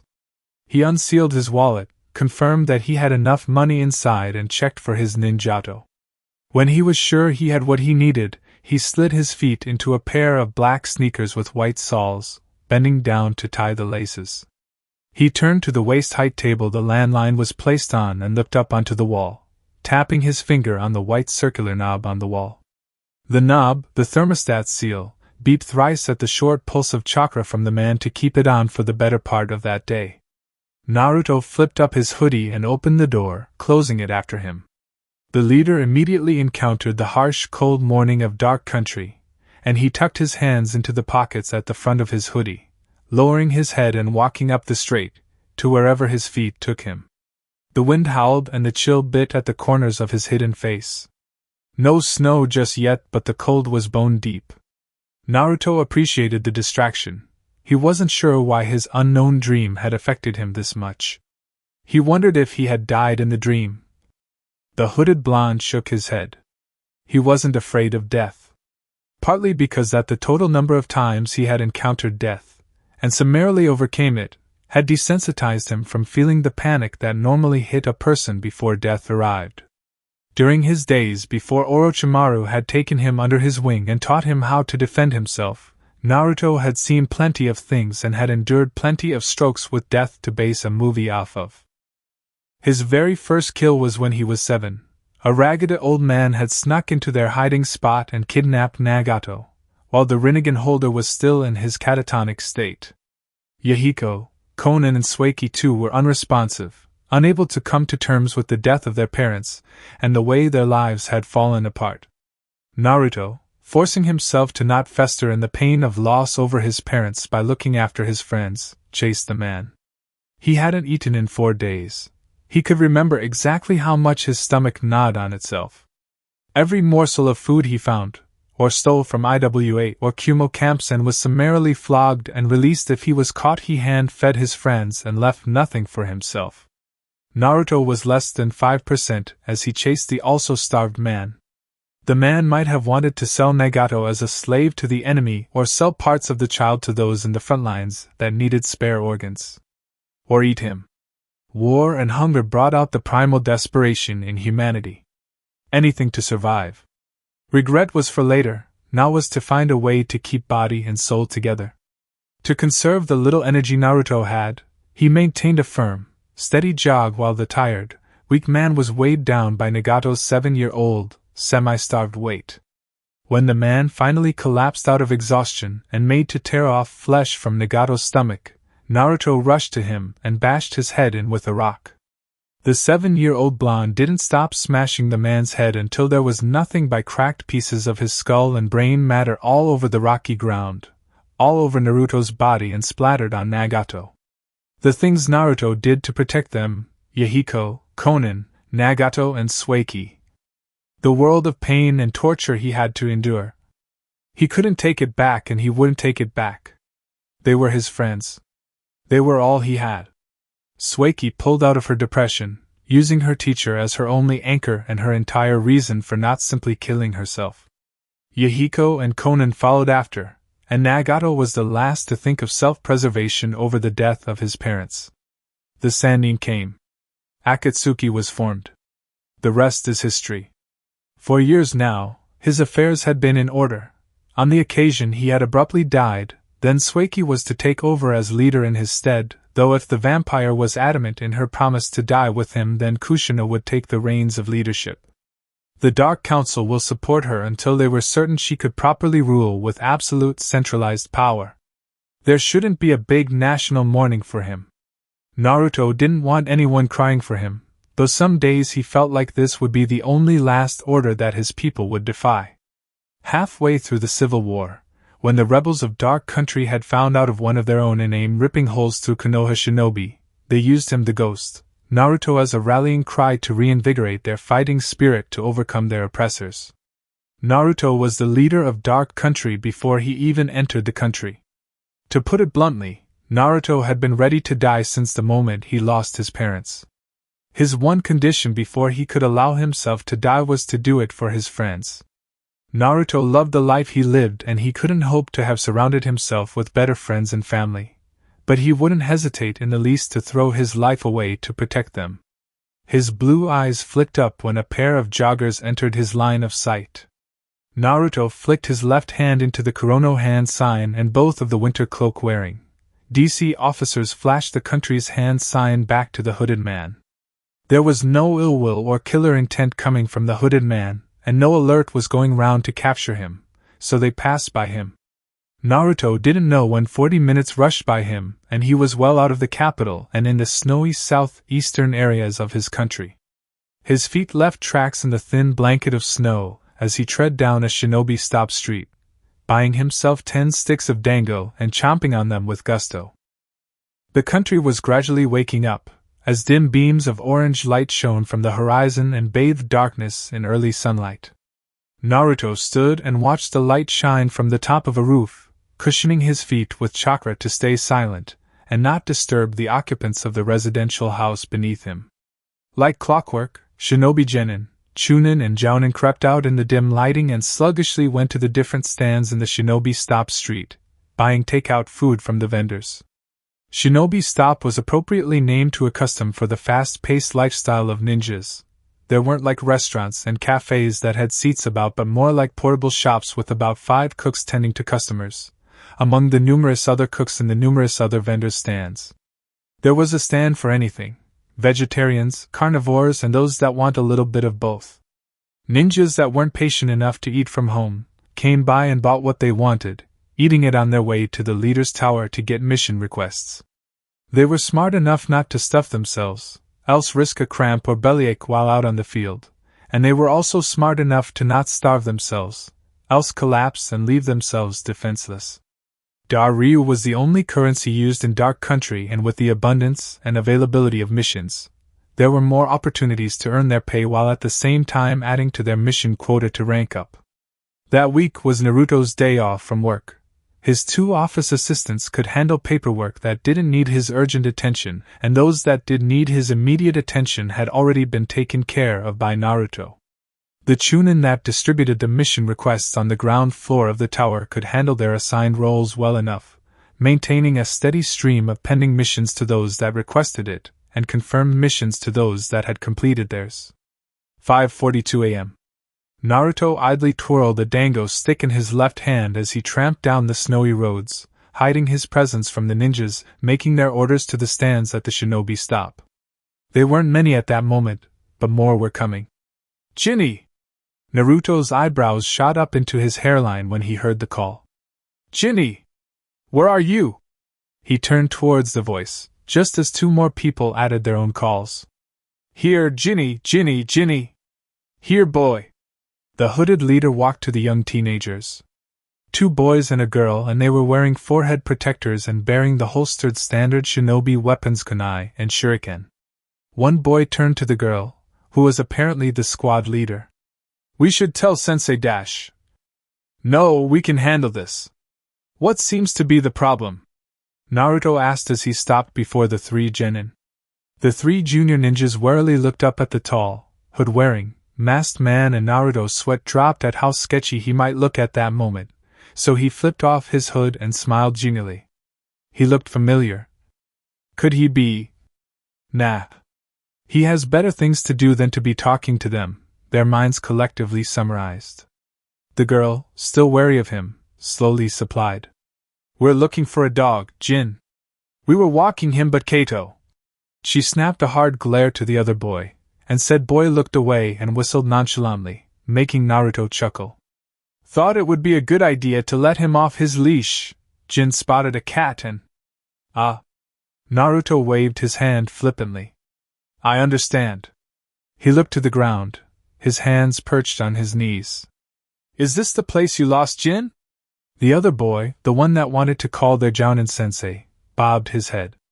Yes, sir. Naruto fixed the last speaker with a curious look, then he asked. You're from the Panther clan, right? The yellow-eyed boy seemed surprised at the guess. I am. Why don't you use your nose? The wind's blowin' Jin's scent. I can't. Naruto then looked to the other boy. Suzumabachi? The blond man laughed lightly at the hesitant backstep from the boy. Your glasses, and you're buzzing. He finally jutted his chin to the girl. I know your uncle, Komodo. Why you're creeping us out, sir? Komodo Dragon's knee stuttered, taking her own step back and slowly reaching for her kunai. Who are you? Naruto's smile brightened and he looked back down, ignoring her question. Let's look for your dog. His eyes sparked and he pointed to the shallow snow. Prince! The dark glasses-wearing boy from the Wasp clan spared a look to the ground.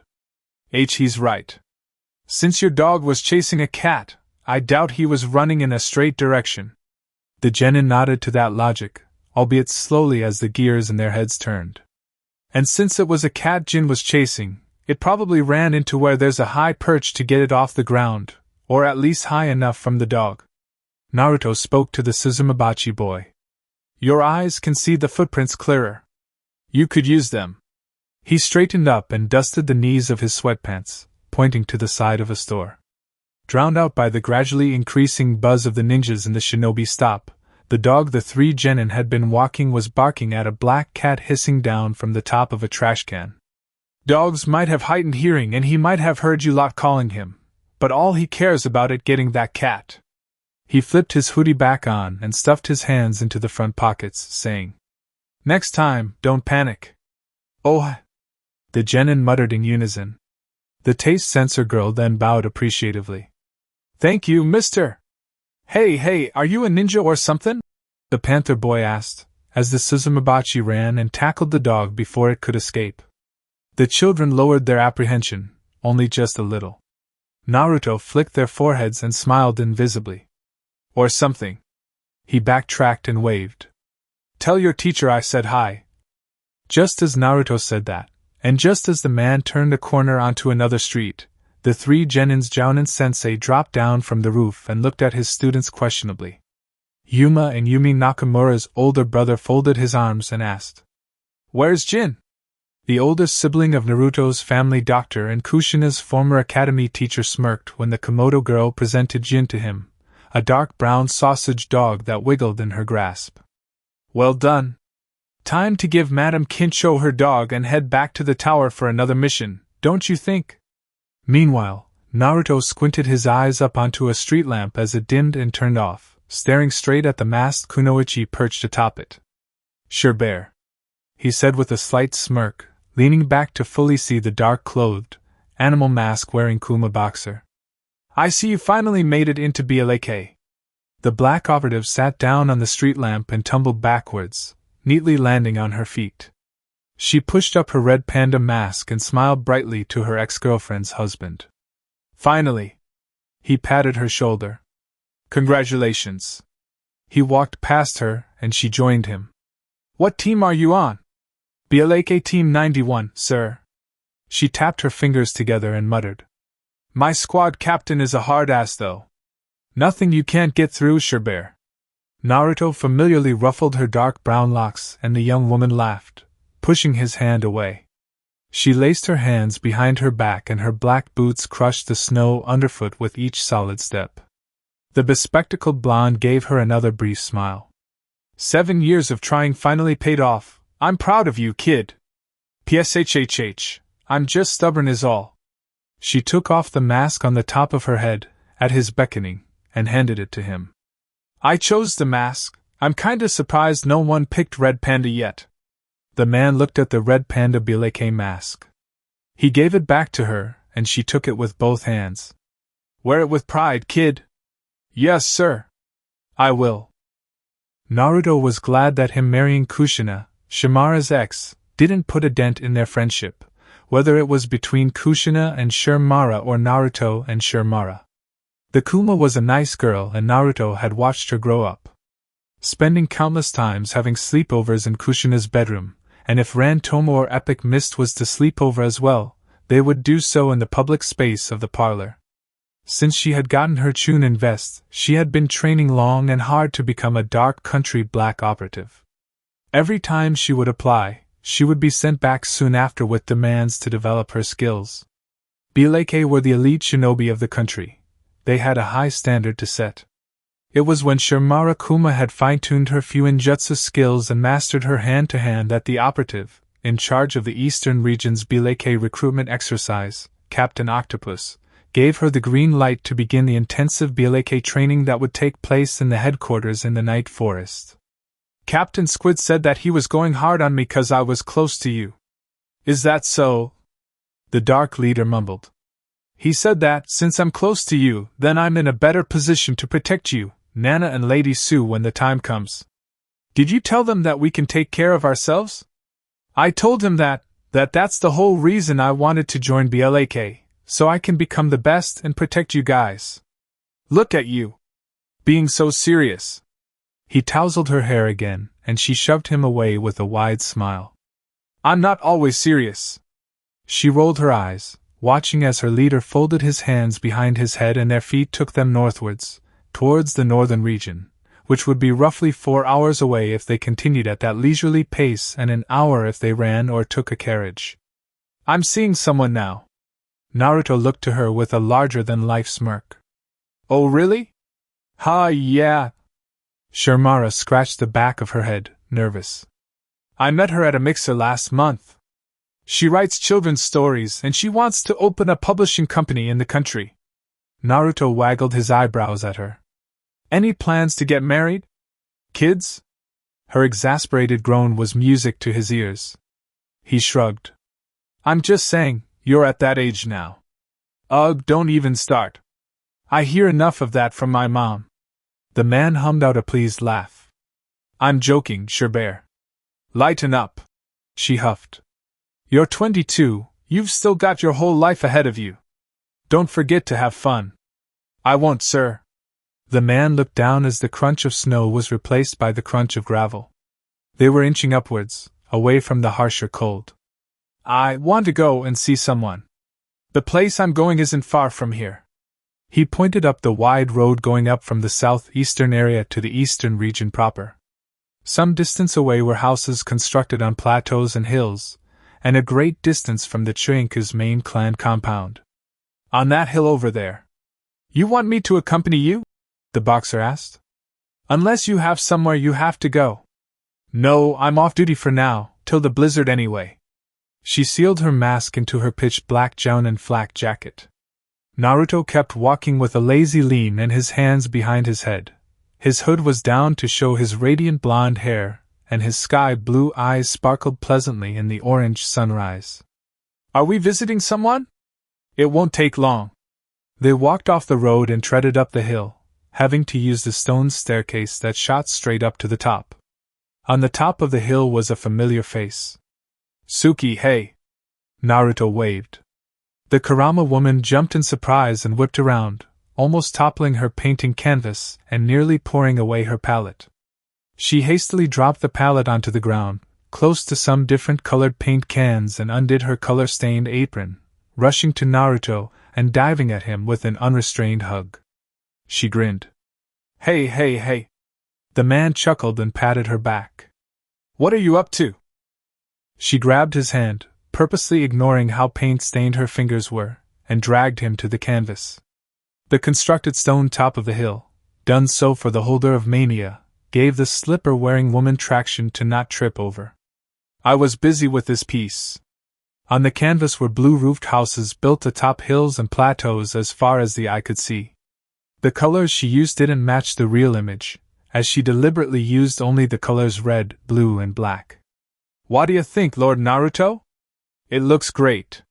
He gave her a thumb up and Suki puffed out her chest proudly, threading the fingers of her left hand with his right, holding it up to her nose. Naruto's sweat dropped and coughed into his free hand, motioning to the BLK non-mask wearing operative. This is Shimara Kuma. Suki only spared the Kuma girl a short look. Sup? Nice to meet you. Shimara contemplated going in for a handshake but rightly judged that the ditzy painter wouldn't release Naruto's hand to reciprocate. That's a really nice painting, Suki. I know, Lord Naruto already said it was great. Suki replied factly, lowering her eyebrows as if that was the most obvious thing in the world. You didn't hear him? Sorry, kid. The man turned to Shimara apologetically, saying, She's like this with everyone. I want her to have more friends, you see. Suki was affronted by this, holding Naruto's hand to her chest and standing on her toes to match Naruto's height as much as she could. I have lots of friends, dash. Name one. The man challenged, lifting a finger and dropping it before she could grab onto it. Except me and your mom. The ditzy Kurama deflated. No fair. Naruto smiled brightly, petting her head. The first step to making friends is to admit you're a loser. Shimara cracked a smile and hid her tittering laugh behind her hand when the blonde leader almost literally, and mockingly, looked down on the Kurama painter.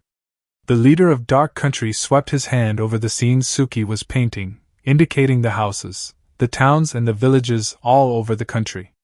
There are millions of people in this country, Suki, and now that you're out of Konoha and there are so many places to see, you have every chance to make friends. The Kurama curse couldn't be blamed anymore. The Yuzushiogakure Fuinjutsu Research Facility partnered up with prominent seal masters from the Chirinko clan to devise a way to make the Kurama curse a non-factor. 3 months of studying and experimenting and the Uzumakis and the Chirinko came up with a huge loophole in the condition to keep mania from breaking out of Suki, or any future holder. The previous assumption was that there had to be a majority of the clan around the mania holder at all times, to keep the beast awake, but the reality was that the only thing they needed was enough Kurama chakra surrounding the seal to simulate a living person. The seal looked simple but was actually 1,000 different seals stacked over each other to form a complex seal. This seal was applied over the mania holding seal on Suki's upper back and that seal would cover the seal that housed mania with a constant stream of Kurama chakra, which in turn would be replenished over month, just to be safe. A layer of 50 seals in the 1,000th seal acted as a countermeasure to shroud Suki with Kurama chakra if on the rare occasion the seal wasn't refilled. The seal itself acted as a force field over the mania holding seal, providing a 2-inch gap between the Kurama chakra and the holding seal, so that the condition for no Kurama contact was fulfilled. Unfortunately, Kurama people still couldn't touch Suki, though that didn't mean she had to have them around her at all times.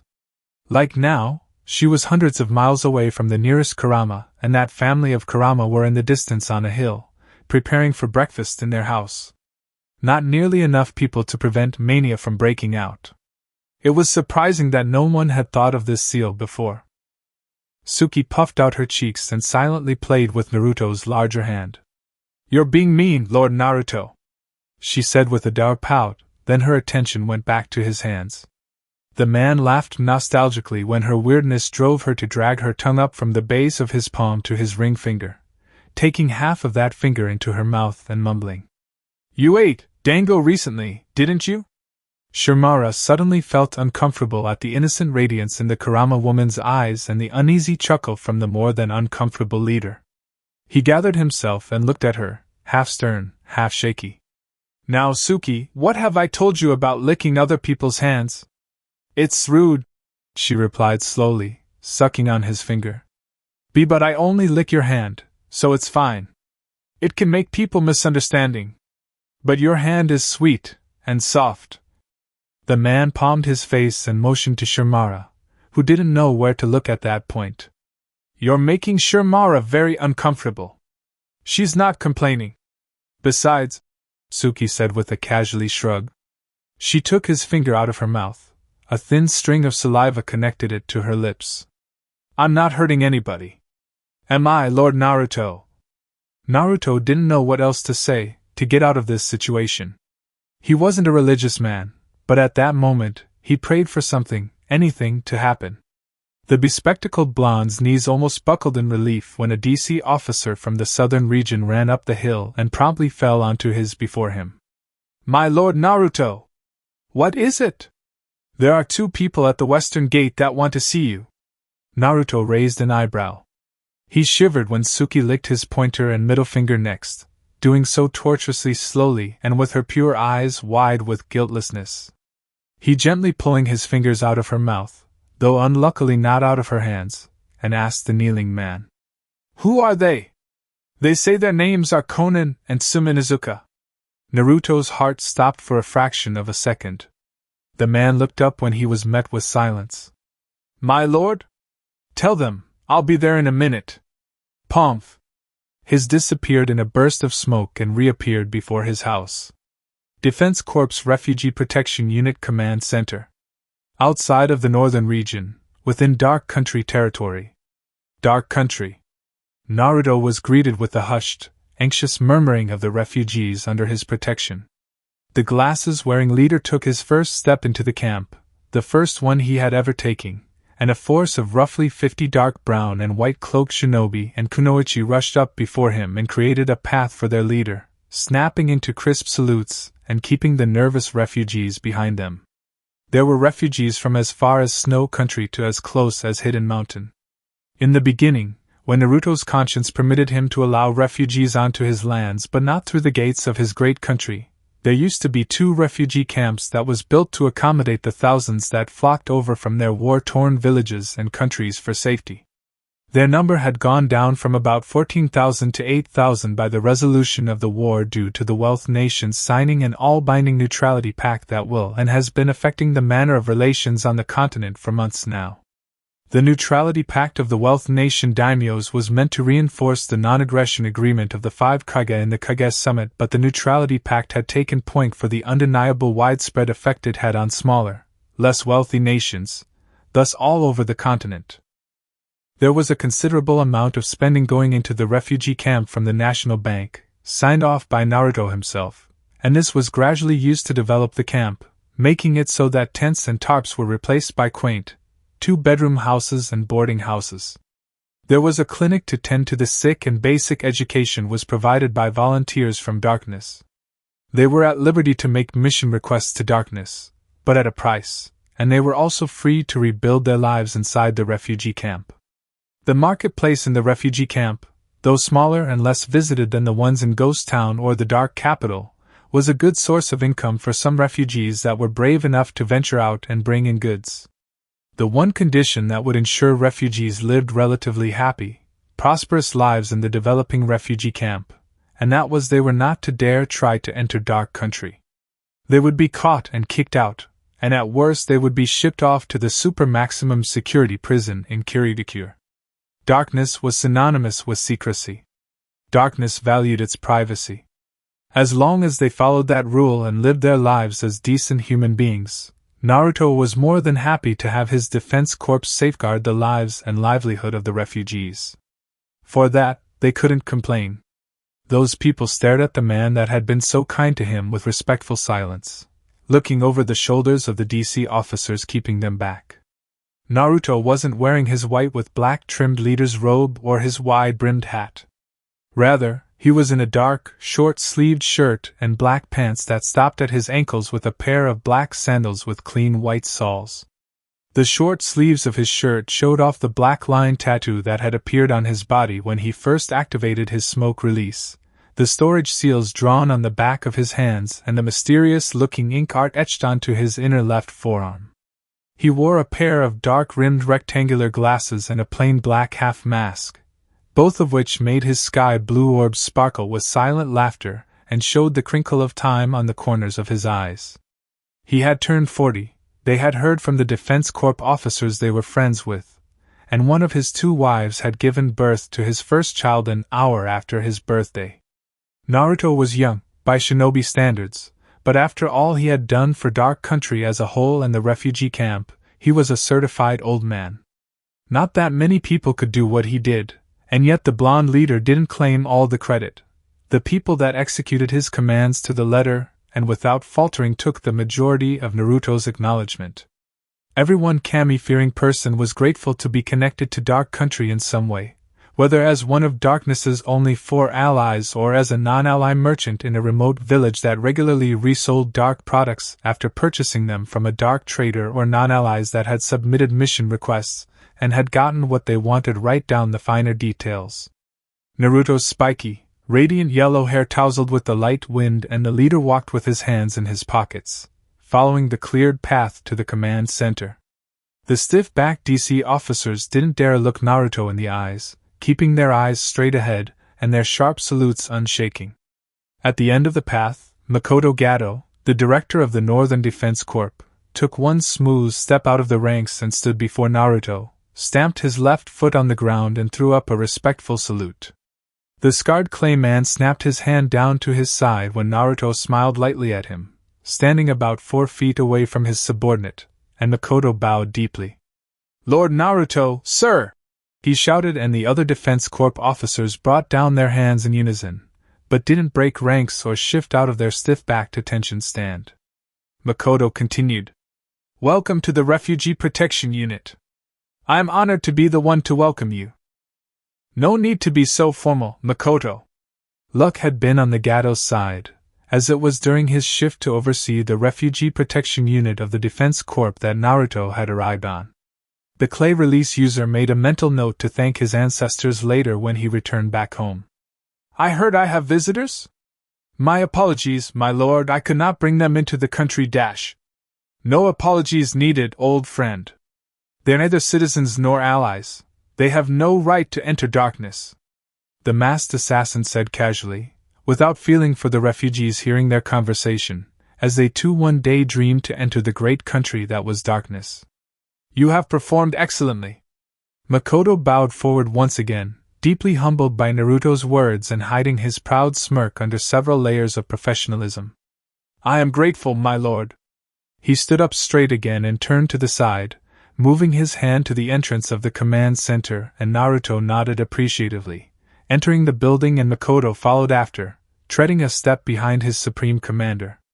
The receptionist area was empty for the most part, except for the female Defense Corps receptionist that rose off her high stool and dropped onto her left knee, bowing her head and placing her right hand over her heart.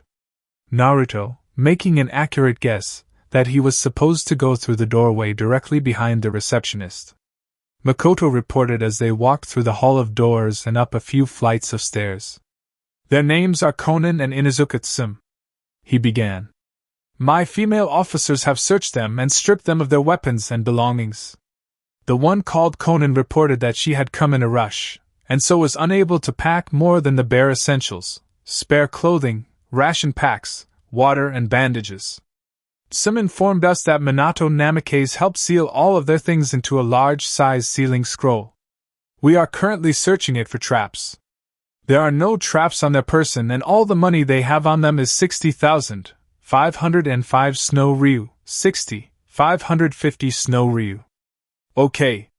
Naruto mumbled as he opened the door to a room that simply had the numbers 07 nailed onto the door with a bronze plaque. Inside was a room about the same size as the guest bedroom of a residential building, though this one had a steel table bolted to the ground and 3 chairs made out of the same iron as the table, 1 chair on one side and 2 on the other. There was also a pair of surveillance cameras positioned in 2 corners of the room and a pitch-black, one-way glass behind the single chair, facing the 2 chairs on the other side of the table. This was the room they interrogated refugees from relatively affluent countries and villages to make sure they weren't spies or shinobi wanted for war crimes. By interrogate, one didn't mean torture, as refugees have already suffered enough, whether or not they were from richer nations or poorer nations, but rather, there were experts in the DC that could analyze micro-expressions and discern truth and lies. Naruto sat down on the single chair on one side of the bolted-down table and crossed his right ankle over his left knee, relaxing as Makoto rounded up his report. They are currently in separate holding cells. Naruto turned his head to Makoto, and the man felt the impulse to fall onto his left knee and bow his head. "You are aware that Inuzuka is expecting, right?" "She is with child." Yes, sir. We made sure to move some Inuzuka to the holding cell for expecting mothers. It was much more common than one would want to acknowledge. About half of the refugees that fled to Dark Country's protection were comprised of pregnant mothers or mothers of very young children. The few fathers, or men, that came with them had run away compulsory conscription by way of being too weak to hold a weapon.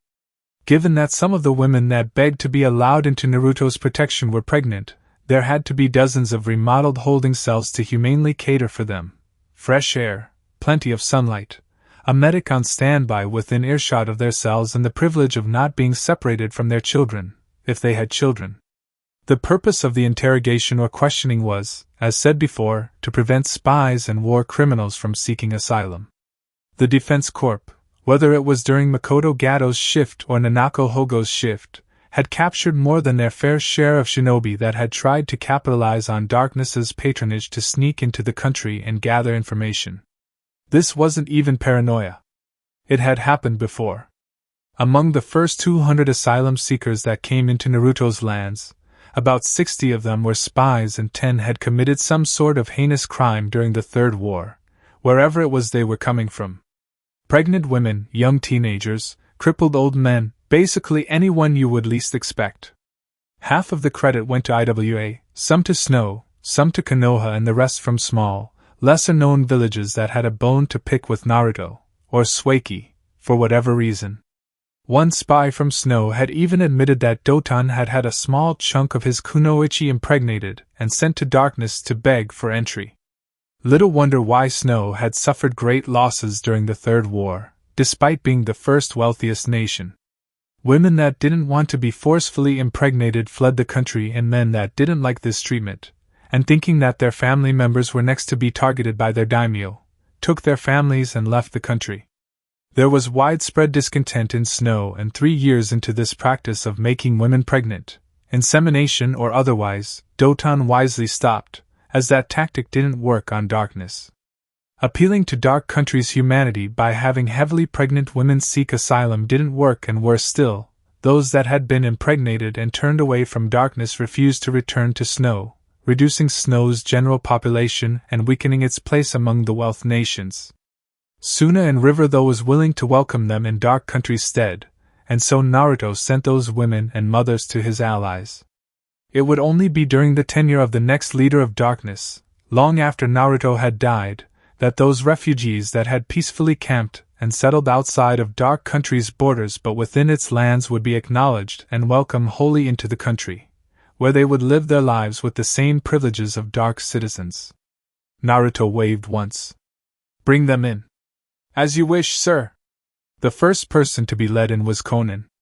She had come in without any shackles, handcuffs, chains, or any restraint of any kind, but the woman's steps were slow and tired. She was in a sleeveless purple dress that reached her knees, tight black pants, and a long-sleeved black turtleneck shirt underneath to hide her ghostly pale arms and neck.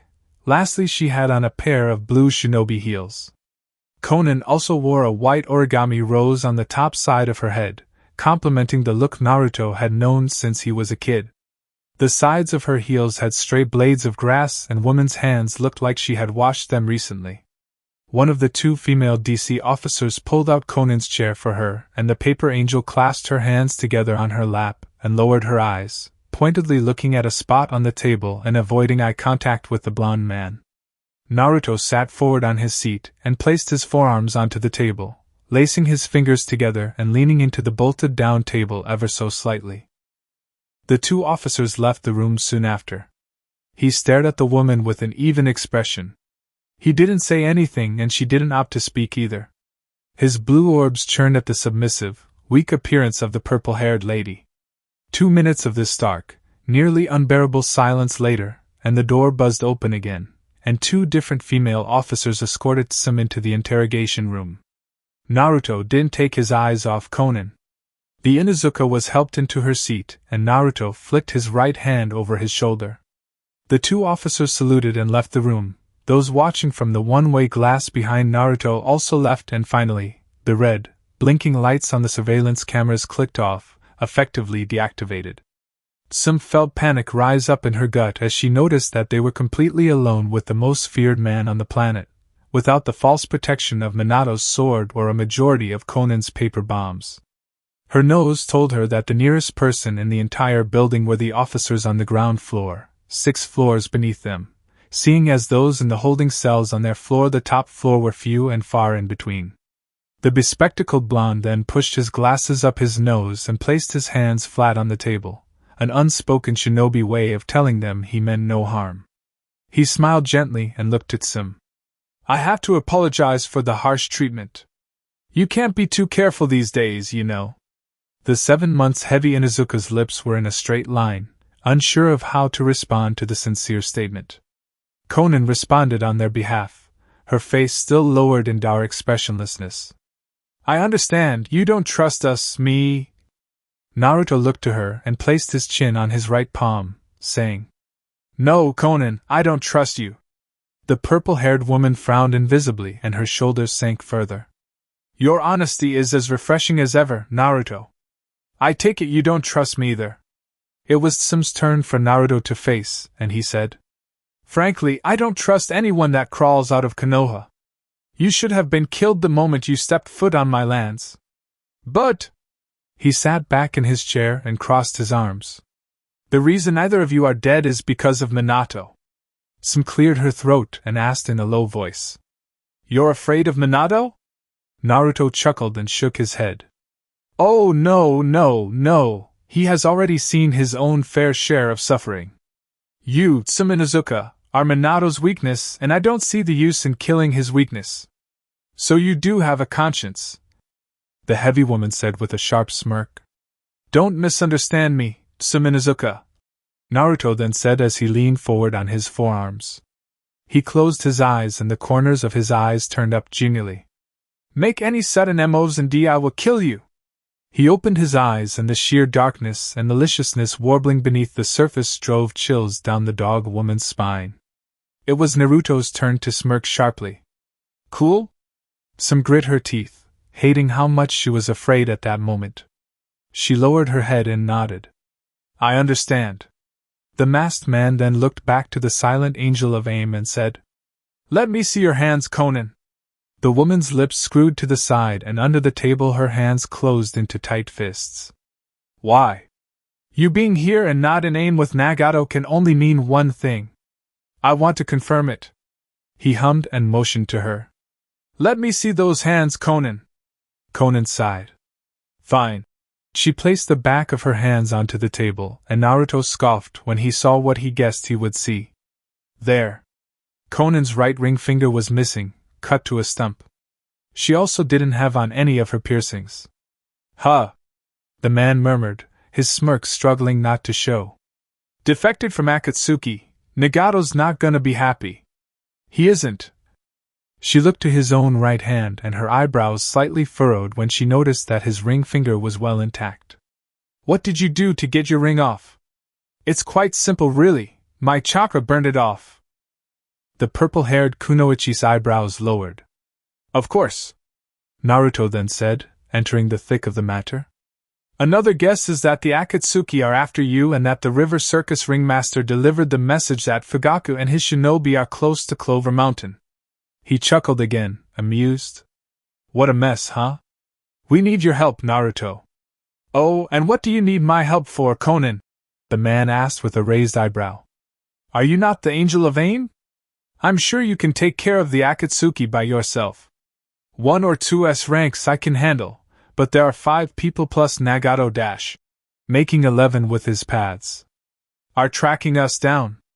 Konan and Sim had flown a fair portion of their journey to darkness, keeping low and away from detection and at times having to walk on foot to reduce their chakra print in the environment. This alternating between flying and walking, as well as coming directly to darkness, instead of entering Suna, before darkness, cut the time of their journey by dozens of hours. He, as in Nagato, probably thinks that you and Sim know too much. The man made a flippant hand motion. If you're looking for protection here, then I'd be willing to accept, as long you either of you even dream of entering the country. He smiled gently. My border seals are capable of handling those upstart S ranks, however many they may be, and I'm confident my shinobi can keep you two safe. Thank you, Naruto. I'm happy you're willing to protect us, after all these years. The purple-haired woman's eyes ventured up and they were glazed over with unwept tears. Then she quickly looked back down when she didn't find the kindness in Naruto's eyes, the ones she was used to seeing. What she saw was staunch indifference. But I promised Minato I would safely get some to the Fire Lady. They have a long-standing friendship. And where is Minato now? He stayed back. Some bit to herself. Dumb blonde wants to take them all by himself. Why didn't he just flash you to a Kono? Naruto directed this question to the angrily mumbling Inuzuka. He said teleportation isn't good for me in my state. Naruto shrugged. Inconvenient, but he's the expert, I guess. He pointedly looked at Konan. You want me to help you escort some to the fire capital? Konan hastily said, her eyes frantically wide. Why you don't have to go yourself? Just a few of your ninjas will be fine. I never said I'd go with you. He watched as the woman visibly and emotionally deflated, her eyes losing what little light they had left, and her soul sinking to new depths of depression. I am bored though. I'll use this chance to stretch my legs. He shrugged nonchalantly. I might even see how I'll fare against the S ranks of these days. Konan placed her hands onto the table and bowed deep, so much so her forehead touched the table. I can't thank you enough, Naruto. Naruto's only reply was a small nod. Konan sat up and, more bravely, looked up to the blonde leader. Where is Sueki? She's on her way.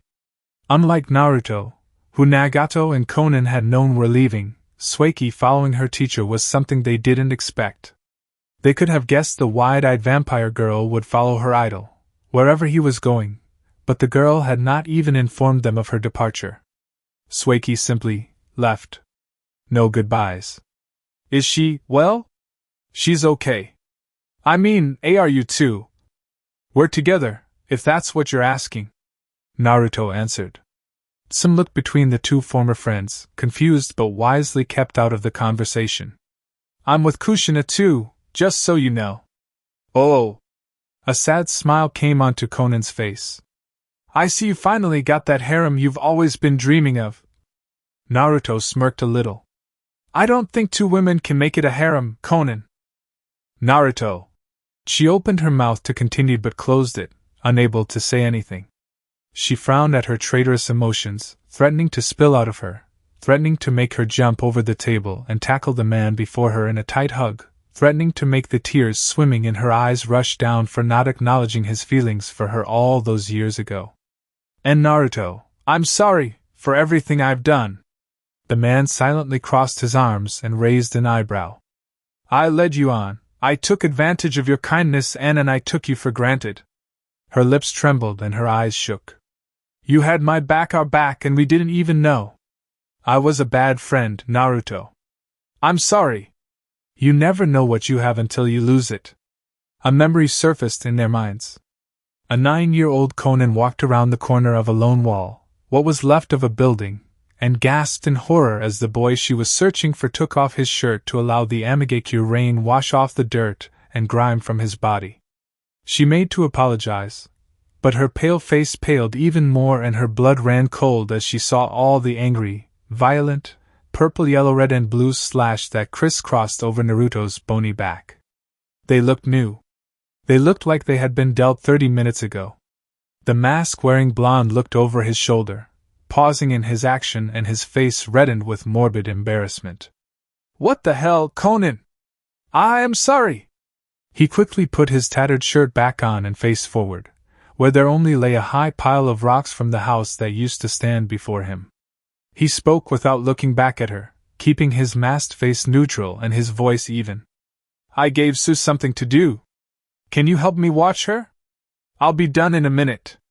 A bomb went off close by, though not close enough to take them off their feet, and certainly not close enough to alarm Naruto. Konan's mouth flapped voicelessly. Her hands went up to her heart as the image of bloody slashes went through her head. It's nothing. Some minutes ago, Naruto had returned with a whole goat's leg and he was making preparations to smoke it so they could have food for the next 4 days or so, if they conserved it well. The purple-haired child bobbed her head quickly and covered her eyes, running away with a deep blush. The image of horror on her friend's back was replaced with the embarrassment of almost seeing him naked. The Dark Leader still didn't speak. I know things will never go back to the way they used to be, between me, you and B, but please, Naruto, will you ever forgive me? The woman sobbed mutely. A single teardrop landed on the table. Naruto was Konan's emotional buffer, and his departure from AIM also resulted in the departure of her emotions. Konan then closed her mouth and averted her eyes. When do you two plan on leaving for the Fire Capital? Konan's heart shattered. Sim, noticing that Konan wasn't in the right presence of mind to answer, said, Now if you can. Me and Sueki will go. Sim visibly brightened up at Naruto's statement. To legend-class ninjas Naruto and Sueki and an S-rank Kunoichi Konan would be more than enough fire power against any threat. Who knows, maybe Minato would get impatient, meet Fugaku, take him out and then meet them in the capital. The bearded Namikaze had given her Raijin no ken to defend herself with, but Sim wasn't too worried about Minato's chances against Fugaku and his group. This is more than I can ask for. Thank you so much. It's nothing, don't worry about it. He rose onto his feet, saying, You both must be hungry, right? I'll send for food. Eat and rest up, we'll move out in 30 minutes. He was about to leave through the door again but halted when he finally noticed something amiss. He snapped his fingers and asked Sim, who jumped in her chair at the attention. What happened to Kuramaru, your Niken? He's in Konoha showing the new clan head the ropes. I told him to stay. Flashback, 30 minutes earlier. Konan has betrayed us, Pain stated darkly, seated on his throne at the head of the meeting room. His Rinnegan eyes glowed ominously, with shaded grief and pronounced anger, as he turned a single finger in his right hand, which glinted with a simple silver band. The crippled Kage clenched the seats of his throne and said, his tone deep and foreboding. She bypassed the blood contract and cut off her finger. Our plans are now at risk of falling apart. The gathered members of the Red Cloud organization looked across at each other, and one of the two less than intimidated shinobi among them raised his head and asked with a slight hiss. What do you propose we do, Lord Pain? The man was silent for a moment, reflecting on how he had indirectly caused his last childhood friend from leaving his side. If he had not crossed the unsaid line and painted a target on Minato, Tsum and their unborn child, the woman would have been as obedient as she had ever been. Pain frowned, saying, We move on to Plan B. The god of AIM moved his eyes to the second less than intimidated person in the room, and Toby spoke up. We at first wanted to gather the beasts one at a time, starting next month, but now that people will be made aware of Akatsuki if Minato, Tsum and Konan escape, we will have to take out prominent shinobi on the continent so that there is no possible threat and hidden villages that have tailed beasts would be weaker. Then we gather the bijou. What do we do about Konan? Sasori ventured to ask. She dies. Minato will no doubt be with her. He will be too preoccupied with Fugaku, Orochimaru said with a sinister smirk. While he was in Suna, I had Kabuto slip something into his drink. Daidara didn't appreciate the Sanin's cryptic words. The hell does that mean, Un? It means that Minato will have a harder than normal time against his old friend. Kisame snapped shortly, facing the mad bomber, and the corners of his lips curled up into a similarly evil smirk, turning his head to his right, to the orange mask-wearing S-rank to his side. Possibly even kill him for us. Fucking sucks. Haydn spat with disdain. That stupid-ass blonde fag gets on my fucking nerves, thinking he gets to fucking come and fucking go as he fucking well pleases while we bust our fucking asses to keep this hellhole running dash. Mind your mouth, priest. Toby muttered, facing the man with his lone, cold black eye. This isn't the time. She will run to Naruto for help, Pain said, commanding silence as he reintroduced himself at the head of the meeting. The Konan he knew, the Konan he grew up with, always first ran to Naruto for help. He envied Naruto on how much Konan depended on him. He envied him. He envied how reliable Naruto was. Oh, how he envied Naruto. Wherever Naruto is, Sueki isn't far behind. He finished grimly. Sasori spoke up. That means we have a problem. No, leave Naruto to me. What about the vampire? Orochimaru asked eagerly. You need her heart to acquire her immortality, correct? It might have sounded like a question, but it was a direct statement.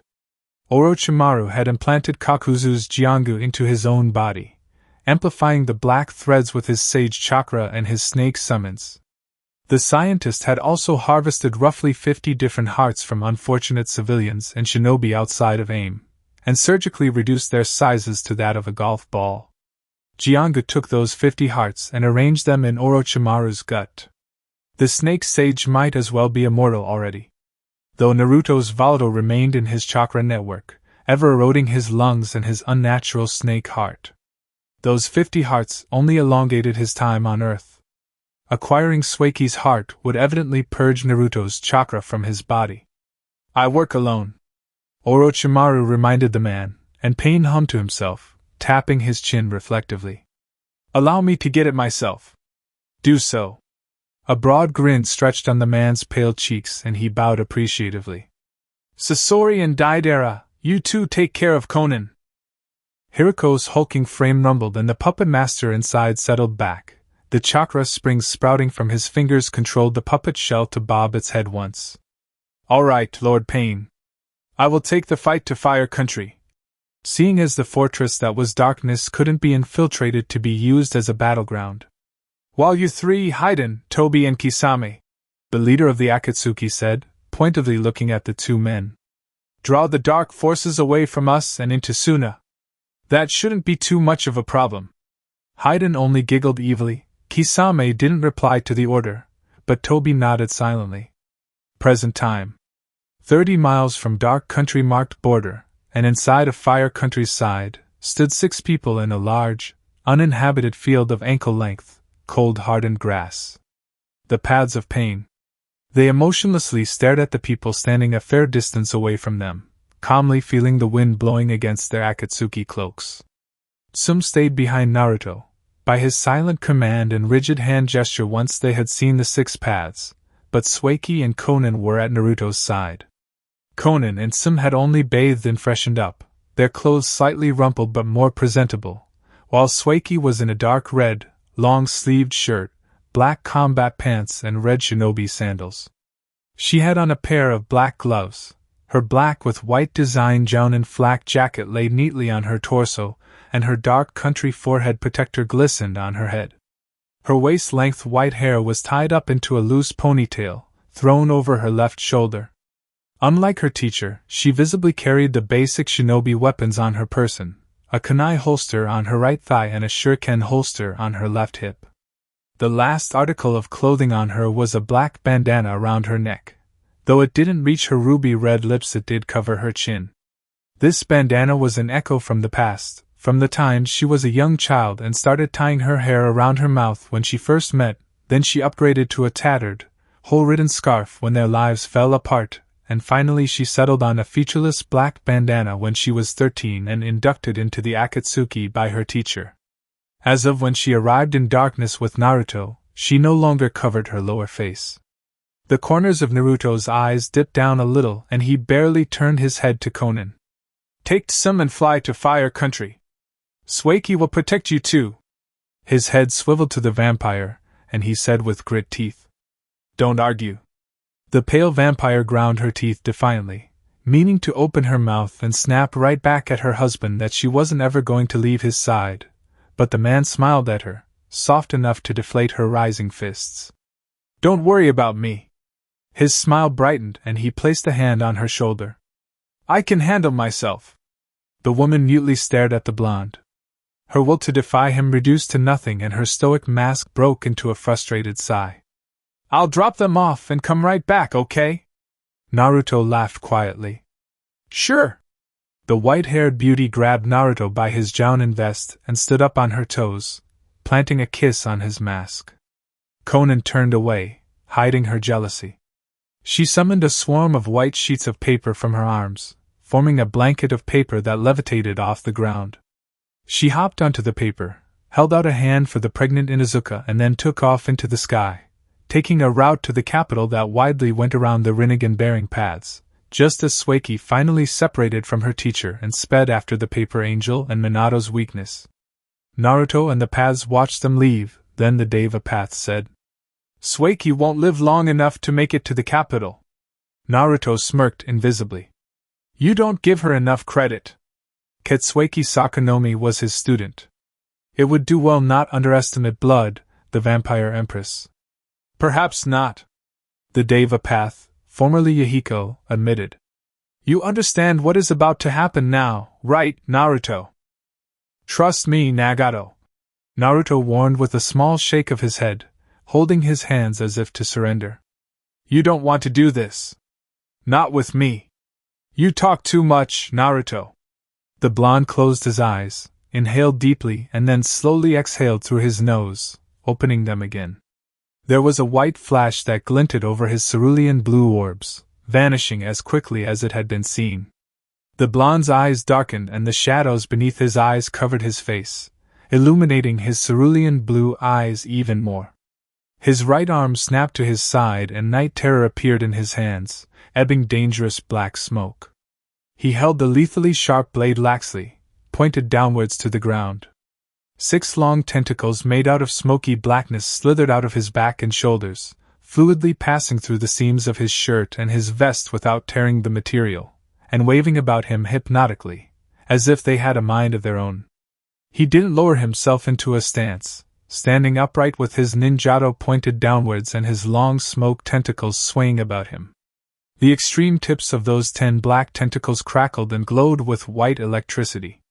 A deadly union between Naruto's lightning-release bloodline and his smoke-release bloodline. A bright spark passed over Naruto's blue eyes, then they ignited with white energy, turning his blue orbs an angry, blazing shade of white and expanding his ocular sensitivity. The 6 paths of pain watched Naruto become the ghost. Nagato, when he was much younger, had sparred with Naruto while the blonde was in this form white eyes, electricity-tipped smoke tentacles and with a face devoid of care and emotion, but the Rinnegan god was wise enough to know not to compare any spar they had ever had in their youth to now. This fight would dwarf any fight they had when they were kids. The sky light blue became darker, turning dark red. Black clouds slowly populated the heavens, and the wind became stronger against both men. The 2 men expelled chakra from their bodies, Nagato doing so from all his paths, and a light shower of rain drizzled down on both men and the black clouds covering the sun crackled with white lightning, threading visibly through the clouds. Then and there, under the blood-red sky, the pitch-black clouds that blocked the bright yellow sun, the light shower of Nagato's chakra rain and the crackle of Naruto's white lightning, Naruto made a vow to the 6 paths of pain. "After this, I'm coming for you, Naga." The crippled Kage, all the way back in aim, coolly faced his glowing purple-ringed eyes out of the window of his office, watching the rain of his village pitter-patter against the cold glass and the people at the bottom, unaware of the earth-shattering battle that will soon take place. The Rinnegan god felt a ghost of a smile slide up his face, and he bowed his head. "You can try, Naru." 2 Ame Orphans.